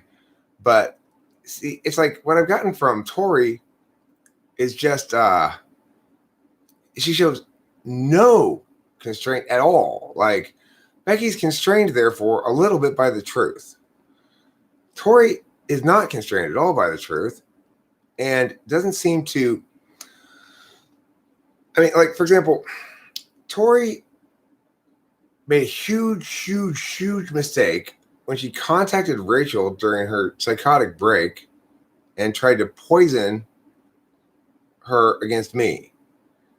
And in the process of trying to poison her against me, revealed things like, it made it clear to Rachel that she would only talk to Rachel if Rachel wanted to hear negative things about me. Now, that was a terrible mistake by Tori because, of course, if it was under normal circumstances, it would have been just another indication of her spitefulness. But because it happened to be during Rachel's psychotic break, it played like she was trying to exploit Rachel's moment of mental illness to ruin Rachel's life, basically. And she never had any chance of getting anywhere close to that, but that's what she was trying to do. It seems pretty evident, Obviously, to anybody who's paying any attention, Rachel and I are great with each other. Well, she texted her. Yeah, she contacted her. And wanted her to have a secret meeting with her and Spacey so that Rachel could be indoctrinated about how evil I was, She was confused about the whole thing, frankly, at the time. She wasn't sure what was going on. Until I realized she was going crazy. I was mad at her. What? Because, she had texted Spacey but Spacey didn't reply. She texted Spacey some question. Tori jumped on the fact that there was any communication to try to, seize that foot in the door opportunity to do as much harm as she could, in her mind, to me, but in reality, to Rachel and me. Anybody who's paying any attention or being honest at all can see Rachel and I are great for each other. We make each other feel good. We affirm each other, all that kind of stuff. And so it's like, I would have figured that after she had done that and realized, like, oh man, I was really fucking scummy what I did, that I would see some sort of change in her. And I had slight hope for a second and then I saw in the closed group, this weird post about how she had to go to the mental hospital.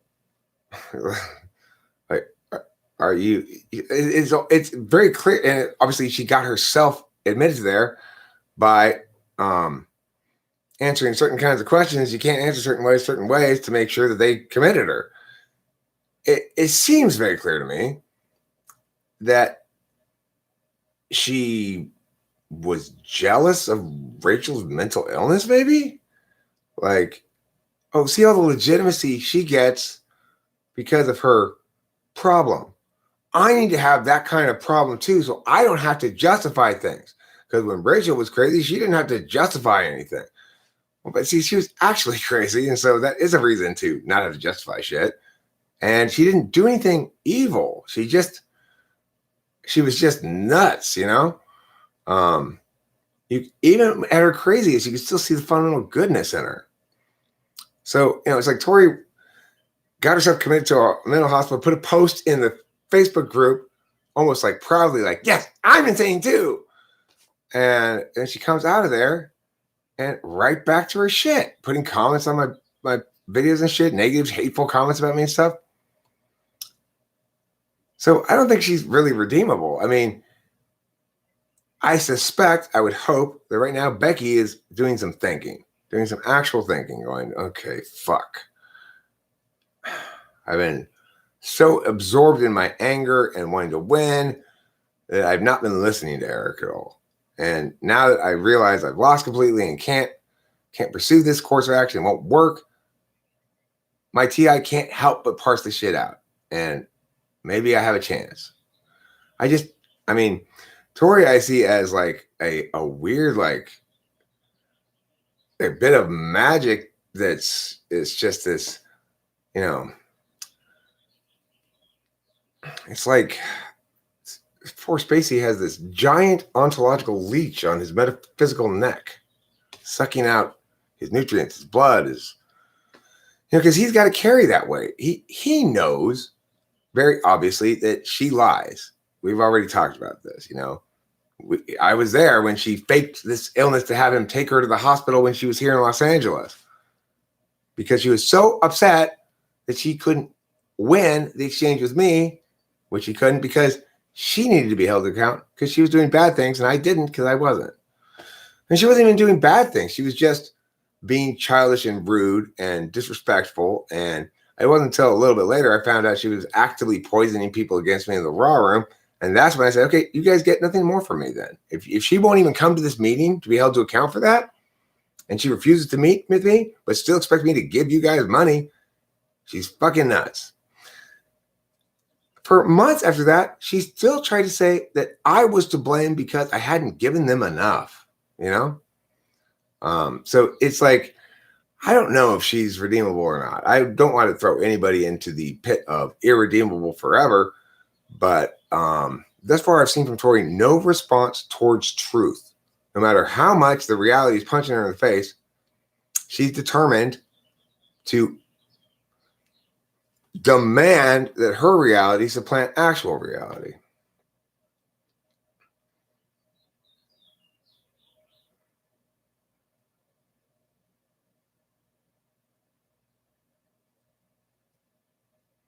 I don't think it's an ENTP thing. I don't need to hold on to old bad memories, shame and blame. I do need to shame and blame when appropriate, briefly. Like, in other words, I need to make sure this whole narrative is very clear. This is the whole storyline. For a while there, she had you fooled. But now everybody knows what really was going on the whole time. That she was always misrepresenting things, being disingenuous, spinning shit. And I was always trying to be actually fair and accurate. That's been happening the whole time. Now it's unavoidably true for everybody.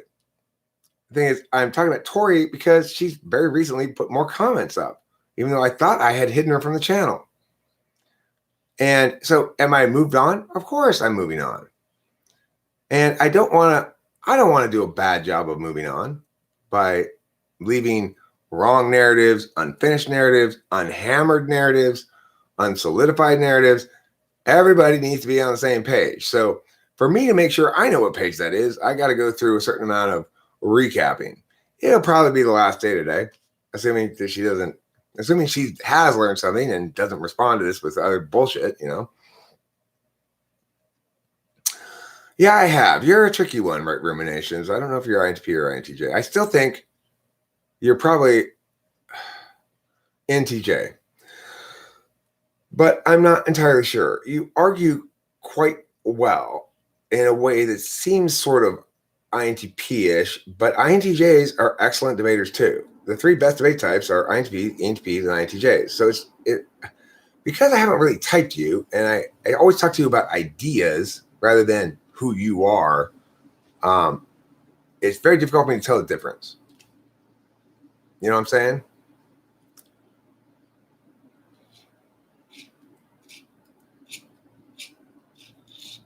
I think a real ENTP would be so bored with all these long stories. I am looking forward someday to meeting this real ENTP. He must be so different than me. Wow. What am I again, Cloud? I forget. Am I ENFP? ESFJ? ISFJ? ISTJ? ESTP? What am I again? Hi, Rachel Apolosa, my precious, precious angel.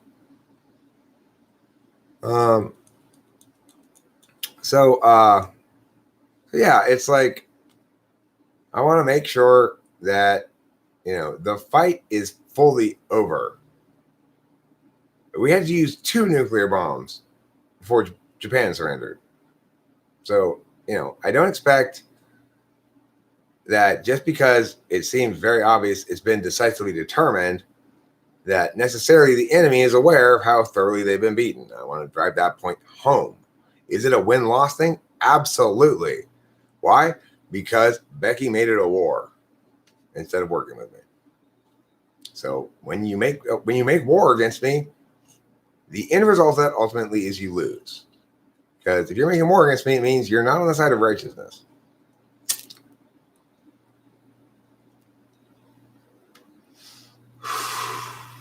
Righteousness ultimately wins, not because it's more powerful, because of some magic element that makes it win, because it's consistent with God's will. Yeah, I've heard about it as well. Chase McDude says, I saw a Queen's Weakness video from a few days ago, type news ISFJ. I haven't watched it, but I've heard it plenty of times. I've heard about it plenty of times. I'm not going to watch it. Rachel sent me a link to it. See, I'm smart about things I don't want to see. I don't think the person who's saying stuff I don't want to hear is responsible to be silent. I think I can just choose to exercise my choice to not listen to it.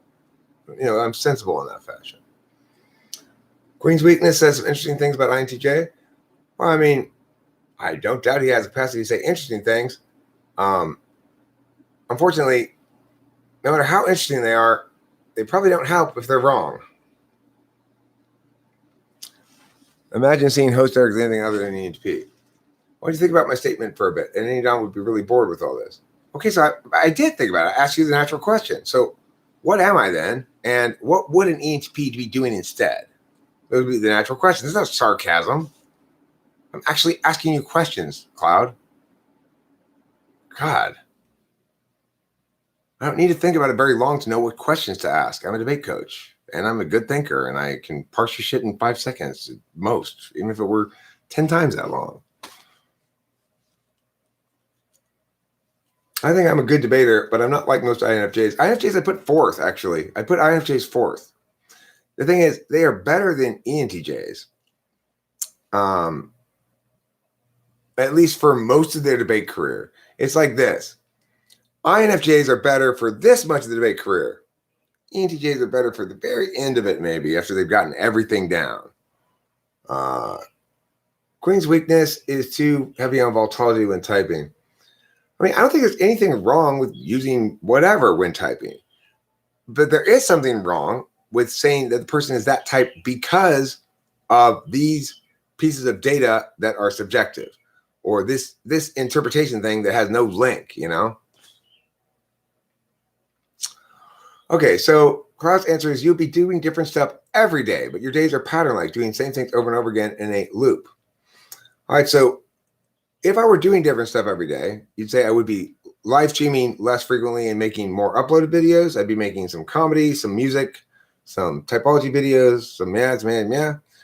Okay, fine. So most of my YouTube time on this channel has been a lot more varied in what I make. Right now, I'm settling into a really live stream heavy space. But was the majority of the time I spent on the YouTube channel, was that behavior indicative of who I am? Or was this more recent shift towards more heavy live stream indicative of who I am?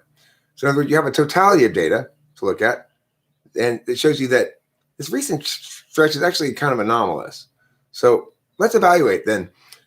Given that the majority of it, I am actually much more varied in my produce, my uploads, and given that the body of work shows such a huge variation in the kinds of videos I make, why ought we prioritize the most recent stretch of live stream heavy YouTube making that you have personal experience with over the totality of the data?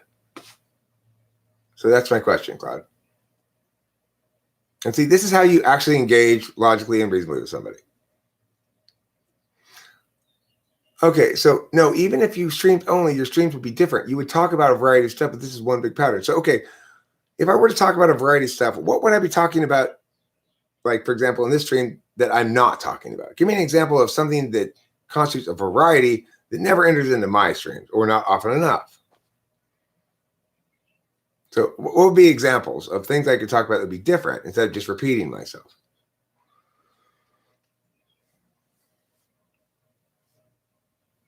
I mean, it's interesting you say that because, of course, until 3 days ago, I had never spoken about Becky sending an email to my dad or any of the drama associated with that. So I guess this big pattern started just a couple of days ago. That seems kind of like a small pattern.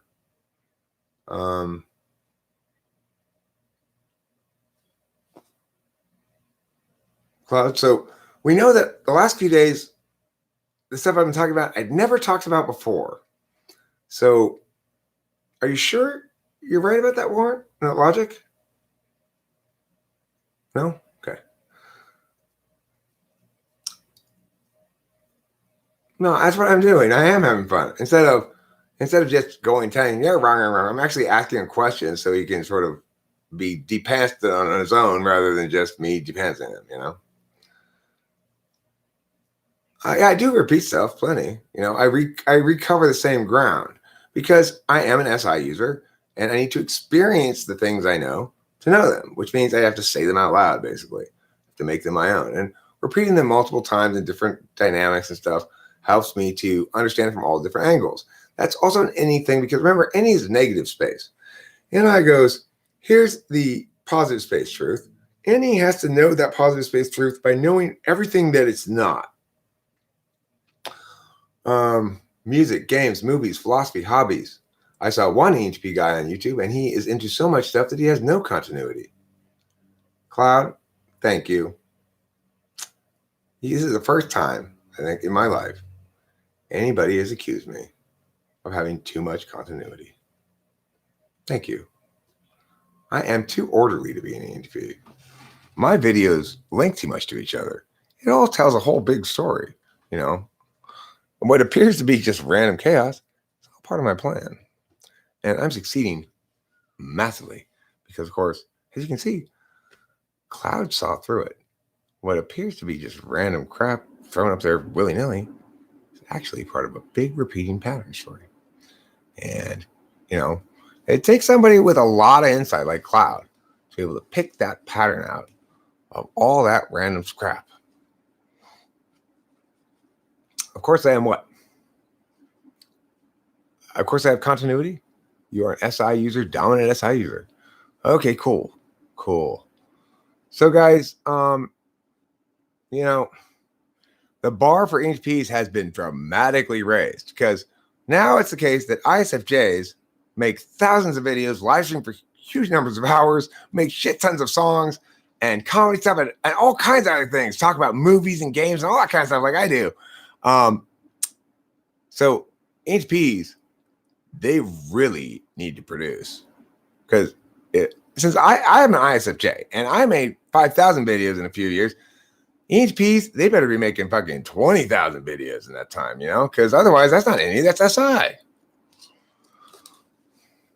Cloud's just fucking, it's like, remember, Cloud doesn't use language to engage with people. He uses language for an SE reason. It's an SE for him. He's an anthill kicker.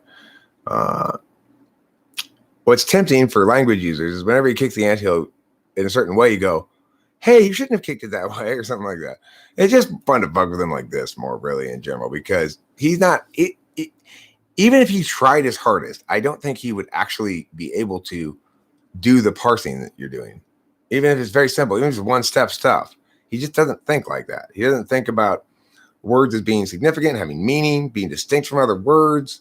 He doesn't think that the sentences he said 5 minutes ago, he still owns them at all. He thinks that he can just say one thing, jettison it in a second, and move on to something else, and whatever that thing resolved was is irrelevant now because it's not what he's talking about, He doesn't have a concept of a flow that persists across time, so he can't really do argumentation.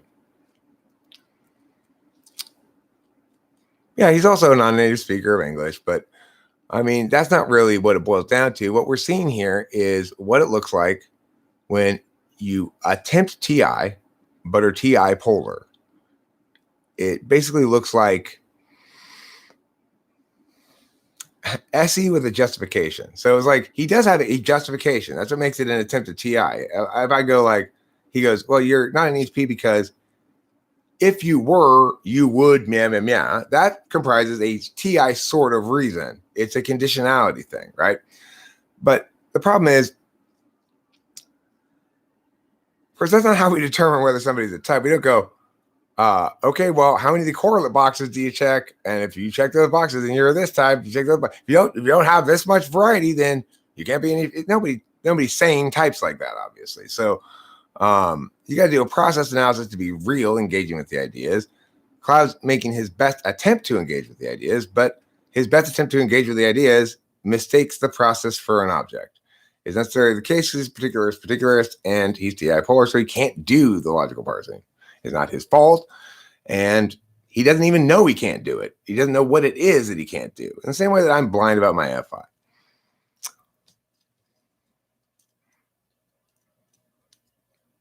Remember, Cloud, an ad hominem is a fallacy if I am justifying dismissing something you say because of who you are.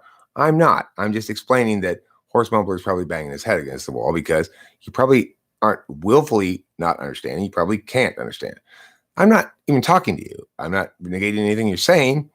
I'm just explaining the reality. Because, most of us are going to initially engage with you and want to be like, but, because most of us are TI users. So we understand, things that make sense and things don't make sense and logic and stuff like that, And you're just using words to be provocative or anthill kicky or whatever.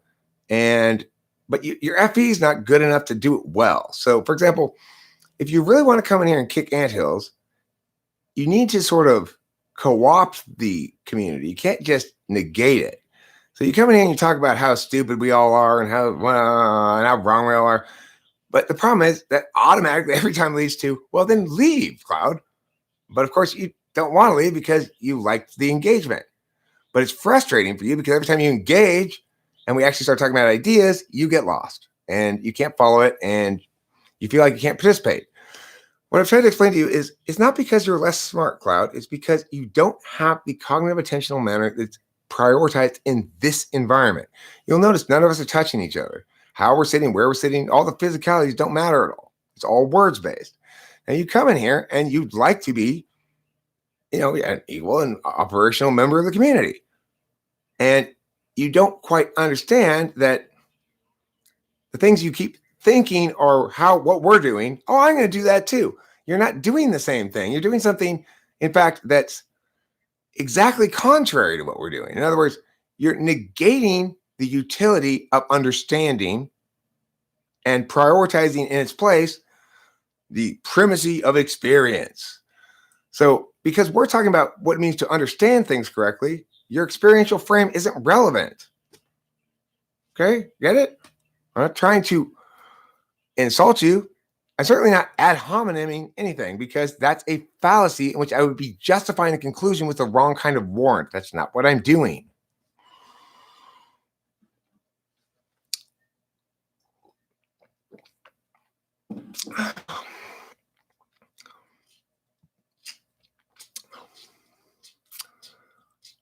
Eric, it's very simple. Just calm down. Okay. Well, I was already very calm. So, do you want me to sedate myself? And compare your SI to any usage ratio. Oh, okay. All right, Club. Well, it's obvious to a blind dead cow that your SI is over NE. Then why is it that you're the only cow who thinks that? Because the other cows, whether they're blind, dead, alive, moving, eating, whatever, look at me and go, oh, well, he's obviously an ENP. And you insist that all those cows should have said, I'm obviously an ISFJ. So I don't think you're thinking very well or using language properly, maybe. See, words have meanings that are distinct from other things. So, for example, it's not possible, Cloud, for you to say it's both the middle of the night and the middle of the day right now without confusing people. You do the equivalent of that all the time around here.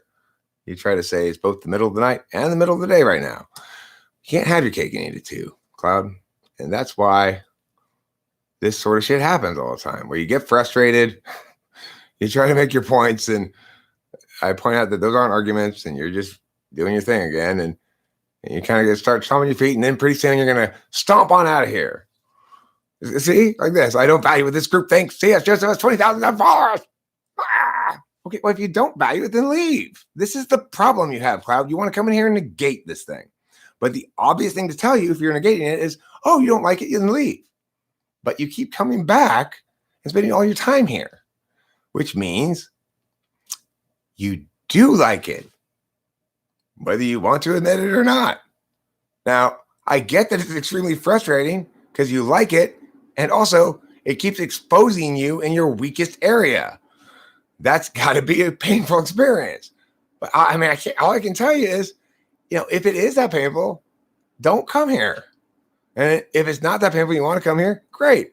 But if you're gonna spew bullshit, it's gonna be like this. I'm gonna just say, well, yeah, the reason Cloud does that is because he doesn't have the mental capacity to do what we're doing. He has TI polar. It doesn't mean he's dumb. It just means he's literally handicapped in this area.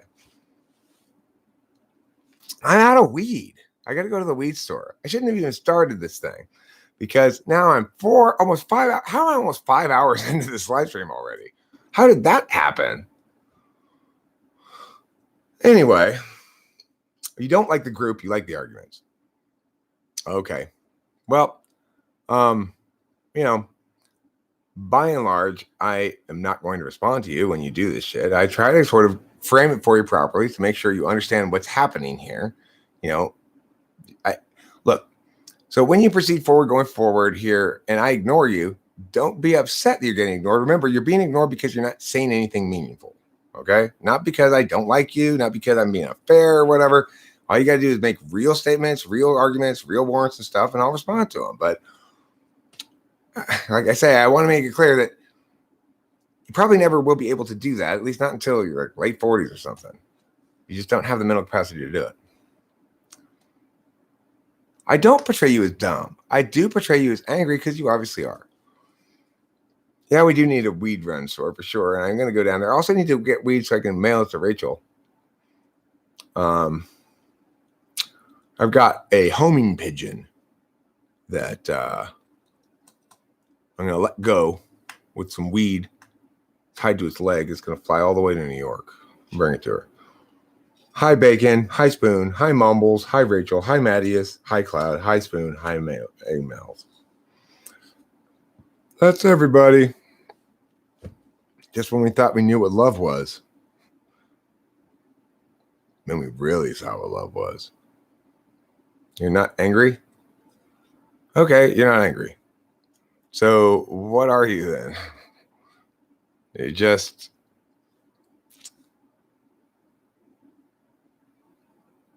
like a little kid throwing toys around and spazzing out while the adults are having a conversation, or what? I don't know. You're having lots of fun? Good. I'm glad you're having lots of fun. Cloud, great. I'm glad you're very happy too. I think living in Middle Earth would be fun, although obviously shittier conditions. I mean, I think the elves had pretty good conditions. If you were going to live in one of those places, you probably want to live in Elf Town, and ideally bunk up with Liv Tyler. Would be cool. If you had to bunk with somebody there, might as well be her. Hi, Octavio Silva. How are you today?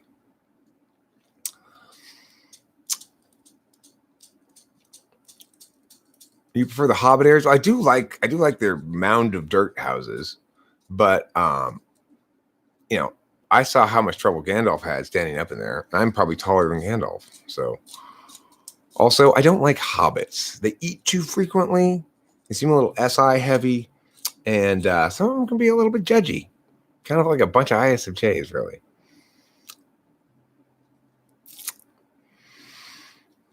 I wouldn't mind hanging out with those big trees that walk around. Those are cool. I like those trees. Someone told me in confidence that Cloud is really only 14 years old. He keeps fishing tanks and he wants a puppy. They also said his jeans have a rip in the back pocket and he can't throw a ball well. I mean, look, Cloud, if you are underage, if you're like 14 or 15, just relax. You're not an adult yet. And even if you're 20, give yourself some time. Give your future self some credit, which means try to figure out what you don't know now, not what you do know. Chase McDude's seen Cloud's video. Yeah, he did. I was thinking, it's like, I only have one idea. She's not 50 by now. Liv Tyler's not 50. She's younger than me.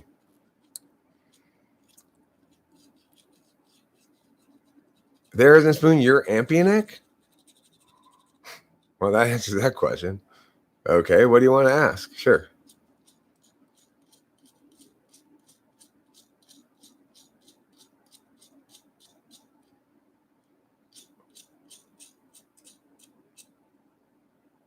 What, you're not? So what do you mean you wanted to ask me for advice as Ampianic then?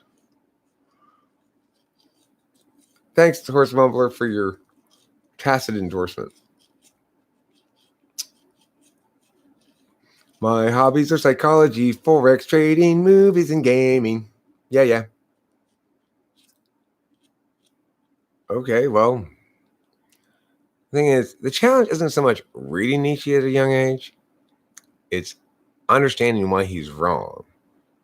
So when you read Nietzsche, were you able to parse out all the things that were wrong with his arguments, or did you believe it?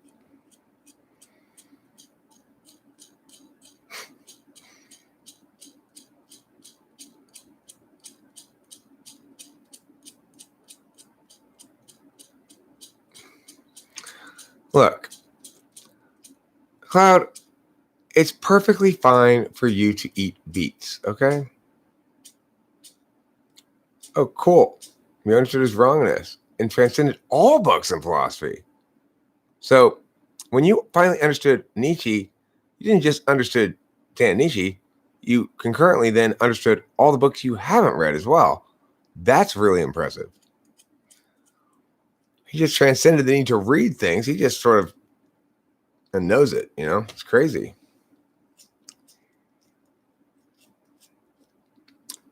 I know.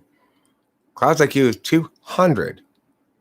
That's pretty high. I mean, it's a lot higher than mine. It's a lot higher than, I don't know. I don't know what my IQ is. I don't know what the deal with Cloud is. I do believe Cloud actually is an ESFP. I think he probably actually is about 20 years old, but I could be wrong. He could be 14. The 999 Society representative president. What's the 999 Society? I don't know what that is. Shannon and or but not Shirley, what's your IQ? You're what's known as open, agreeable, neurotic, and conscientious. I don't know what your type, what your IQ is. Let me ask you an IQ question. Which word most closely is a synonym for the word potato? A, bark. B, pie. C, dog. E, spud. F, basketball. What's the answer, Cloud? Tell us. Use your brilliant IQ to tell us.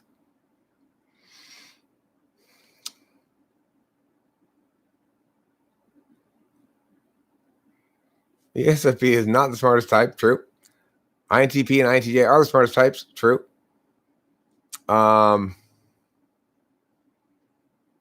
You're not good at maths and coding, and you're also not good at language logic. So I guess that makes you good at PE.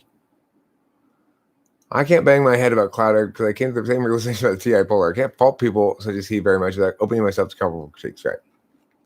I'm not faulting Cloud at all for his TI polar.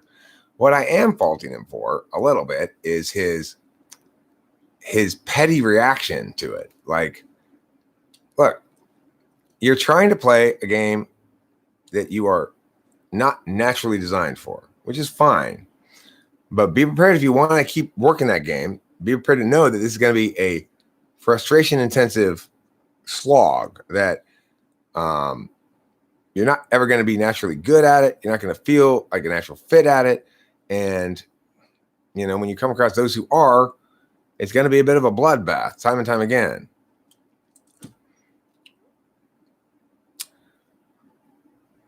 I'm not mean to you, Cloud. I'm trying to explain to you what's going on. Well, you don't feel like losing. Well, then, I mean, great. You can either, you've got a couple of choices then. You can stay here and hang out and, you know, just tell yourself, I have won. I am not losing. And you will believe it for sure. And you just keep up that thinking, okay? Or if you can't avoid the fact that you are losing, if you can't convince yourself that you're not losing, then you probably want to leave because, like you said, you don't feel like losing. So either delude yourself into believing you're winning, which is fine, or you might want to go because you are too aware to delude yourself maybe, and therefore you're not going to be able to avoid the fact that you're losing. That's true. To define Cloud is to limit Cloud, but most importantly, Cloud's very evident limitations allow us to meaningfully define him. Well, I mean, it's fine from my perspective because that's his autonomy. He gets to choose whether he wants to delude himself, tolerate losing, or leave. You know?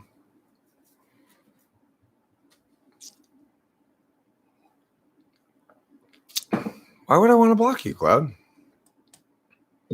I mean, I think you provide a lot of teachable moments because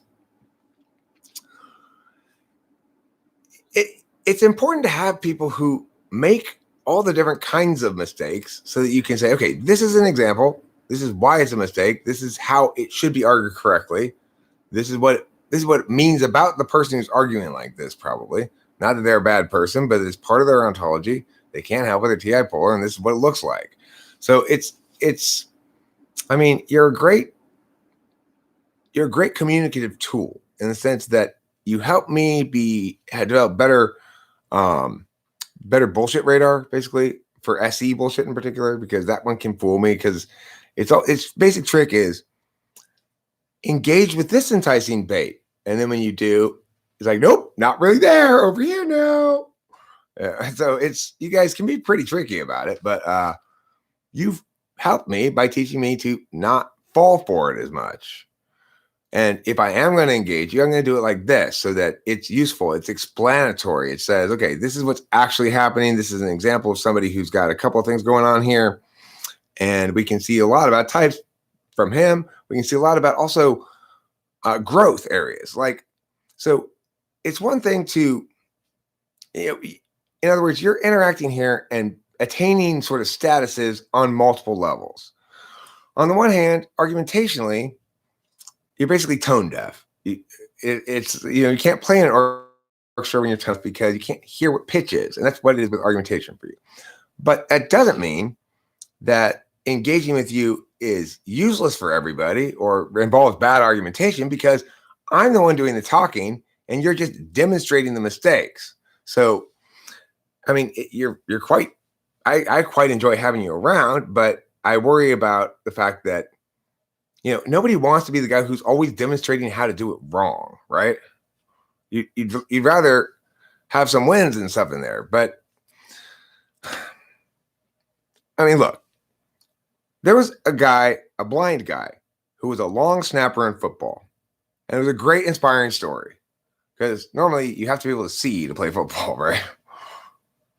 And that's great. The blind guy was able to be a long snapper. But note this, that to be able to play football at all, he had to play a very specialized position that only plays like 1 or 2 downs a quarter, namely for the kicking game and the special teams. They need a certain long snapper.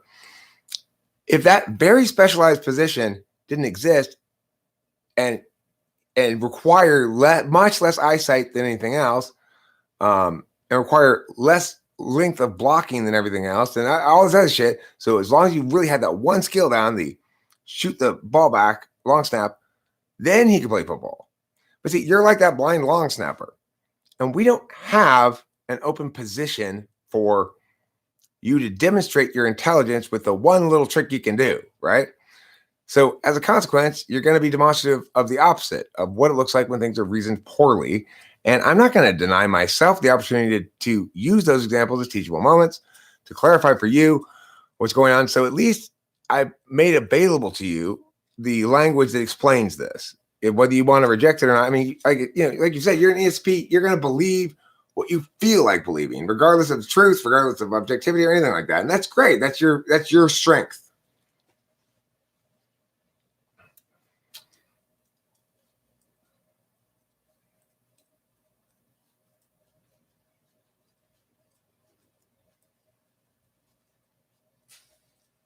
Right. You need to trust. Right. I think Cloud's kind of cool too. I'm not against Cloud, but the thing is, Cloud has this great opportunity here. He could come here and he could ask questions of people, all sorts of people here, who are older, wiser, and experts in an area that is not overlapping his own. He could choose to maximize the impacts of his time here in positive ways, become a much more nuanced and realized and powerful ESFP than 99% of ESPs out there. But in order to do that, it requires the same thing that requires of everybody who runs afoul of me: humility. And that is what Cloud completely lacks. Without humility, Cloud, you're going to continue trying to demonstrate that you don't need to learn anything. And in the process, repeatedly only demonstrate how desperately you do. I'm not trying to mold you. I'm describing reality. You do with that as you please. I'm not trying to step on your autonomy. I don't give a fuck what you do.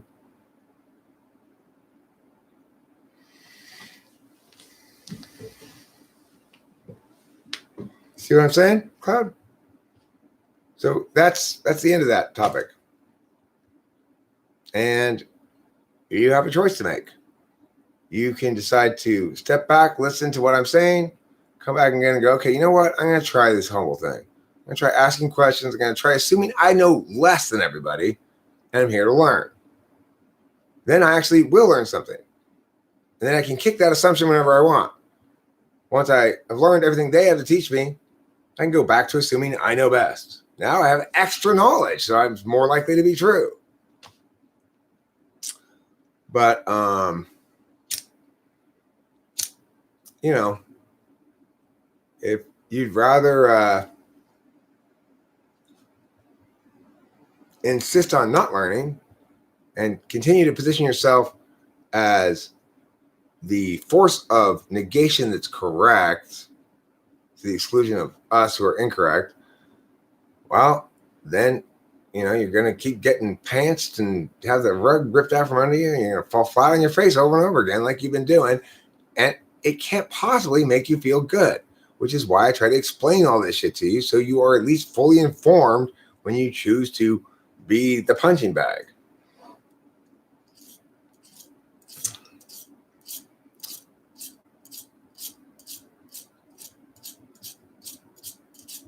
Shannon, you are obviously Cloud, or one of Cloud's friends or something. That's a very neat trick. Oh, you are not right. See, since Shannon said you were not right to Cloud, you must not be in cahoots with him. Yeah, we know. It's like, unfortunately, Cloud, I'm an intuitive and a thinker, and I got a lot of SI experience too. It doesn't matter whether you fuck with Cloud or not, Shannon, or whether Cloud or you, Shannon, are the same one. You're obviously working together because there's no way any other actual human being would agree with Cloud that I'm not an EHP unless they're either a spite monkey, in other words, trying to find some way to get me and thinking that challenging my type is going to get me, or completely ignoring logic, like whatever, or like Queen's weakness, kind of a stalker gone bad, I guess. What's your simple point, Cloud, that I'm ignoring? What's your simple point? So what's not up with debate? What's not up for debate? My type? I mean, you can debate it all you want. You're welcome to debate it all you want. I don't need to defend my affirmation that I'm an EHP. I don't care if you negate it. It's like, I'm not going to waste my time debating that because, should I accept that somebody actually thinks I'm not an EHP? If they're earnest in their thinking, they'll quickly change their mind as they learn more about functions. And if they don't quickly change their mind and persist in thinking I'm not an EHP,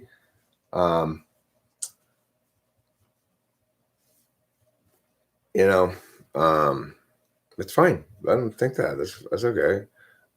I don't know. I don't know why they would. Probably, I guess, because they define themselves by the biggest guy they can negate or something. But the thing is, there's no way to successfully negate it. It just isn't. If you look at the totality of the evidence, you got to cherry pick very specific things to even try to make arguments against me being an EHP. And if I'm not an EHP and I am an ISFJ, then you kind of make it such that all other ISFJs are, I guess, just have insanely weak INI or something. And you put us a huge burden on other EHPs to produce even more extroverted intuition than me. I mean, it's like debating it is silly because, like somebody else said, you don't know what extroverted intuition is. You keep mistaking it for something else, and you don't have any definitions of things. And you just want to throw out provocative shit out there or whatever. So you can believe whatever you want. I don't care. Psychology is very abstract and delicate, but at the same time very obvious. Psychology, huh? You mean the word, or the field of study, or a certain explanation, or you don't know what you mean? Right. I got you. You don't know what you mean. Zandy, my SI is so darn conservative, and her mother is the voice in her head. I tried very hard to keep her in the shadows, but my South Node keeps returning her, and it's annoying. Abstraction is obvious, and so is delicacy, so is psychology. Psychology is very obvious.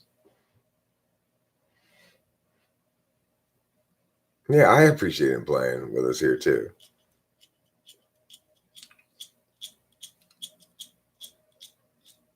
I know. I use an ungodly amount of TI. It's true, Octavio Silva, but Cloud's blind to it. And I use an ungodly amount of any, but that's true. But Cloud keeps mistaking it for SI. So, it's possible he actually thinks this. No, I didn't get much sleep, Rachel. I did lie down and try to lights and sleep for a little while, but I don't know. At some point, I just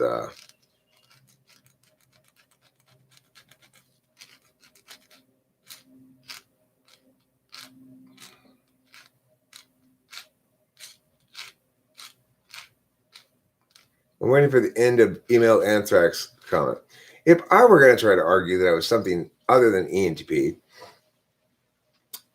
I'd be like, fuck, because I'm going to have to either argue as an ENFP or an ESTP. There's no other way I'm going to be able to hold any other, I'm not going to be able to uphold any other conclusion. So, all right, if I argue as an ENFP, it's not going to work. The TI is going to come in. The TI is too obvious. I can't frame that TI as FI. That leaves ESTP. Maybe ESTJ I could accuse him of being, but again, the TI is too much. It can't possibly be TE. No, I'm telling you, see, Cloud, look, this is so hilarious what FI people think, right? I'm saying this is what I would think if I were parsing out the arguments. Not believe, think. If I were, see, this is a crazy thing. FI people think thinking things is believing them. Because I guess they just don't understand like affirmations that don't link to a specific value attachment or something. It's weird. No, I'm just parsing out the arguments, Cloud. So what I'm saying is, if I were to make the argument for ENFP, it'd be very challenging because the TI is so obvious. So probably a better choice would be ESTP. But if I were to try to make that argument, it's almost impossible because each instance of action you see is 99% likely to be a talking or language kind of action and 1% likely to be an SE kind of action. So it's almost impossible to say an ESTP, which brings us to maybe ESTJ, you could argue. With ESTJ, you at least have the third slot any, which you could say looks a lot like dominant. In other words, ESTJs do like to talk a lot, and they don't necessarily like to listen a lot. You could try to make that argument. The big problem with ESTJ, of course, is I'm obviously not ignoring TI, and I'm obviously not a TE dom since I countervalue it so much. So that's going to be a challenging one. I guess probably you'd have the best chance of successfully at least muddying the issue with ESTP. ENFP is almost impossible to even begin to sustain. At least you can muddy any as to what it is. You can say, I'm talking for all these reasons because of my third slot FE. I'm not really talking about ideas, at least not enough variety of ideas. You try to take that sort of cloud approach that, well, if you really need to be, no matter how much variety of ideas you talk about even a bigger variety, that'd be kind of tough to argue. It's just almost impossible to make the argument that I'm anything other than an EHP. It's like literally almost impossible. When I try to make the argument, try to parse it out, I think, fuck, I'm beat here. I can't defeat ENTP. I can't negate it. They got me here. They got me here. They got me here. They got me here. I'm fucked. So I think when I try to actually parse out the argumentation about it,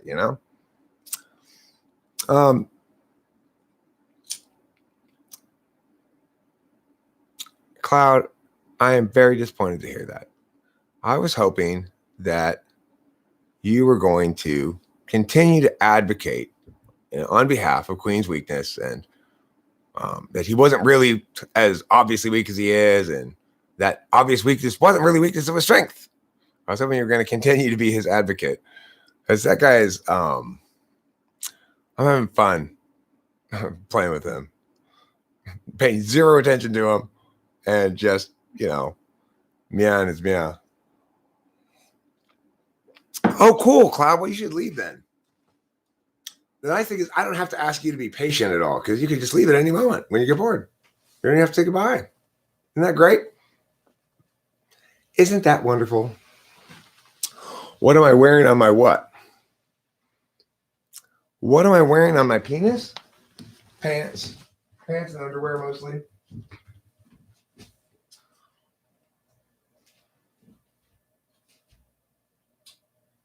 So anyway, this is a sort of teachable moment day, and what I'm hoping to get through to Cloud is that he can approach me intelligently.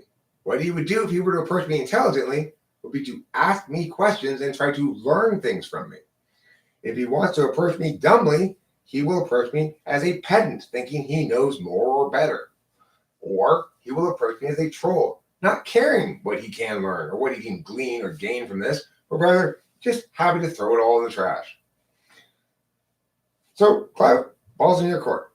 You know what dumb looks like. You know what smart looks like. Smart looks like you asking me questions and learning from me. Dumb looks like this. So, you decide.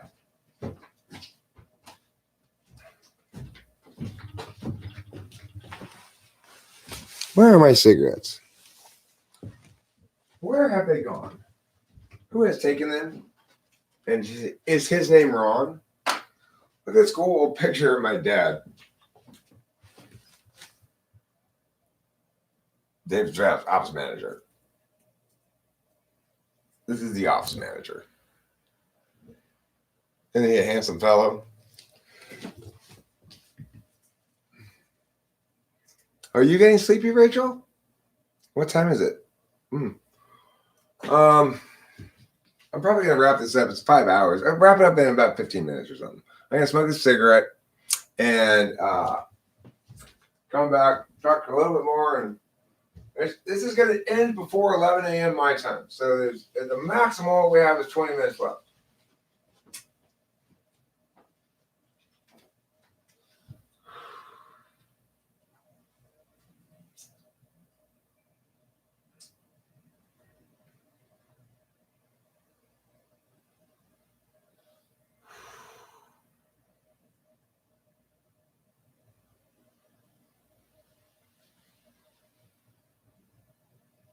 Wow, it is cold today.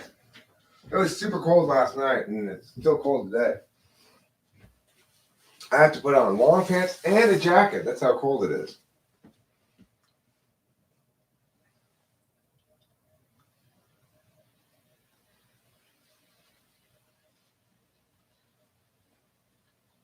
Would I enjoy this as much if Cloud changed to asking questions? I mean, I enjoy it to the extent that I eliminate his avenues of escape. Like, I like that. For some reason, it gives me satisfaction. So people say, well, why do you keep talking about Becky? I'm tired of hearing about it. Well, because I'm making sure all the avenues of escape are cut off and that all the elements of the narrative are nailed down and that there's no way for anybody to reasonably dispute any of those. I hadn't even I never really even wanted to pursue that course of nailing down all the narratives and defining things and making sure that we're all on the same page. But because I just didn't think it was really possible or whatever. But I guess I don't know, Mercury in retrograde. It's important to think Mercury in retrograde is not just bad. You are actually processing your past shit.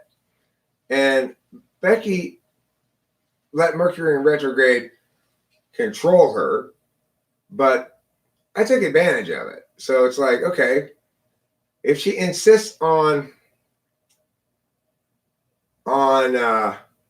resolving all these questions so definitively with her emails, then let's go ahead and finalize this thing. Let's finish it off. Let's finish the round. Let's do my summation. Let me clarify what all the points were that were made and where she was wrong on every single one of them, what that tells us about the past, et cetera, et cetera, et cetera. That way, I feel a great deal of satisfaction that finally this thing is resolved, that Becky understands that there's nothing she can do to stop me from talking about her, and that there's nothing she should do to stop me from talking about her, that the most morally correct thing to do is to respect my right to speak about her, and that if she wants to get back at me, she can do the same thing about me. She has a YouTube channel too. She can make as many videos about me as she wants.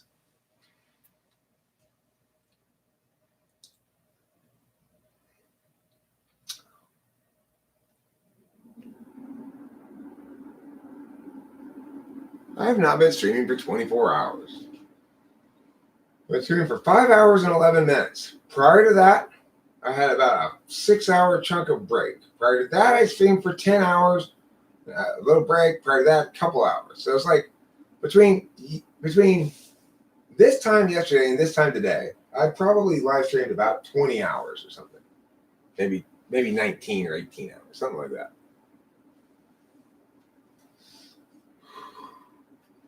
Cheese is real for me too, Rachel. There are some unfortunate souls for whom cheese is just an illusion. It's not their fault. We should not blame them. We should pity them.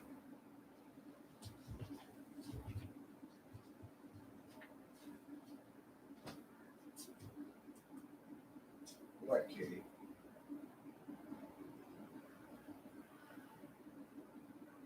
Do you really want to hurt me? Do you really want to make me cry?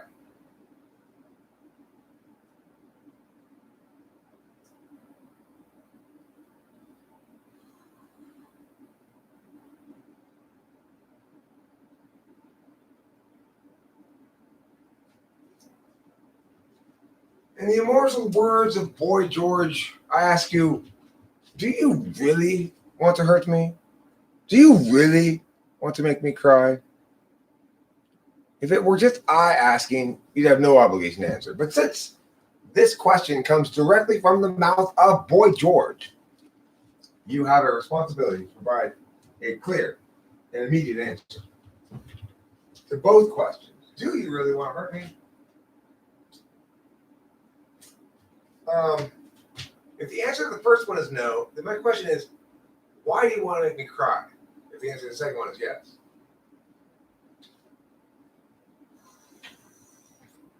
I guess the obvious answer would be, you'd like to see me cry for joy. But Boy George doesn't know joy, okay? He lives in a world of constant despair and agony.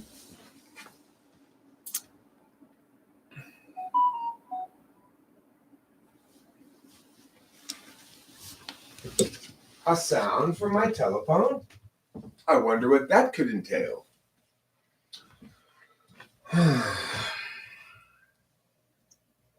What's going on here in phone land? Oh, Rachel sent me something. Oh. Oh. Somebody's been having fun with her camera on her phone and her capacity to send me pictures. Thank you, baby. I glove thee. I glove thee with my loves. I mitten thee with my gloves. And I want you to know that my heart seeps the moistest dampness of dew for you and you alone. Bye, Cloud. Eric is SE, Cloud. I'm SE. Yeah, Shannon. I'm SE. Pow! Let's ride our bikes. Come on, let's go. I rode my bike this weekend. I'm SE. Horace Mumbler is familiar with Queen's weakness.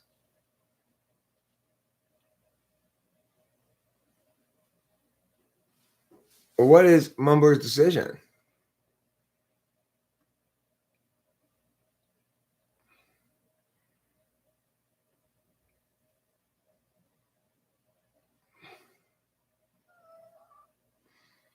Are you familiar with the Queen's Gambit? It was my favorite opening for years. I think I've decided to play the declined game, though considerately, unlike Eric. Well, thing is, you want me to work with you, you got to approach me a certain way. And if you want to pretend that you're going to seize the frame and control the narrative about things, then I will play along. I'll make sure that, in fact, it's the opposite, that I claim the narrative and I control the frame and you have nothing.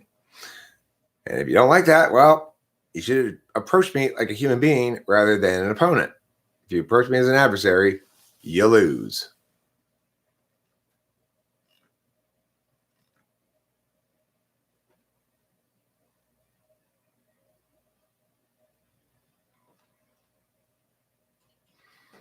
On a scale of angel cake from Tres Leches,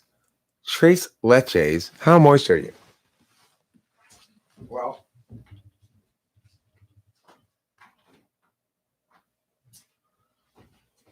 the answer is medium flow seepage.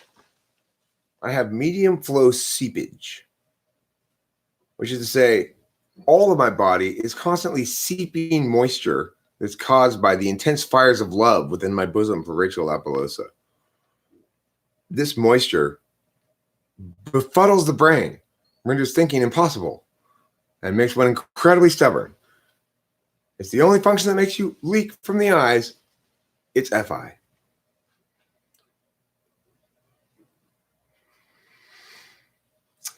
You should be learning chemistry now. C.S. Joseph's favorite word is dopest. I don't mind the word dopest. I like it. It's a good word. This is the dopest dope I've ever doped. Why do people care so much what others think? I would just John. Because they're FE? I care what people think. I mean, the thing is, I don't really care what they think. I care what people say a lot, you know? I care what words win the flow, what words stand and which words don't. So it's like, I don't really care what people think, but I insist that people use words right. And they're going to engage with me.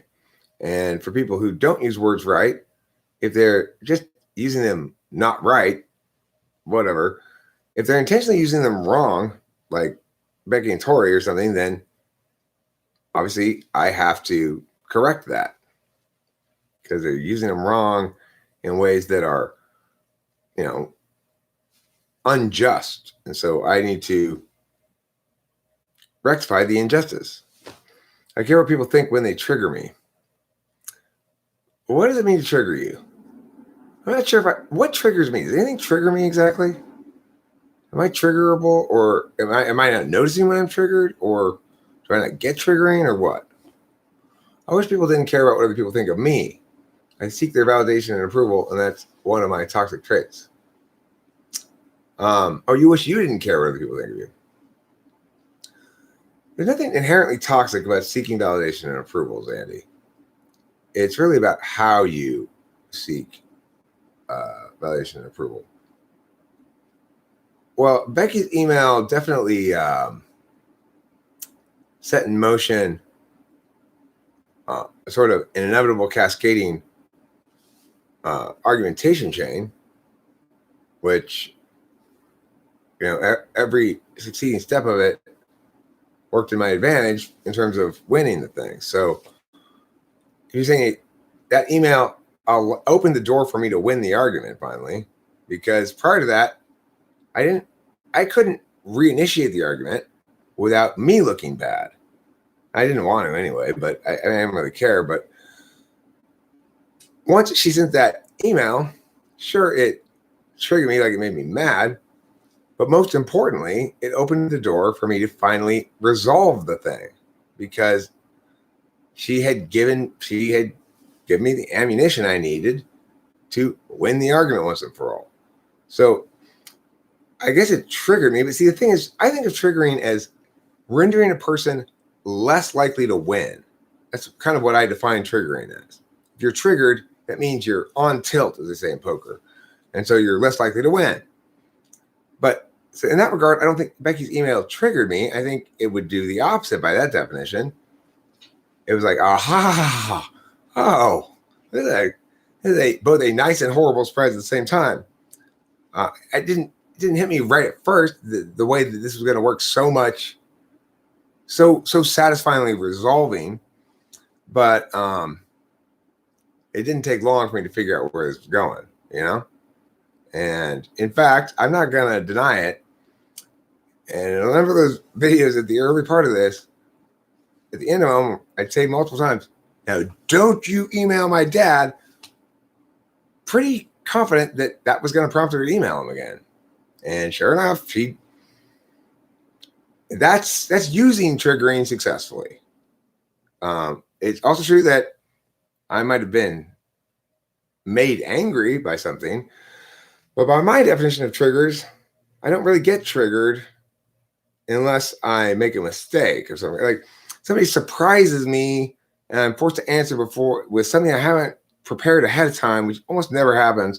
But if it does, I might get flustered and say the wrong thing or whatever. But other than that, things that make me angry tend to make me more likely to win, not less likely to win. So I'm not sure if I get triggered in the fashion that FI people do. If something's serious, then I will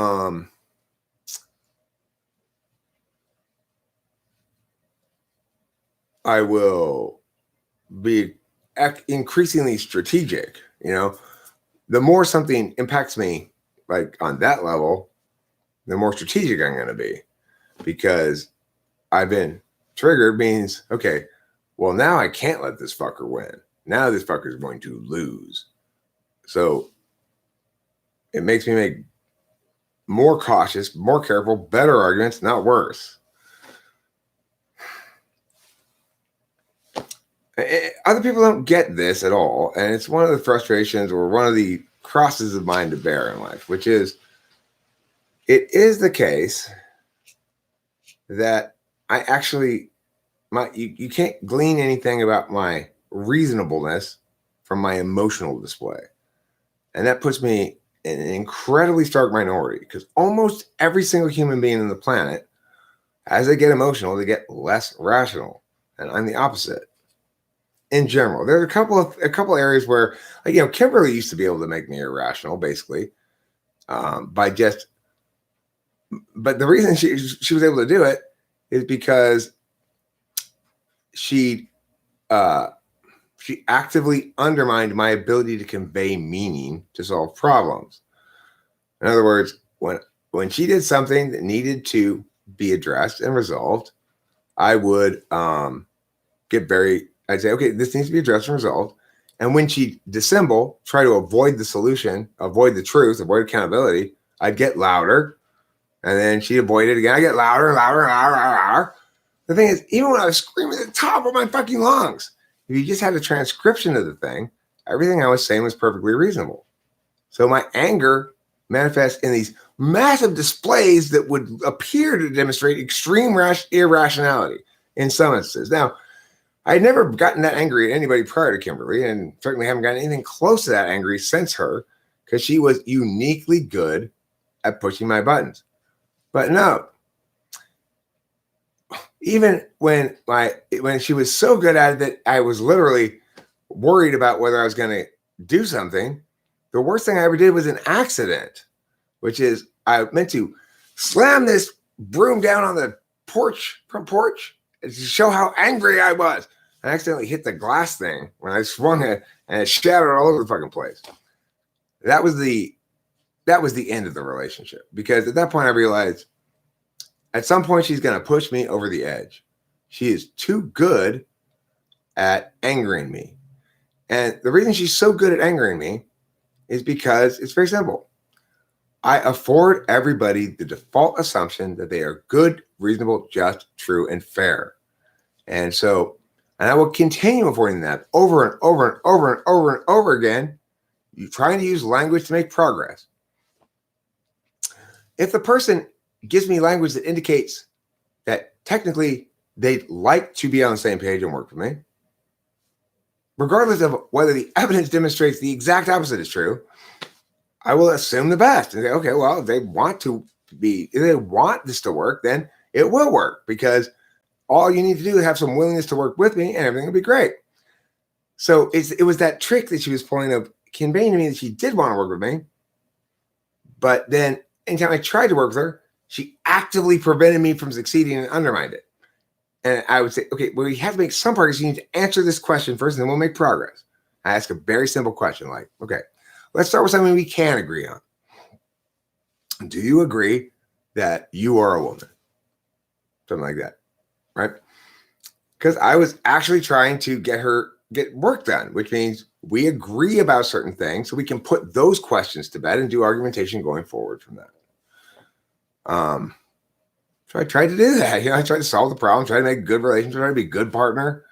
And every time she'd use that to torture me, basically, by pretending to participate in discourse, only to reveal eventually that when it came down to making any kind of progress, if I'd say, okay, so look, can we agree you're a woman? She wouldn't answer that question. She wouldn't give me that satisfaction of agreeing with something that was obviously factually true. So why did that occur? Because she and I were very incompatible. We weren't meant to be together. And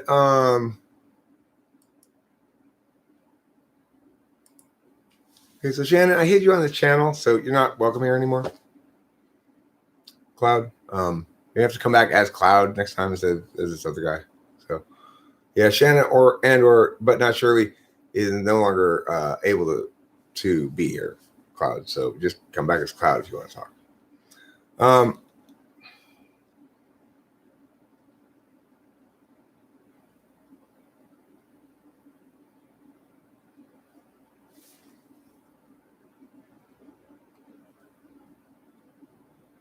No, I did that.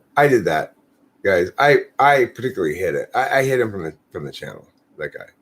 I did that. So that's fine. I did it because I intuited enough about that to just not bother even wasting time doing fairness theater, you know. Yeah, the most valuable lesson I learned, you can't change yourself by putting yourself into different situations. You have to intentionally change.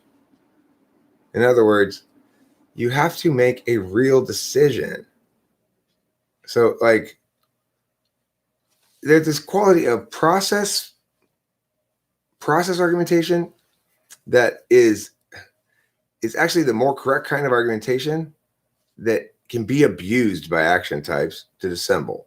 Trump abuses it. Hey, Rusbus, Trump says, you know, I'm not going to answer your question about what I'm going to do. What I'm going to do is implement the process well, get the right people. That doesn't tell me what you're going to do. That says you just trust me to always execute the process right. Well, I don't trust you to execute the process right at all. And if you tell me which aspects of the process you're actually going to do or whatever, then you're just making a specious process argument.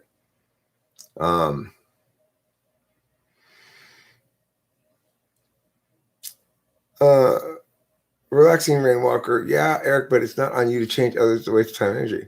Right, it's not on me to change others. It's on me to do my moral duty to uphold truth and prevent dissemblers and liars and stuff from being successful.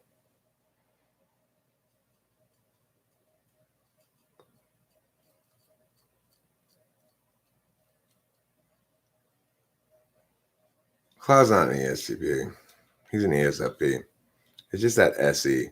I know it's you, Eileen. I would have been debating and decided I would rather live with the elves than the hobbits, although they're both high-quality arrangements. I think he made the right choice, Noah. I think he did. I did that on a comment the other day. The ranch is a terrible burden. Yeah.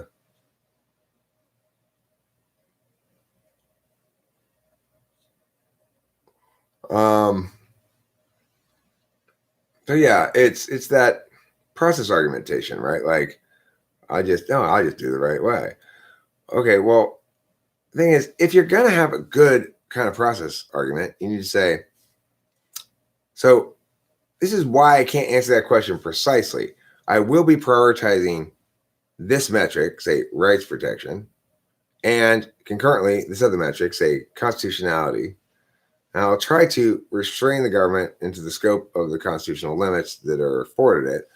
But because of my methodology, namely using the Attorney General's office to set case law by a precedent rather than working with the legislature, exactly where and how I'm going to have success in this endeavor is going to have to be dependent on process arguments, process decisions. In other words, you have to afford me the opportunity to be a counterpuncher and play these things out a bit and figure out which ones look promising and stuff. I don't want to even try to make all these predictions about what's going to happen. In that regard, I make similar kind of arguments to Trump. I'm saying, you're going to have to trust me to do the process correctly. The difference between me and Trump is I can explain what doing the process correctly looks like, whereas he's just trying to avoid actual substantive questions by appealing to the fact that it's a process to pretend as though he doesn't need to answer any questions about what the specifics of that are. So, is it? I said I would get end by 11. Now we have to go to 12. No, I'm gonna end it here pretty quick. I do need to do some other things today. Although I don't know what exactly I'm gonna do. I think the first thing I need to go to the weed store. That's the first thing I need to do.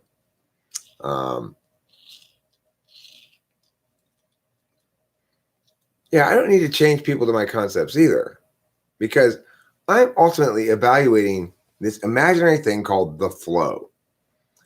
The reality is, which arguments Eileen has heard, probably all of them multiple times. Which arguments somebody who doesn't come around very often has heard, maybe none of them. Somebody maybe heard a couple of the arguments. So I don't worry about changing other people's minds at all. What I do is keep track of the flow. Here are the arguments that they were making. Here are the arguments that I am making. Let me recap again why the whole totality of this has fully collapsed now. In other words, she has no standing arguments left on the flow. All of my arguments are standing.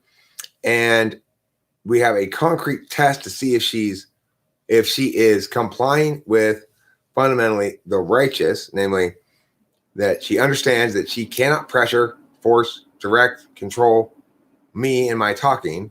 That's one sort of test, right? So it's like, I'm not trying to change people's minds or perceptions. I am just saying, what I will actually do is actually win on the flow. Now, what happens is people come in and go, did you really win that point on the flow? And then I'll have to recap it, because I keep in mind the flow. I don't worry about whether this person perceives this or that person perceives that or that other person perceives that. I don't worry about any individual's perceptions. I just know I can win the flow completely, so that if my story is brought into question by anybody at any point, I have at my disposal and already prepared all the reasons why that person is definitely wrong, why I'm definitely right, and why no correct interpretation of the data, the arguments, etc., concludes anything other than what I say it should conclude. So that's what it means to win on the flow. It doesn't mean everybody thinks you won on the flow. It doesn't mean everybody knows you won on the flow. It doesn't necessarily mean anybody has heard any or all or some or whatever the arguments. It just means that I know that, having parsed out all the different arguments on both sides, even the ones that looked bad for me, not just the ones that looked good for me, that in fact, they don't have any successful angles of attack. There's no argumentation they can make that will win on any of those chains. I have anticipated them all, and thus I can relax. I know I'm right and I win no matter what happens. Now, do I expect me to be my right and winning to be represented by, like, Becky going, you are right and you have won? No, of course not. That's not how I define right and winning. What I know is I know I'm right and I have won because I have successfully done all the work in my head, and I know now for a fact that there is not a single angle of argumentation that's available to her that has any capacity to beat the standing arguments that define the flow right now. Does that mean I expect her to change her mind? No, I'm very accustomed to people not caring what the truth is and just believing what they want. That's very common. Not caring what the arguments are, not caring what the truth is. Prioritizing the satisfaction of, say, exercising spite over the liberation of being a moral agent.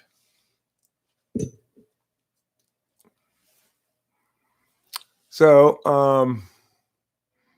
that got talked about because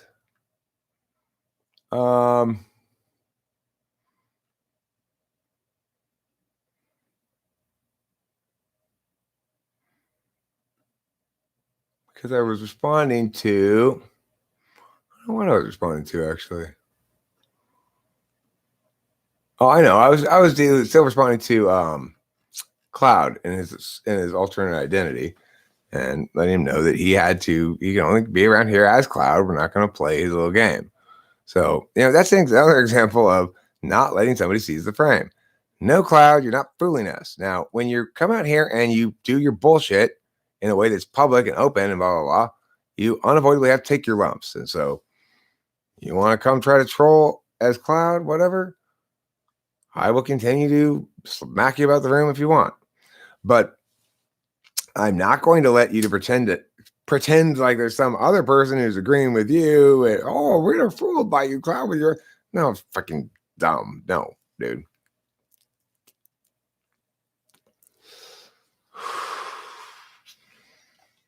I didn't really lecture about debate until I started coaching it. The thing is, I debated in high school.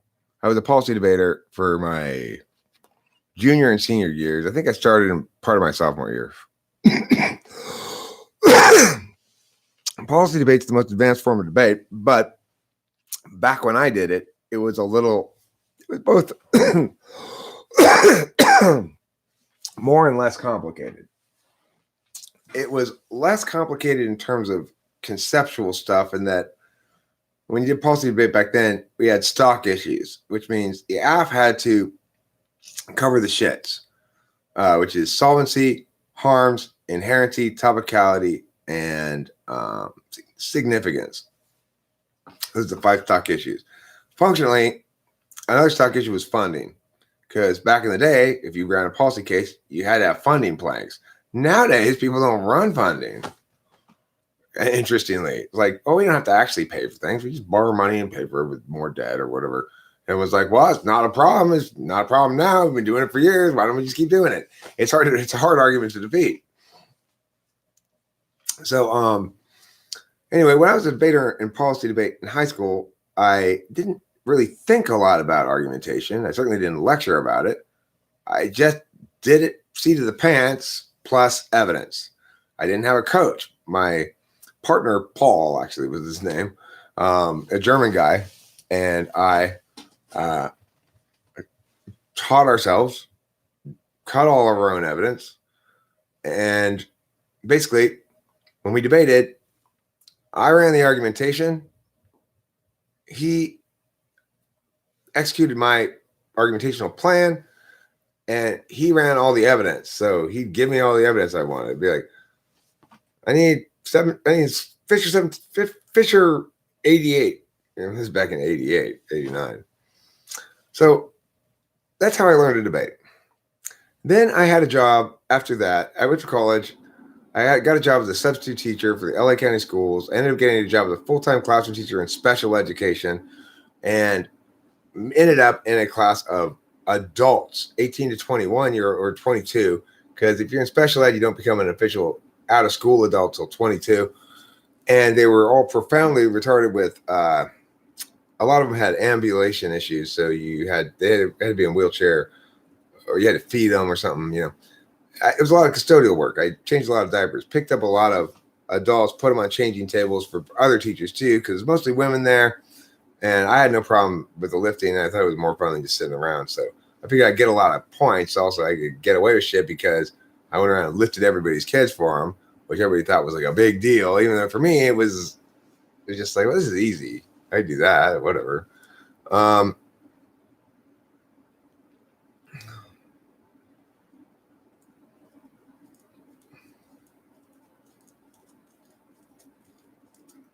Bye, Octavio. Thanks, Horse Mumbler, for your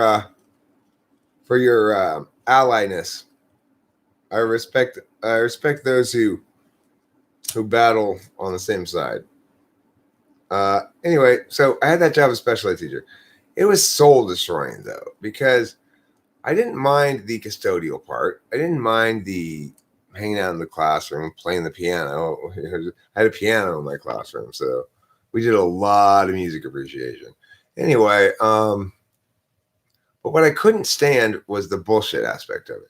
Special ed is filled with educational theater, paperwork, other sort of things you're supposed to do to establish that you're adapting a normal curriculum for these kids. The ones I had couldn't speak, couldn't walk, had to be changed in diapers, had to be fed, and I was supposed to like pretend to adapt Shakespeare or something for them, and basically not actually adapt it, but produce the paperwork documentation to show that I'd met that metric.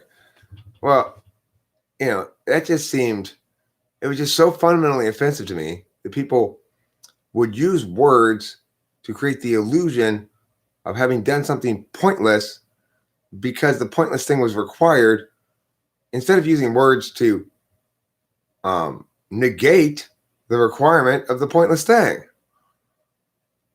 So I left to go get a regular teaching job. I mean, I got RIFT. I got reduction in force, and which means basically laid off. And I got a regular teaching job instead of special ed. I'd never taught regular ed before. And what I learned when I went in the first regular teaching classroom is that you don't learn anything about teaching in special ed. That's not teaching at all. That's caregiving and custodial behavior stuff. And so I had to learn how to teach English to regular kids. Fortunately, I got a job at this place with Mr. Samuelson, and he was an excellent mentor teacher. And I owe him a great deal as far as learning how to teach. And basically, the key thing, and first key thing, number one thing about teaching well is you have to master classroom control. In other words, you have to learn to be somebody whose authority isn't questioned and whose boundaries aren't pushed. When I first went into teaching, I was way too nice. I afforded the kids way too much autonomy. I wanted things to validate on my ideal TI-NI metric rather than incorporating TE. Well, the reality is you've got these clients who paid this guy for you to teach them shit. You better get some shit done, you know? You better actually accomplish something that you can point to that's concrete. Parents are happy to get free public school, and, you know, they know they're going to get what they pay for. The history teacher just had you watch a video and do a poster again. Yeah, well, it's free, you know, whatever. Doesn't matter if the teacher's terrible and you're not learning anything. It's at least keep you busy during the day. But if they're going to pay extra on out of their own pocket for after school programs, those programs actually have to be effective. They have to actually be good. The teachers have to be better than the ones who are in the schools.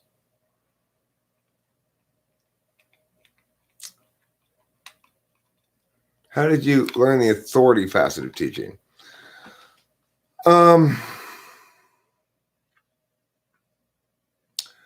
Basically through TE. The first thing I learned was that you have to manage the flow of activities properly. So you got to keep the kids scrambling a bit. Like they're running out of time, you know?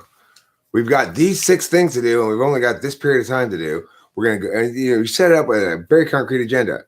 At 5:11, we will switch to this. At 5:18, we will switch to this. Blah, blah, blah. We will grade this and blah, blah, blah. And, you know, it's like you put too much shit on the schedule. And you go like, I have to get through this because I'm going to get in trouble with the boss or whatever, you know? And so, and if you are, in fact, going to get in trouble, like after I had fucked around for long enough, he had a come to Jesus moment with me. Unlike Becky, I did not run off and middle finger him. I said, okay, Eric, you come in here with a lot of arrogance, thinking you know better than this master teacher about how to teach regular education, even though you've never done it. Thinking your philosophical ideas about autonomy are more important than actual classroom control, and trying to apply your sort of principlist framework to what ought to be a TE framework. Namely, I can actually tell if I do a good job teaching these students.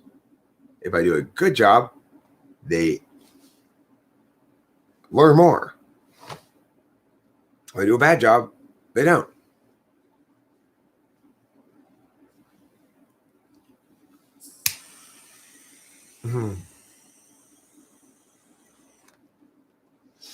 You don't gotta spend shit. Welcome back. We missed you so much. Oh, come on, Eric. I know you want to time me out. Why? Why do I want to time you out? What'd you do? Right. You're a bad private coach. You won't have any clients. Clients will not stick around with you. Even if you're a great private coach, if a kid doesn't show pretty dramatic improvement pretty quickly in terms of actual results, like winning tournaments and shit, your clients are likely to misinterpret the slowness as you being a bad coach, maybe.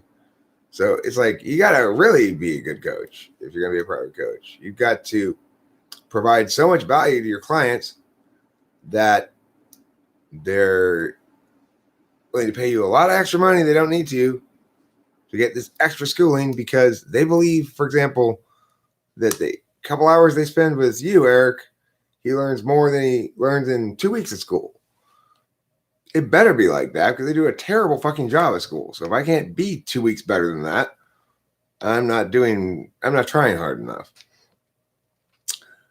If school did a good job, teachers would have a clear understanding of what their goal was and an obvious, public, hopefully transparent metric that would demonstrate to them decisively whether or not they've met that goal. As it is, you've got a bunch of unregulated fiefdoms where you've got history teacher who decides, it's like, how are you teaching history? I have him do a poster. Oh, that's great. That's wonderful. You've got multiple intelligence modalities that way. Includes the sensors and that's not, if your goal is to keep the kids busy, that's fine. If your goal is education, then why would you have them make a poster? Whatever pieces of information they're putting on that poster, that has to be the slowest possible way to learn it. So a lot faster way to put that information someplace or to internalize that information if that's what the teacher wants accomplished. When a teacher is assigning things like posters and stuff, what's clear is they don't want to accomplish maximal educational outcomes. They don't want to become more efficient in their actual job, their craft of producing individuals who have more intellectual capabilities and resources because of your involvement with them. That's not the goal of those teachers. The goal of those teachers is to have stuff to show the administrators, avoid complaint, keep the kids busy in class. So, yeah. Okay, look, you're going to work. I need everybody in here. I am not feeling it today, okay? Mrs. Johnson has had a rough morning. I need everybody in here to work independently. You got the homework assignment right there. Questions 1 through 18 on this page. Just yes, copy out the whole question and write the answer. I need to keep these kids busy the whole period. God, I don't want to teach anything. Could you imagine if I went to my client's house and I said, well, today he's going to read independently over there. And I'll sit here and drink my coffee and look on the computer. Okay. Are you done with that yet? Done reading that? Okay, cool. Can you answer these questions on this page about those things you just read? Questions. Copy out the whole question because that's good practice for you. They immediately say, okay, well, that's not a coach we're going to call back again ever. Because he's just doing that bullshit education theater they do at school. We're looking for somebody who does real education. Real education means I go in there and say, okay, look, we need to win this debate topic. This debate topic is predictive policing is unjust is the new one. Or we need to win this debate topic. This is the nuclear weapons topic. It turns out we're going to debate the nuclear weapons topic again. In fact, this upcoming weekend, I got the nuclear weapons topic again at Marlboro again. The reason we're debating it again is because the same topic, the February topic, is used at middle school TOC in May, in Kentucky. So we did a little bit of a tournament scout out plan thing. What are we going to do here? And we decided to have him debate nukes this weekend, nukes at TOC, and we might get in one tournament on the predictive policing. Now, I've already prepped out half the predictive policing, so I might as well finish up prepping out the half. But so when I'm talking about educating somebody, in my last session with the kid, which was yesterday, I went in there saying, okay, we've been cutting a lot of cards and doing a lot of casework, but I really need to teach a bit right now. I need him to understand framework better, and I need him to understand it. I need him to understand all of the arguments about it contextually. So I need him to, And this is what's complicated for non-meta analysts is meta analysts naturally are going to understand this argument works like way X in context one, way Y in context two, way and but you have to do that for every single one of the arguments. And for people who don't have the right cognitive function stack, it's an incredibly difficult process to get them to learn all the arguments. For Jeffrey, who's an ENTP, he gets them all. What's hard for him is to use the right one in the right circumstance or to remember which one's determinant because he's NI ignoring. So this is the thing I did at work yesterday during the 2 hours I was there. I made this document and I went over it with him and we discussed it and I asked him questions about it. So we'd read a section and I'd say, okay, Jeffrey, now you are on app and I'm asking you questions. You answer my questions successfully.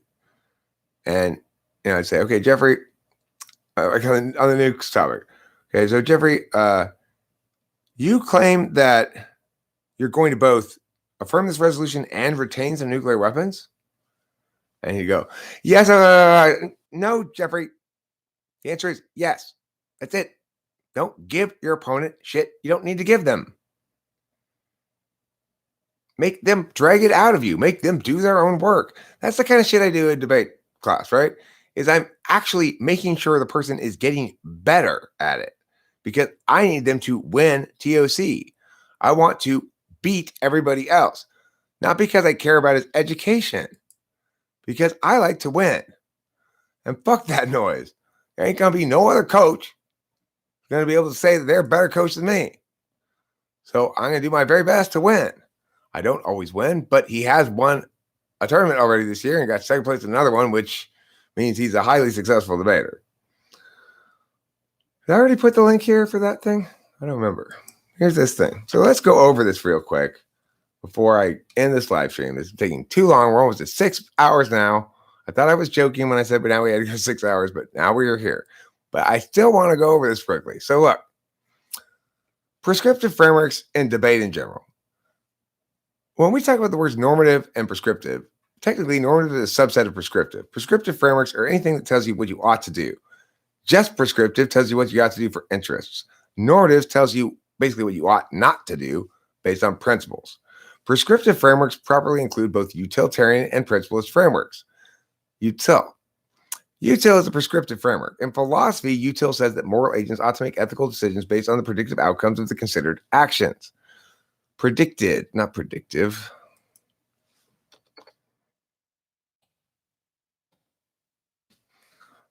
Util says that a disinterested calculus is one that prioritizes breadth and equity, which is usually expressed as the famous util thing, greatest good for greatest number. It means I want good that's broad and I want it spread out equally. Is utilitarianism's definition of disinterest. Is it a good definition of disinterest? No. Does it actually convey disinterest? No. But that's how util treats it or assumes it to be in order to make its basic arguments. In debate, people present util as either a value or a value criterion. It does work as a value criterion. A value criterion says we will best uphold value X by engaging in process or rule Y. The value criterion is the process or rule. So, for example, I might say my value is autonomy and my value criterion is upholding rights. Upholding rights would be the thing we do to attain autonomy. Okay, so it does work as a BC utilitarianism. It says basically that if we measure this stuff this way is how we're going to, doing an impact calculus is how we're going to determine who better upholds the value. But sometimes people will run util as a value, which they shouldn't because it's wrong, but they do it anyway. So when people say util is a value, they mean community, equity, social welfare, or some such as the value. This happens because util naturally links to the communitarian perspective. And the communitarian perspective assumes that the group can and should have both interests and powers that take precedence over individual interests and autonomy. C, whenever someone runs utilitarianism as a value and also has a value criterion, then that debater has either engaged in pointless redundancy or they have created a framework contradiction for themselves. Which means if I say my values utilitarianism and my value criterion is upholding rights, for example, or even if my value criterion were rejecting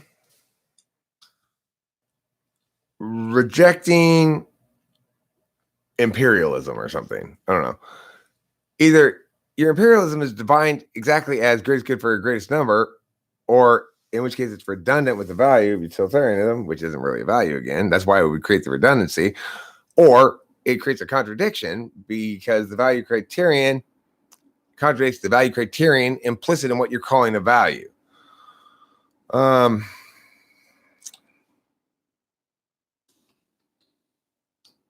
Utilitarianism says we ought measure and weigh post-fiat impacts. Post-fiat impacts mean, let's pretend we pass this pretend bill that I want to pass that makes all hats illegal. Well, one of the post-fiat impacts is less forehead skin cancer because, it makes all hats mandatory. Less forehead skin cancer because less sun on your skin from the hat. So that would be a post-fiat impact.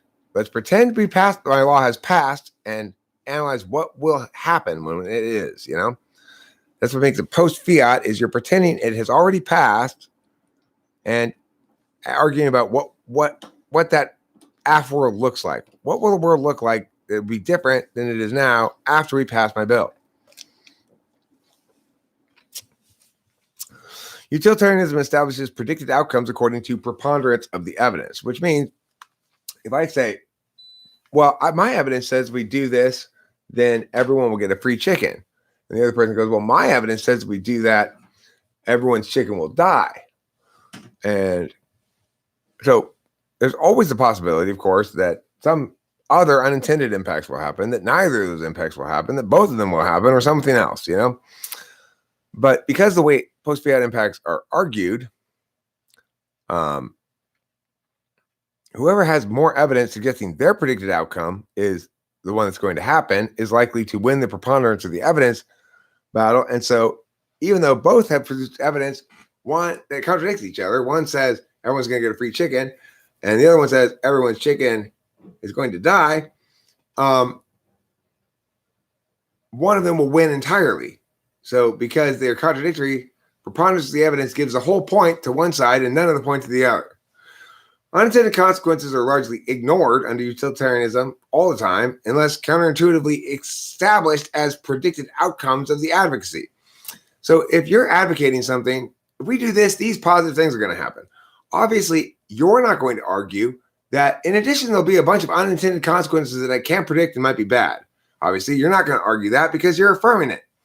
So the only way to actually include unintended consequences in any kind of discussion that has utilitarianism as a framework is to have the negator establish unintended consequences as a predicted outcome of the advocacy, which is kind of weird because, of course, you're saying the advocacy is bad because things we can't predict, don't know will happen, and don't want to happen will nevertheless happen. But we can't say which ones they are right now. So they're not really any impacts. So as a consequence, neg ends up predicting these negative impacts instead of just referring to the unintended and unpredictable consequences. They'll say, I predict this manner of unintended consequence or this specific example of undesirable unintended consequence, or something like that. So 5, utilitarianism is presented as a normative framework in debate, but is not one inherently. It is a prescriptive framework that doesn't make real normative claims. Everybody talks about utilitarianism as a normative framework. In other words, we know what's moral because we just have to see what our actions are going to do. If they create net good impacts, then it's moral. If they create net bad impacts, it's immoral. That's utilitarianism when it's presented as a normative framework. It acts like that's what it says.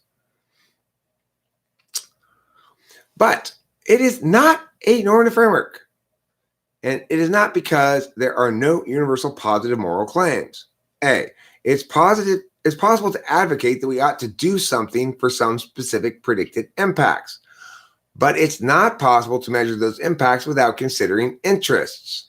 Thus, utilitarianism always supports diffuse good for concentrated harm unless it invokes rule consequentialism. What I mean by utilitarianism always supports diffuse good for concentrated harm is utilitarianism always justifies taxing the rich people more so that there'd be more equality of outcome in terms of wealth, presumably. The rich person is the concentrated harm. They're getting harm done to them by the change in the policy. The diffuse good is the assumed benefits of spending that money by the government. Utilitarianism always assumes concentrated harm is justified by diffuse good because its fundamental engine is greatest good for greatest number. And if greatest good for greatest number were actually true, then it would be most moral if I were a doctor and had a car crash came in. There were 4 people, each needed an organ transplant. Then Cool Paul walks in. He's got a head cold. He says, "Hey, doc, I got a head cold." And I'm the doctor. I said, "Well, I have to do the most moral thing. I'm going to have to kill you, harvest your organs, and save these 4 people. 4 is greater than 1. Greatest good for greatest number. This is a smaller number. Your good doesn't matter because they get more good and they're more people. We saved 4 lives. We just have to kill you." So that's utilitarianism when taken at face value.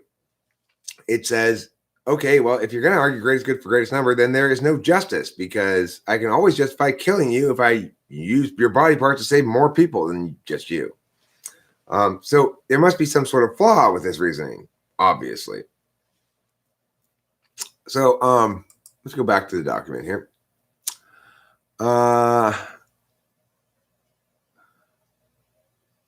Rule consequentialism. Rule consequentialism is a subset of utilitarianism that people sometimes run in debate.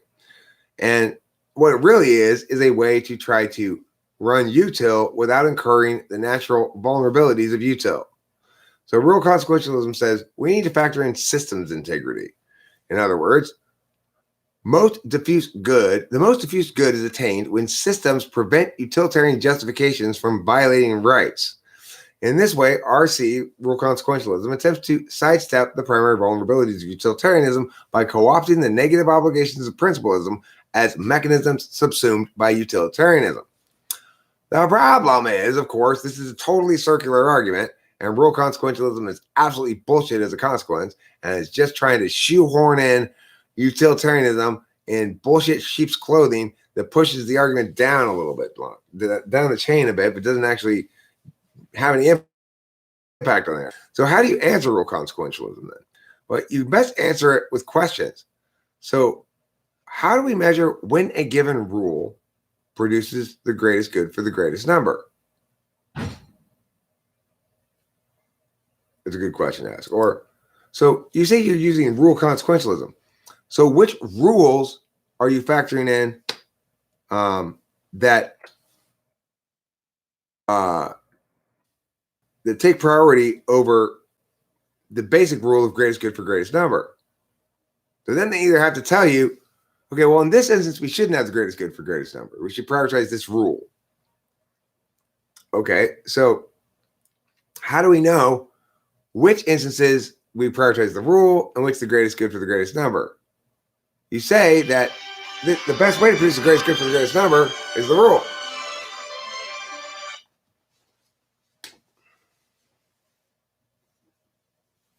Hello?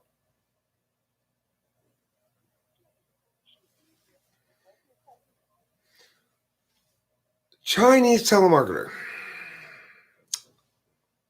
It might be best, for example, to decriminalize theft when it's a poor person stealing something that a rich person accidentally left on their porch. After all, the poor person obviously needs it more, so the greatest good is met by fulfilling that need, and the poor person is more likely to share the resources with more people than the rich person. So in that instance, if we prioritize greatest good, we'd agree that the rule should incorporate allowing some theft. So does the rule consequentialist rule that you use to modify utilitarianism allow theft or not? Does it allow this or not? What happens is you realize pretty quickly when you start asking questions that, they can't articulate the specific rule, because if they do articulate a specific rule and say that that's predominant, then they're saying we prioritize it over greatest good for greatest number when they conflict. And no longer is it util subsuming deontology, it's the principalism subsuming the utilitarianism. Now, if they don't run it that way and they say, no, it's we don't prioritize the rule all the time, only when it's consistent with greatest good for greatest number, then it's no longer a rule.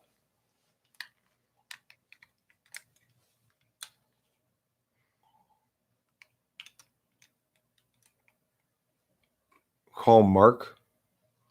Why do you want me to call Mark? Why didn't he call me? I talked to him the other day. I'm on a delay here on YouTube, and are you on your phone so you heard the phone ring before I did? No, I heard it ring, and then I picked it up, and it was like, so I hung up on it, Okay, I don't really speak Chinese. Those are just pretend Chinese words. Right. So if you either, at the end of the day, you can't split the difference. You're either going to prioritize the rule when they conflict, or you're going to prioritize the impact calculus. So this is how this shit plays out in debate. But how does it play out in meta-analysis, which is to say, what exactly is it doing? Well, from what I can tell, utilitarianism expresses subjectivity along the prediction vector. You're going to have subjectivity somewhere in any kind of normative framework. For them, they allow the predictions to be subjective and just figure that differences in capacity to predict among people are a wash. Util expresses objectivity along the substantiation vector, namely empirics. That something can only really be called objective when it is substantiated empirically. And util, in order to draw these expressions, in order to make these expressions with some sort of presumption of success, util has to assume linear causality, namely that everything is caused by a definable and reducible line of causality. It assumes all systems are non-chaotic systems comprising few variables.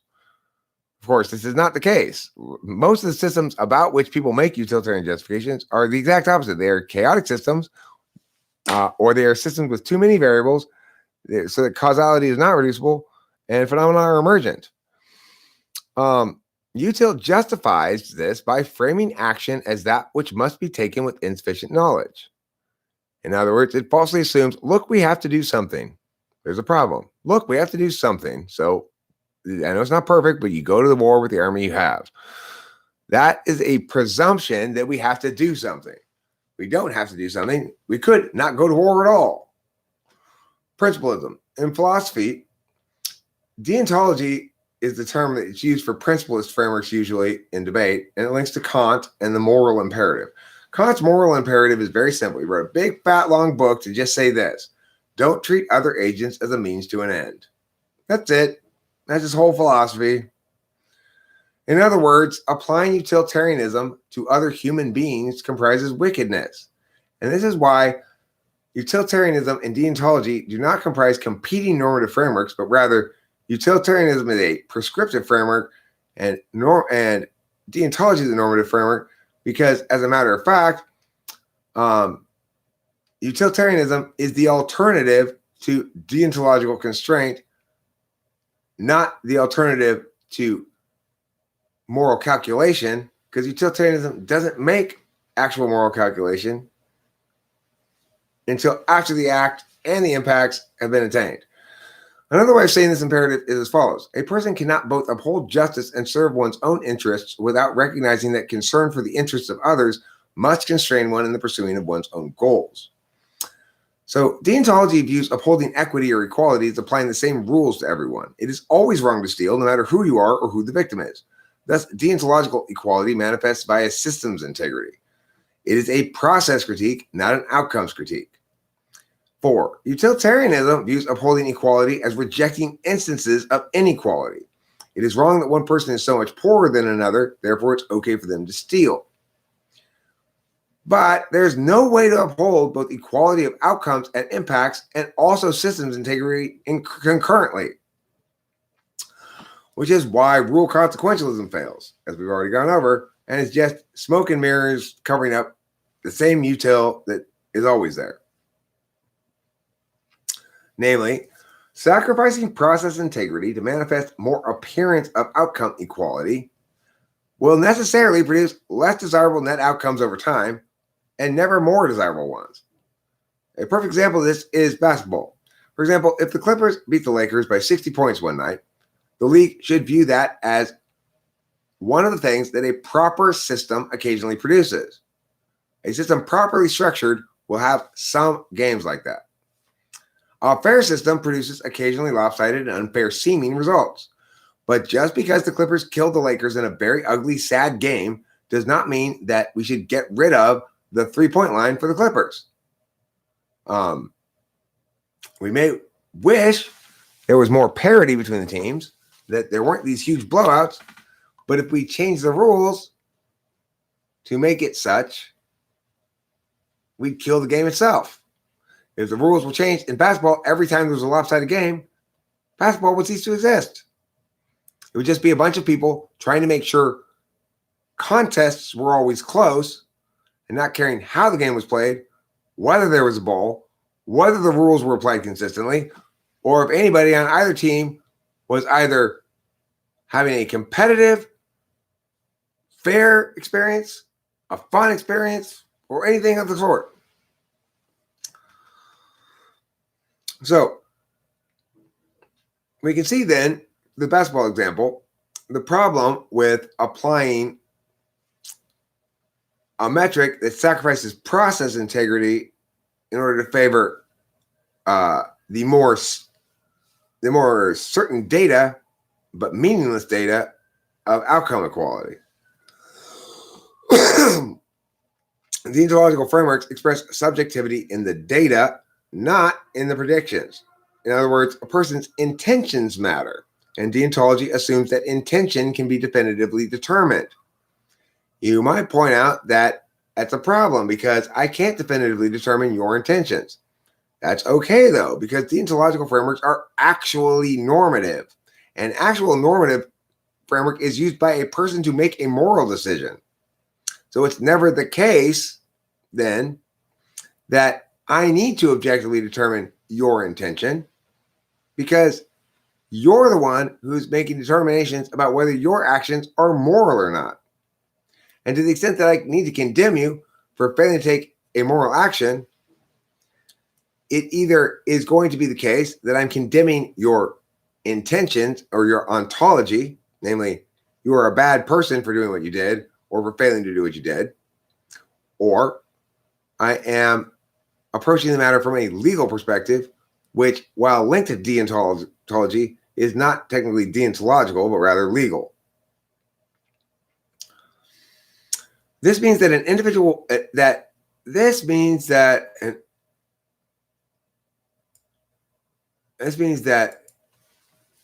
Deon frameworks. This means that deontological frameworks tell an individual person what he or she ought or ought not do in a way that establishes the moral status of the act prior to the act being undertaken. I can know for certain that an action I'm considering, for example, theft or murder, is morally wrong before I do it. I don't have to anticipate anything about the outcomes.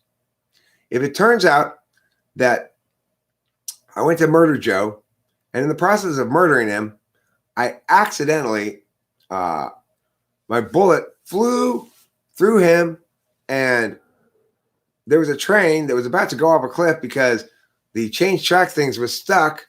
The bullet happened to fly through him, hit that thing on the train track, and saved 200 people on that train. Now, I've killed the guy. I had no way I could have predicted that I was going to save a net 199 lives. But according to you, Till, it doesn't matter. Because if, in fact, your action has net greatest good for greatest number, then it was moral and intention doesn't matter. So, according to utilitarianism, if we were to treat it as a normative framework, it would tell us that whether or not that murder was wrong or right could not be fully determined until after we had counted all the impacts and determined whether or not there was a net good or net bad impact pile at the end. Of course, that's a challenge because it's going to be quite a long time till all the direct impacts of the action have been manifest. If in fact I were to murder somebody, then that person's and all the things around that person in life will be dramatically affected. And like, let's say that person was a father of a 7-year-old girl. Well, I'm not going to be able to see the impacts of murdering that girl's father, not all of them, unless I sort of take notes on the development of that child from that point forward to the end of her life and hypothesize how she would have been different had I not killed her father, and somehow measure the gap between those two things and meowdy. So the thing is, for util then, if you do treat it as a normative framework, it does the following thing. It says, probably not moral for you to kill that guy, but we won't really know for sure whether you did the right thing for about 100 years. That's not a moral framework. That's a prescriptive framework. It's telling you, well, here's what's in your best interest. But if you want an answer on the moral question, you really need to consult a deontological framework, because util, after all, is not a normative framework. It's a prescriptive framework. So in contrast, util establishes the prescription prior to the act. This means that it says what ought to be done provided its predictions are right. Because utilitarianism indicates that the greatest good for the greatest number is advisable, it acknowledges that the actual moral status of a given prescribed act cannot be actually determined until impacts occur and are measured. This means that util is well served to judge a set of completed actions and to render judgment as to which of those completed actions were most advisable. Of course, note, nobody wants to know or finds it useful to know whether their action was moral 100 years after it's taken.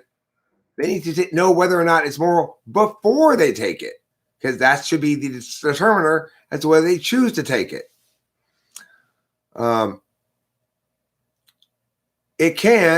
Utilitarianism can and usually does in debate, additionally try to claim that then those most advisable actions are also most moral, but the only real warrant for that conflation is circular.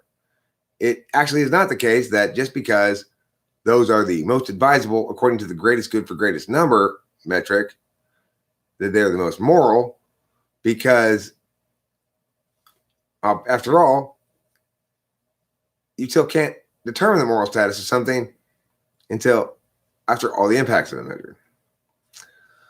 So, for example, I might say things turned out well according to my subjective definition of well, and turned out better than our negative predictions regarding actions we never took, therefore our course was moral. But this obviously does not warrant that conclusion. So just because I feel satisfied things came out well, I can think of how it could have come out a lot worse.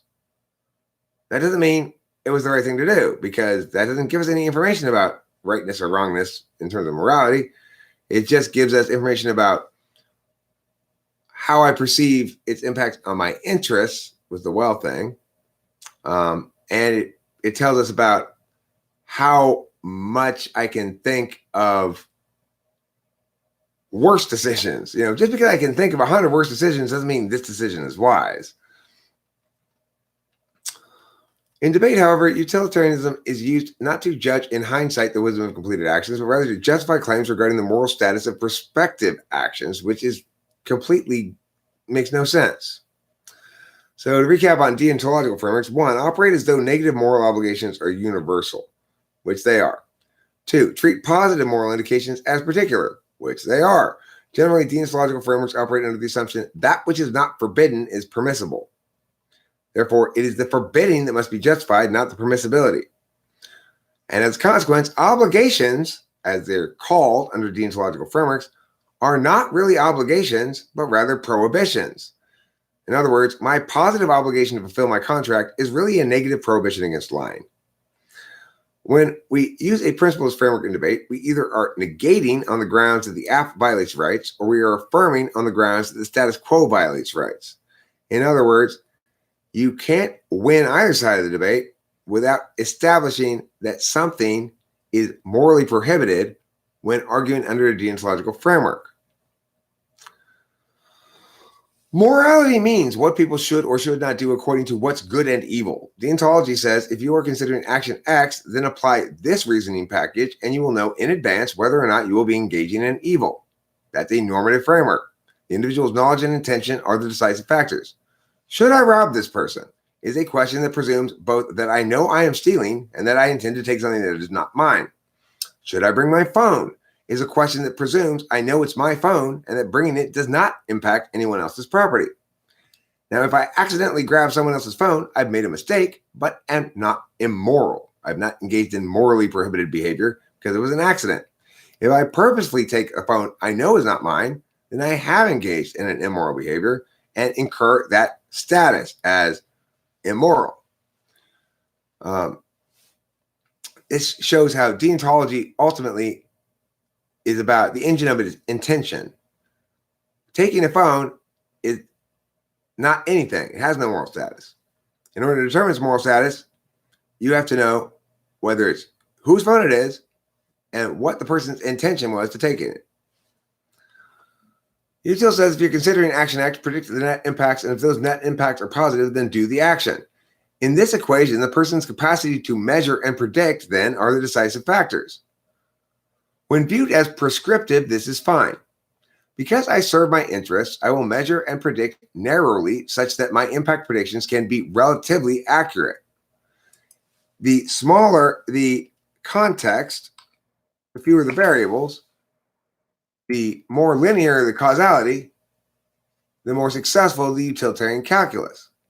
However, those kind of afore-described contexts are the stark minority of contexts when it comes to policy making. If applied to your own life, this is fine. If I'm trying to make policy for me and my girlfriend, like we should go to eat here for lunch today, would be a policy advocacy. And I can say why. Well, because I predict we're both going to like it. It's close. There are a few variables I have to consider. It's easy enough to actually use utilitarianism. It's appropriate because it's such a small closed system of factors. And because the interests are clearly defined. We know I made a good decision if both you and me are happy with our food and our lunch experience. We know I made the wrong decision if either of us thinks it was shitty. And we don't have to justify why we think it's this or blah, blah, blah. We already have a built-in metric that says we know where the subjectivity is. We don't need to justify our random whim opinions about this place. We're going to look purely on a TEFI thing. In this case, it's fine. I'm advocating we should eat there because by the time we're done with our meal, we're going to be super happy that we ate there. In other words, I'm going to predict positive net impacts. It's still utilitarian in the sense that it's an impact calculus. It's also greatest good for greatest number in the sense that it can't be the right decision for both of us if either of us isn't happy, but it doesn't factor in anybody but the two parties involved. So it's particularist. And when you're talking about using utilitarianism to prescribe a certain course of action, then you're talking about a particularist action. The more particular the action is, the more successfully util can provide guidance because the more clear the interests are and the fewer variables there are to muddy the navigation from the status quo to attaining those interests.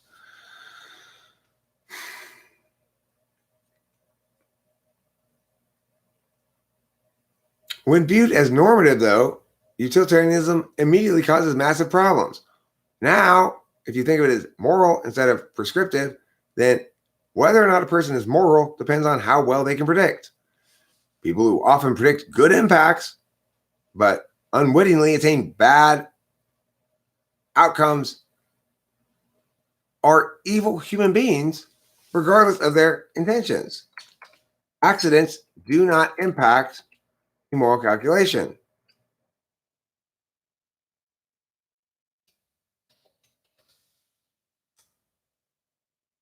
Necessarily, then, this means that util cannot be a normative framework because it provides no certain guidance on any moral question until after the agent has acted, and sometimes until way, way after the agent has acted. Way, way later. So since it provides no certain guidance on the moral question and can't even provide retrospective guidance on whether or not you were right about the moral question until, in some instances, until way later, then it's not a moral framework. It doesn't provide answers on those moral questions, not in any meaningful sense. So it's either going to be that it provides, it's not an normative framework, it provides no guidance on moral question, or you're going to have to conclude that people are never morally culpable for the impacts of their actions, only for the earnestness of their prediction. So if you want to try to avoid the utilitarian contradiction of when you apply utilitarianism normatively, you could say, well, they don't have to be right. They just have to be honest in their predictions and trying to make the best prediction they can. But if they try to say that, now all of a sudden they're admitting that the actual relevant factor is intentionality, not impacts, and util falls apart, and greatest good for greatest number goes right out the window. You know, if you're actually, the moral question is really determined by the earnestness of your predicting honestly, then it's no longer the correctness of the prediction that matters. If it's the correctness of the prediction that matters, then it's no longer possible for utilitarianism to provide a moral status definitively on anything right away. Certainly not before the action is taken, which is when you need the information. And so that's why, if you were to properly understand both principalist and utilitarian frameworks, you would understand them as such. You would say the utilitarian framework is not a normative framework that conflicts with deontology. It is a prescriptive framework that's a complement to deontology. And deontology is a normative framework. And the reason that they don't conflict is because the fact that util is prescriptive and that deontology is normative means there's necessarily an order of operations here. The normative question comes first. If the normative question invalidates the prescriptive, if the normative evaluation invalidates the advocated action, then there's no point at that point, and that we don't even ask the second question. There's no reason to go on to the utilitarian calculus. In other words, it's fundamentally wrong to do this, so it doesn't matter how much good it'll do us. We don't need to even go to that question. And the problem is, in society today, because people don't use words well, don't understand them, or have gotten in bad discursive habits, is no longer the case. There's broad consensus, as there should be, on the point of the order of operations, that we should resolve the principles questions first, and if they resolve against the affirmation, then we don't even need to address the prescriptive questions. However, if not forbidden by the deontological calculation, then the only relevant factor becomes the impact calculus.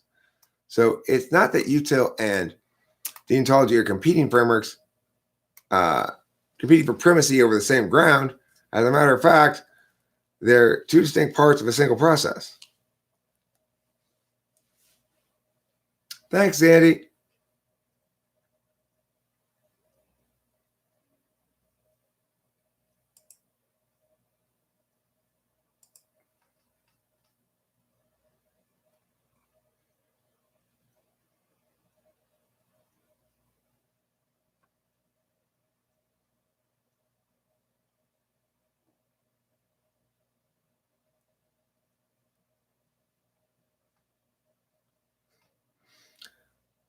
The funny thing, Cloud, is where do you think this document came from that I just read? Because you're right. I mean, like, reading the document, 5 pages of document, reading that document is, in fact, recapping something from my past, right? So you're right about that. That would be SI. But my question is, and this is fun, where do you think the document came from? And you're right. That's once it's recorded down in words, that becomes a resource from the past that I can access. So I'm curious, where do you think the document came from? Where do you think I got it from?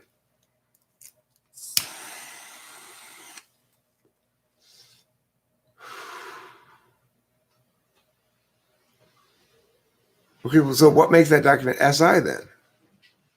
If it's not that it's not new.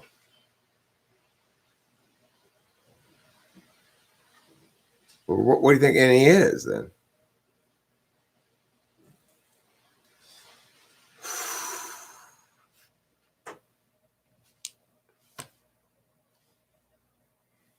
I mean, remember, it's not that you.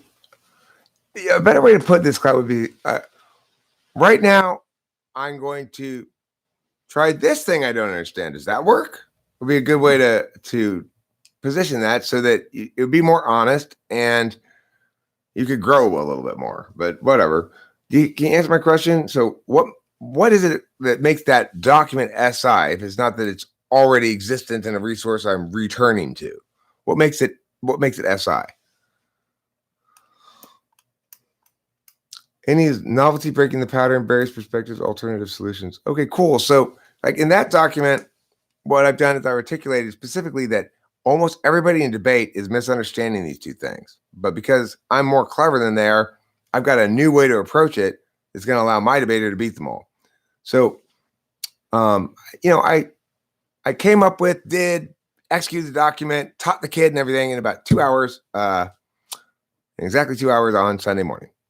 So, what was I doing when I was doing that? When I was coming up with the new, better idea that's better than everybody else is doing it, even though I'm in a field full of really smart people like me who use TI well, I still outthink them all and correctly articulate how the frameworks work together. Not because I read it from anybody else or got this idea from anybody else, because I gleaned it with my intuition. So,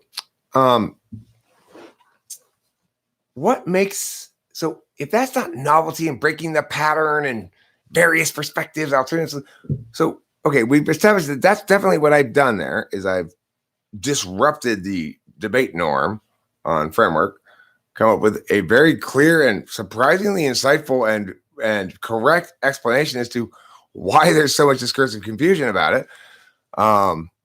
It's great. So okay. If I'm going to be any, do I ever get to access anything I made before or not? I'm doing any now. What makes this any? It's not new. I'm just asking the same kind of questions I always ask you. I'm just trying to help you sort of, like right now, you're not understanding why you're not being able to continue moving forward. You're blind and you've walked into a wall. You keep trying to go forward. You're like the bee that was stuck right there. So I'm trying to help you, shoot you outside. Here's how you get outside, Cloud. But you want to keep banging your face into the window. I'm not like that, but Cloud, you're such a I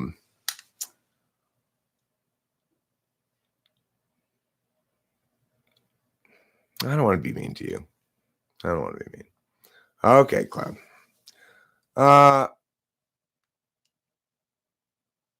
So anyway, yeah, I've read that document because I wanted to share it with you. It has nothing to do with me being an ENTP or not. Let's just go ahead with Cloud and say I'm an ISFJ. The point is, this document on frameworks, normative, and prescriptive stuff is incredibly useful and insightful because, as far as I can tell, nobody's figured this out before. It's pretty straightforward. It's like each of these things tries to compartmentalize the subjectivity in a different vector. But UTIL's chosen a horribly wrong vector if it claims to be normative. It works fine though if it's prescriptive. So it's pretty neat. Don't bother, Cloud. I don't think you can understand it at all. Because you've already demonstrated that you can't understand it. You never will. Because see, like you think that that's an example of SI, like old ideas or something. So you're saying, oh, I want to cook this duck too, but it's a building and we're constructing it, not cooking it. So since you only know how to cook ducks, I'm not sure it's going to do you any good to read it. But if you'd like to read it, try to use your TE to sort of work around the logic issues, then go for it and see what you can glean from it. I hope you do learn something from it. I am, after all, a shockingly good debate coach who's incredibly insightful and very good at explaining things too.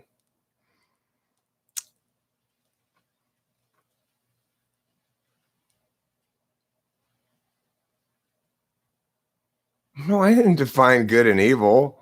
I define normative and prescriptive.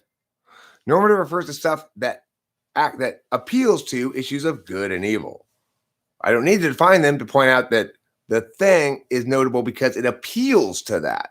For example, I don't have to say this is what a dog is if I point out that dog walkers are those who have a dog at the end of a leash. And if you got something at the end of a leash, let's say you're a dog walker. I don't need to define what the dog is. It's silly. It's insane. Obviously, the point isn't whether or not what a dog is. The point is humanity, you know.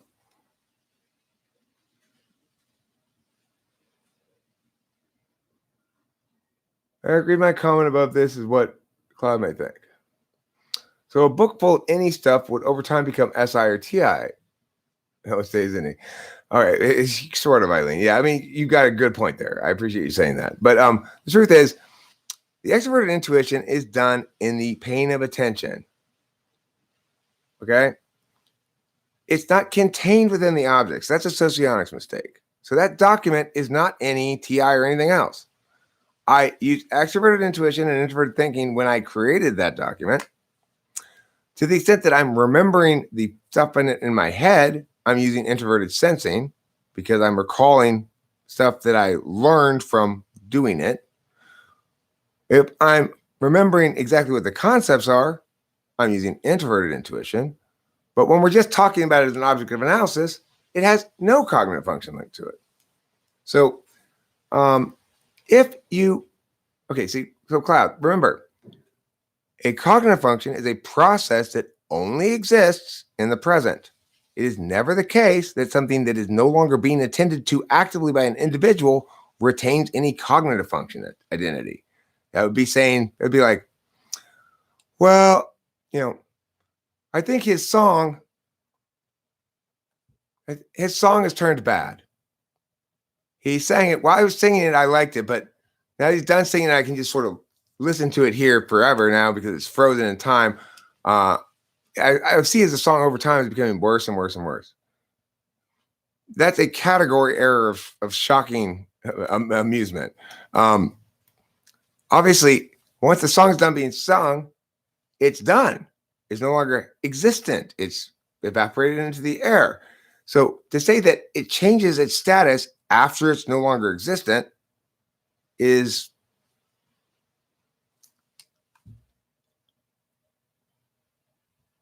TI polar? I don't know.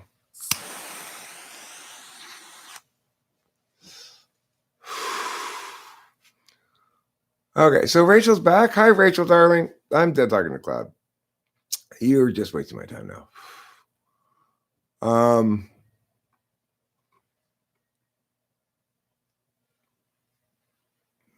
Again, Cloud, a cognitive function is a way a human being pays attention. That's it. Remember? It doesn't exist except as a way of being human. It is true that SI considers stuff that happened in the past, right? But that doesn't mean that the attentional manner is happening in the past. Silly. You got to be able to do basic fucking parsing. When Eric speaks, he is talking about what he already knows. Most of the time, I'm going with what somebody says. So, for example, what I say is Cloud is wrong. The specifics, though, of what I say are Cloud said this and this is wrong because. Now, I've never done that before. I am talking about a general subject matter, which I know very well, but which I continue to evolve on an ongoing basis. The great thing about extroverted intuition is every bit of extroverted intuition creates something that can be attended to, if one wishes, via introverted sensing. The process of attending to an object existent by introverted sensing is, of course, a process of willfully recalling it, going over it and over it and over it in your head. So I want to remember a phone number. I might repeat it to myself in my head 10 times. That's introverted sensing. I'm executing that kind of attention during those moments. Okay, so I don't remember everything. I recreate most things on the fly, and I create them a little differently every time because I'm an NE-DOM and I don't have very good SI. So, for example, I've never answered any of these questions before. You continue to try to pose me with new challenges, and no matter what angle you come from, no matter how out of left field you get, no matter what you pull out of your ass, I've always got the immediate answer that smacks you down and says, here's why you're wrong. It's not because I've thought about it before. It's because what's wrong with what you're doing is very obvious. It's like you're not being wrong in tricky ways. You're being wrong in like really dumb, obvious ways. So it's incredibly easy for me to point out why it's wrong. It's not actually knowledge about cognitive functions so much that I'm using here. It's understanding what it means to use words correctly and incorrectly, what words mean, how argumentation works, what it means to establish something or not establish something, what it means to justify or not justify. For you, those words are all just metaphors, interchangeable metaphors that don't mean anything. So it's like you're trying to play a game here where you can't see the white lines on the edge of the field. You can't hold the bat because somehow your hands will just go right through it. You're unable to wear a hat. Your cleats don't work. Your legs are allergic to baseball diamonds. Baseballs themselves, the leather on them, cause you to experience a phobic trigger that run away, and you're still trying to play basketball on a baseball diamond. So, I mean, the great thing about it is, Cloud, is that it's so starkly ridiculous that it makes for perfect examples to explain off of, as I said. Have you been streaming for 17 hours? No, 6 hours and 43 minutes, actually. You're right, Cloud. That's why we have to define them. Decide which meaning we mean. See, when you use a word, you don't mean 10 different things. You mean one. But the growth spot you're at right now is learning to articulate that you do mean one of them and that that's distinct from some other meaning. Sort of basic first grade level vocabulary stuff here, that words are different from each other. And we can choose to use one meaning, indicate that, and therefore invalidate all the other meanings. That's called making progress in communication. But because you don't think words are there to communicate, and because you're not capable of doing the logic, this is what happens. We have these kind of conversations where I make as much lemonade as I can from what for you has got to be a rather painful squirt of lemon juice in the eye over and over and over again. I keep telling you, look, this is why this happens, Cloud. You may not choose to stay here because, of course, just about everything you say is going to get thrown back in your face as bullshit until and unless you decide, as I've indicated earlier, that you'd be much more well served to give your older self a little bit of credit and take this opportunity to learn from me and ask questions rather than continuing over and over and over again to try to win against me, even though you are completely unarmed, completely ignorant about martial arts, and I'm the U.S. Marines with a battleship and stealth bombers in support.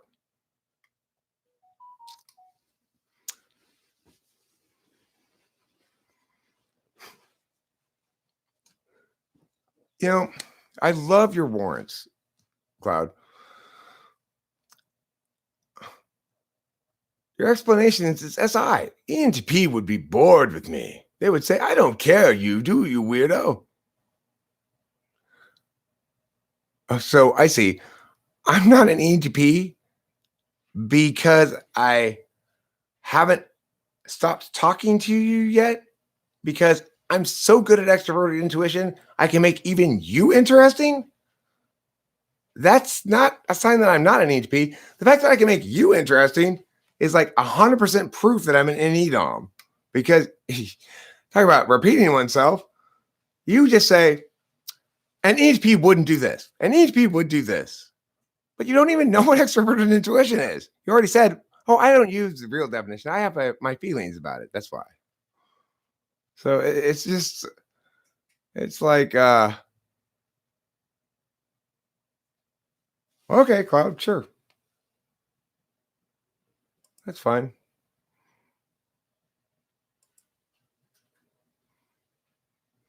So I'm going to give you another opportunity, Cloud, to choose to use the gracious invitation we offer you here, to choose to use it to teach yourself and learn things. As I say, ask me questions, but you're right. I'm not going to waste any more time with you now that you've indicated to me that you're trying to waste my time and somehow you get pleasure out of that.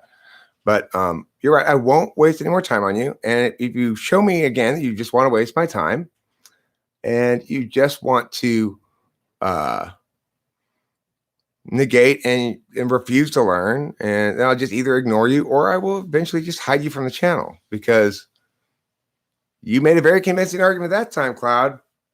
Oh, I didn't know you were just trying to waste my time. Oh, well, sure. Then I'll just hide you from the channel. Fuck off. That'd be fine. Because people who try to waste my time instead of just are too stupid to know they're wasting it, which is what I've afforded you the benefit of the doubt about.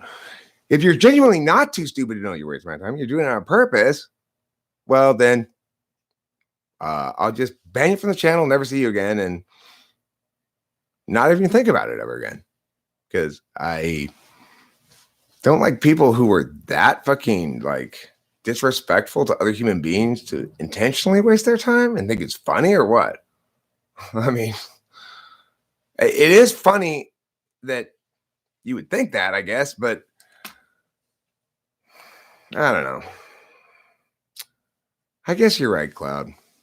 If I were a bit more of a sensible ENTP, I'd just hide you from the channel now and realize you're another toxic ESFP fuck.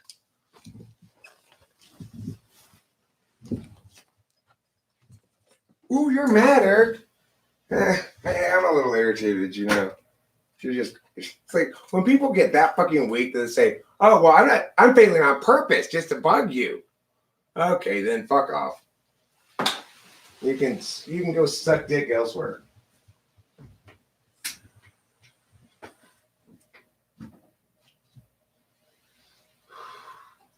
I don't mind slow learners. I do mind willfully, intentionally slow learners. They're just trying to fuck with me, and I got no time for them. And in my classes too. Unlike a lot of teachers, if a kid fucking around in my class, say, "Oh well, why don't you just go run around outside and play and shit?" You obviously don't want to be in here. I don't want you in here. If you don't want to be here, go outside. I don't care.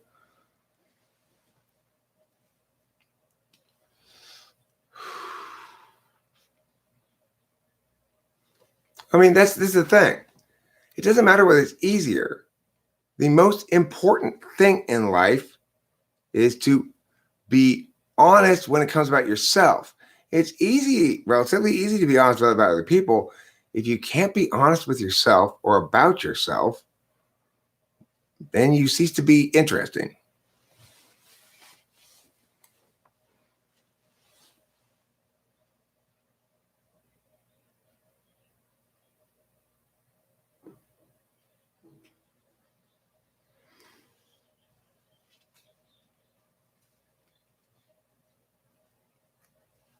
Yeah. Eric, this is a lie to not having to admit failure. What do you mean this is a lie to not having to admit failure? I don't understand your wording there exactly. I'm not trying to challenge it. I just don't really understand what you mean. Look, I thought about that early on, okay? That he may just be trying to pull some sort of meta joke, ENTP kind of thing. It's like one of the first things I thought. Here's the thing. If he is actually an ENTP pulling a meta joke, he has been shockingly in character the whole time.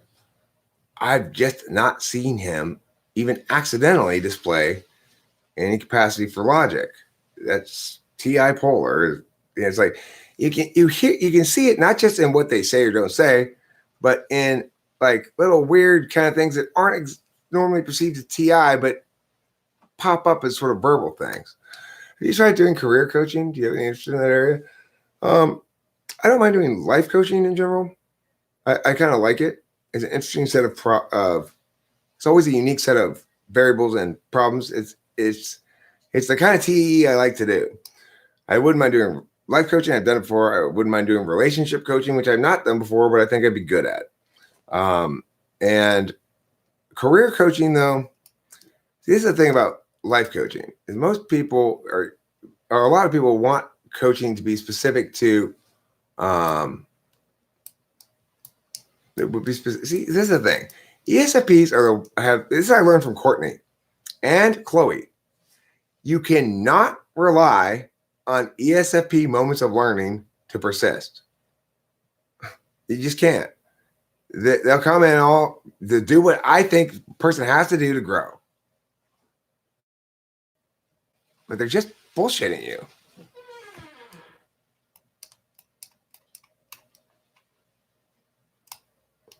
Anyway, I'll continue to try to give you the benefit of the doubt, Cloud. I've experienced this before from ESFPs who fooled me, like Chloe did. She fooled me, like, yeah, I'm very sorry, I'm not going to do that again. Blah, blah, blah. Fucking, as soon as the video that I made with her didn't come out right when she expected it to, she got mad, did it again immediately, and got the whole channel fucking taken down. It's like, I don't believe your remorse and your resolve to not sin anymore. I agree. I agree that I have no proof that you consciously waste time. And if you're insisting that you did not consciously, willfully waste time, I will accept it as fact. I'm not saying you're lying. I'm just saying I don't know how long I can expect that attitude to persist, because those words are true. And they'll remain true 5 minutes from now. But you won't affirm them as true 5 minutes from now, probably. Because for you, it doesn't matter. Statuses don't stay with words.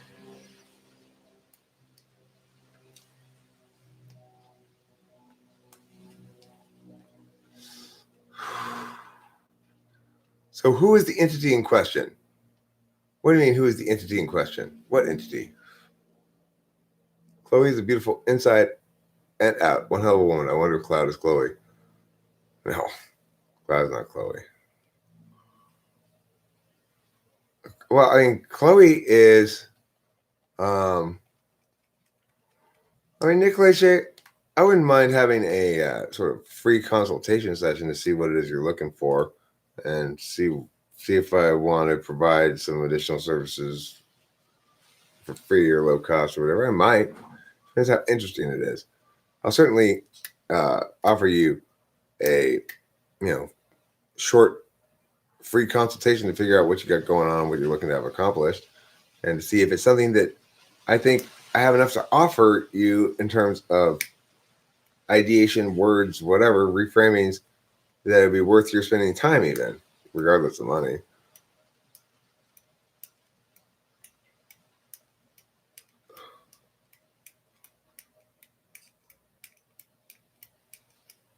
Hi, Mattias.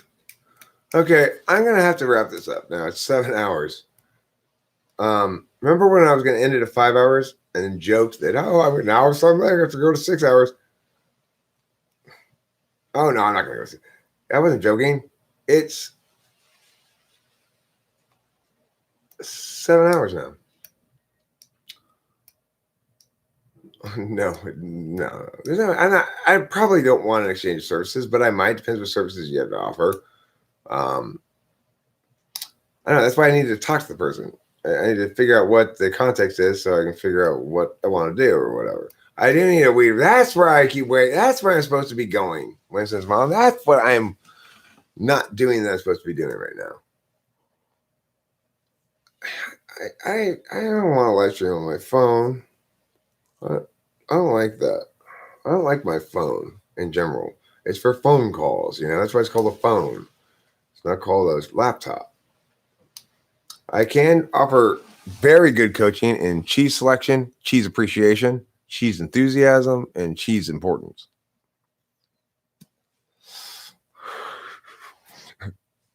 That's the only service you offer. But look, if you're going to bring knee pads, you're just going to use them to scoot around the floor and clean it or something, because, this penis only goes in one mouth, and that's mine. No, not mine. I mean, no, and that's Rachel's. I mean, are you sad? Look, Cloud, I don't want to hurt your fucking feelings. I don't want to. I don't want to be. This is the thing. I want to engage with you. I don't want to have to ultimatum you or time you out or whatever. But it's like you're such a trap, you know? You're such a trap because everything that sounds engaging, I try to engage it actually, and you just kick it immediately. It's called severance in debate. Once you make an argument, it needs to be argued out all the way to the conclusion. And so severance is frustrating to me. It's like, are we doing any intellectual work or not? If you want to talk to me, then let's talk out an idea of it. Don't just continually bounce around from thing to thing. If you really want to talk about my type, that's fine. I don't care. You can make those arguments. I'm not in that instance, Cloud. No. Now you're not sad. Now you're bullshitting again. And this is ESFP in a nutshell. He gets your sympathy for a second with the sad thing, and all of a sudden, now it's an attack about me being disrespectful. No, Cloud, I wasn't being disrespectful. I was, to the extent that I got any disrespectful, it's because you were willfully not working with me in rhetoric to make any progress for either of us. You were willfully working against me to deny any progress being made. When you present a claim, the purpose of that should be so that you can hear other people argue about it so you can determine whether you ought to persist in that claim or not. You shouldn't make those claims that you don't really have any substantiation for, knowing that's your advocacy. You should say, is this claim make sense? And hear what other people have to say, and you can compare the various reasons, and you can do some sort of calculation rather than just feeling what your position is and then always arguing it. Instead, present a position, ask, what are the arguments here? And decide whether you want to attach yourself to that position instead of just going with whatever you feel.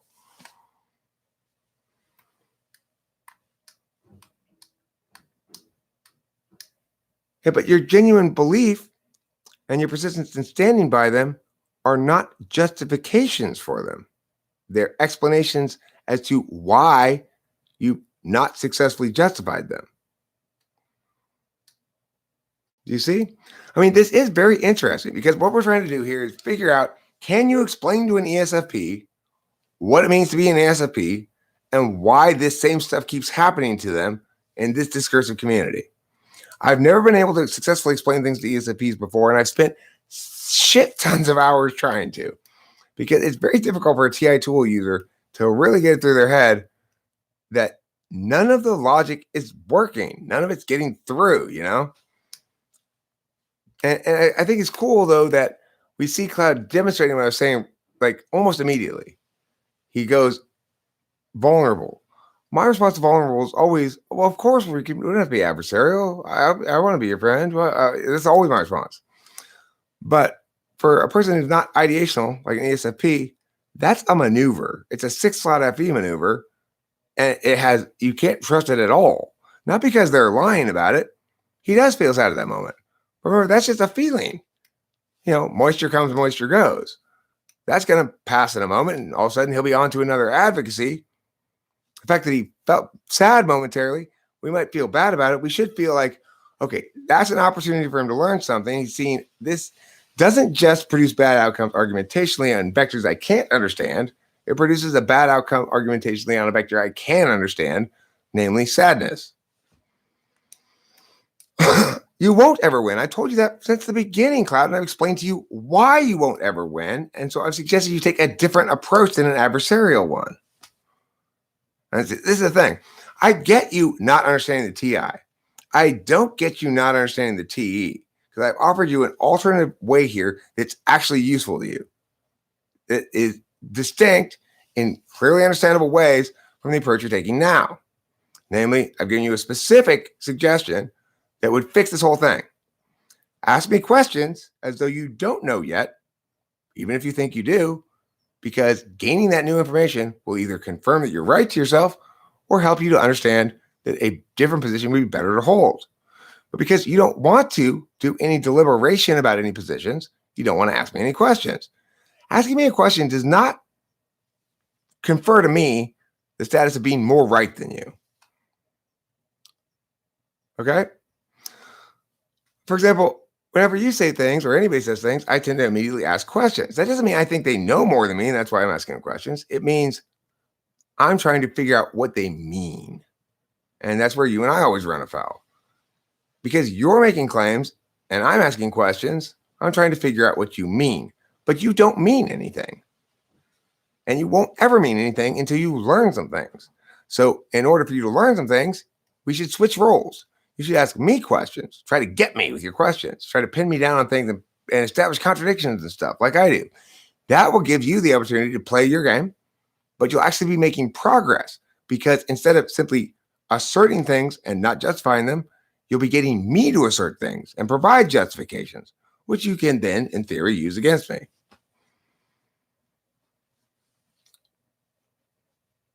Okay? So, like this is good work I'm doing. This is absolutely excellent work I'm doing. Because this is something we could segment out and show to every ESFP and say, and every ENTP and say, okay, ENTPs and ESFPs, when you guys aren't seeing eye to eye and you're talking past each other, this is what's happening. And really the burden is a little bit on both people, but if it's a discursive environment, the burden is going to be on the ESFP. So this is what happens when an ESFP is having problems talking in a group of intuitives like this. And here's the solution. Very simple. He can take a simple shift of approach and have an instant solution. Change from making statements to asking questions. Change from oppositional arguing, in which you're doomed to lose, like you said, to instructive argumentation, in which you're doomed to gain new knowledge and learn and be better going forward. Give your future self some credit. Allow your future self to benefit from skills you attain now. These are the suggestion.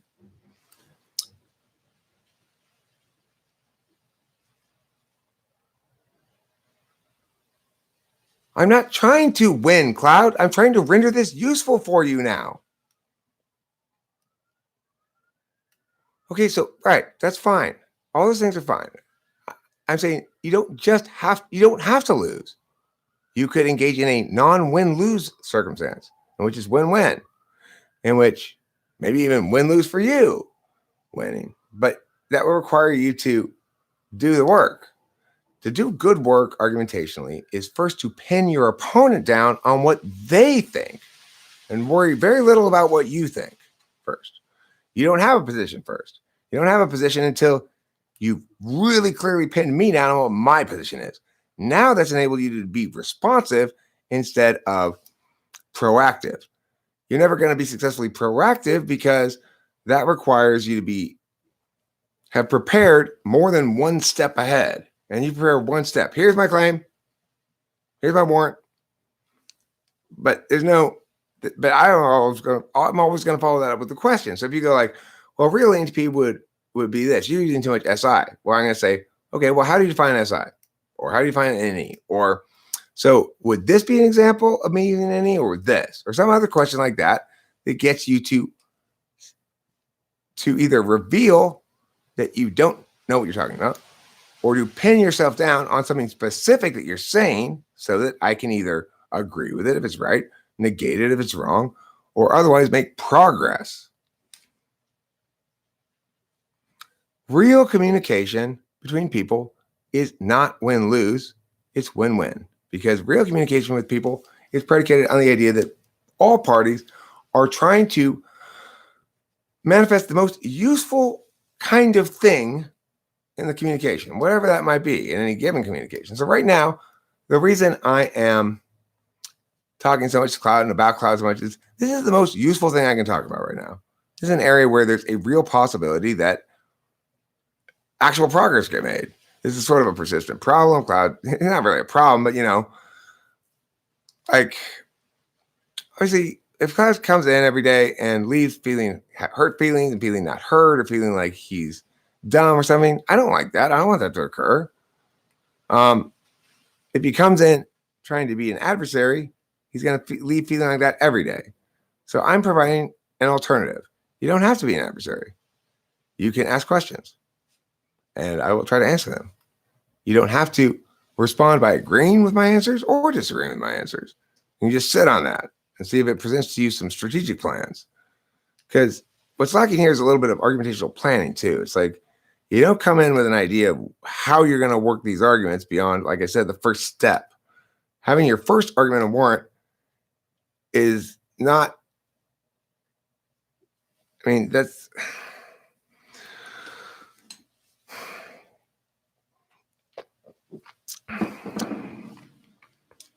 it's like passing the ball down near the basket without caring whether the person's standing there or not. I'm trying to go for 12 hours, Jeeves. I know. What do you mean? What am I trying to make you understand? I'm saying you would be well served to ask me questions like that. You just asked me a question. You're well served to ask me questions because I will answer them as well as I can. So when you say, Eric, what are you trying to make me understand? The simplest, best way to put it is I'm trying to get you to understand that you would benefit from asking me more questions, whereas you experience harms mostly when you try to negate me. I'm actually not making the affirmation that I'm an any Dom, Cloud. You're negating the status quo default that I am. So it's like, if I'm trying to say Canada's a communist country, I'm negating. I'm negating the status quo, which is everybody generally thinks Canada is some sort of constitutional democracy. If I'm arguing that it's not, one of my arguments can't be, you prove you are a constitutional democracy. That's the status quo. That's the default we're operating with. That's what makes you AF, is you're disagreeing with the status quo. You're saying, let's change the status quo. In the status quo, Eric gets perceived as an ENTP. I'm saying that perception is wrong. Let's change that status quo. So that means you are affirming a change to the status quo. I don't need to explain to you why the status quo is the way it is. You need to explain to me why the status quo is wrong and we should change it. That's because you're affirming I'm defending the status quo. Again, we're not at that spot in the argumentation. We're in a place now where you're affirming and I'm defending the status quo. So I don't need to explain to you why I am an ENTP. You need to successfully point out that I either can't be, these things are inconsistent. Some of your arguments are basically the right idea. Like when you say, all right, well, if you were really an ENTP, yeah. But if you're going to make that argument, you have to have it linked back through framework. So you have to have that shit defined properly. And you have to know how that definition impacts the argumentation chain. And you've got to be able to both warrant it and impact it and link it back to framework. And you're not doing any of those things.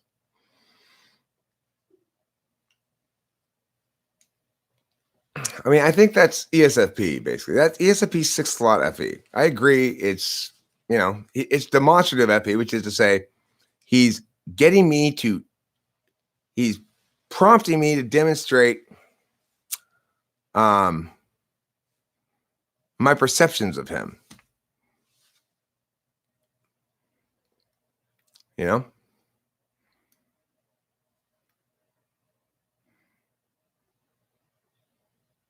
But it doesn't matter why status quo came to that conclusion, because remember, you're arguing the status quo is wrong, not that it came to the conclusion for this reason or that reason. The source by which the status quo came to be is irrelevant. You can just point out that it's wrong if it's wrong. You don't need to, it doesn't matter where it came from. Okay. I'm going to end this now. What I want to do is end this now. I want to talk briefly to Nicholas Shea in Autonomy, okay? And then after that, talk briefly to Rachel Lapalosa in Google Hangouts. And then after that, go to the weed store. So, Nicholas Shea, if you have a moment right now, can you please go to the whereby.com/autonomy? I'll see you there. If you're not there in about 5 or 10 minutes or 5 minutes, so I'll figure you're not making it. And I will go talk to Rachel. Thanks for watching. Don't forget to eat plenty of cheese. Best 7 hours of your life.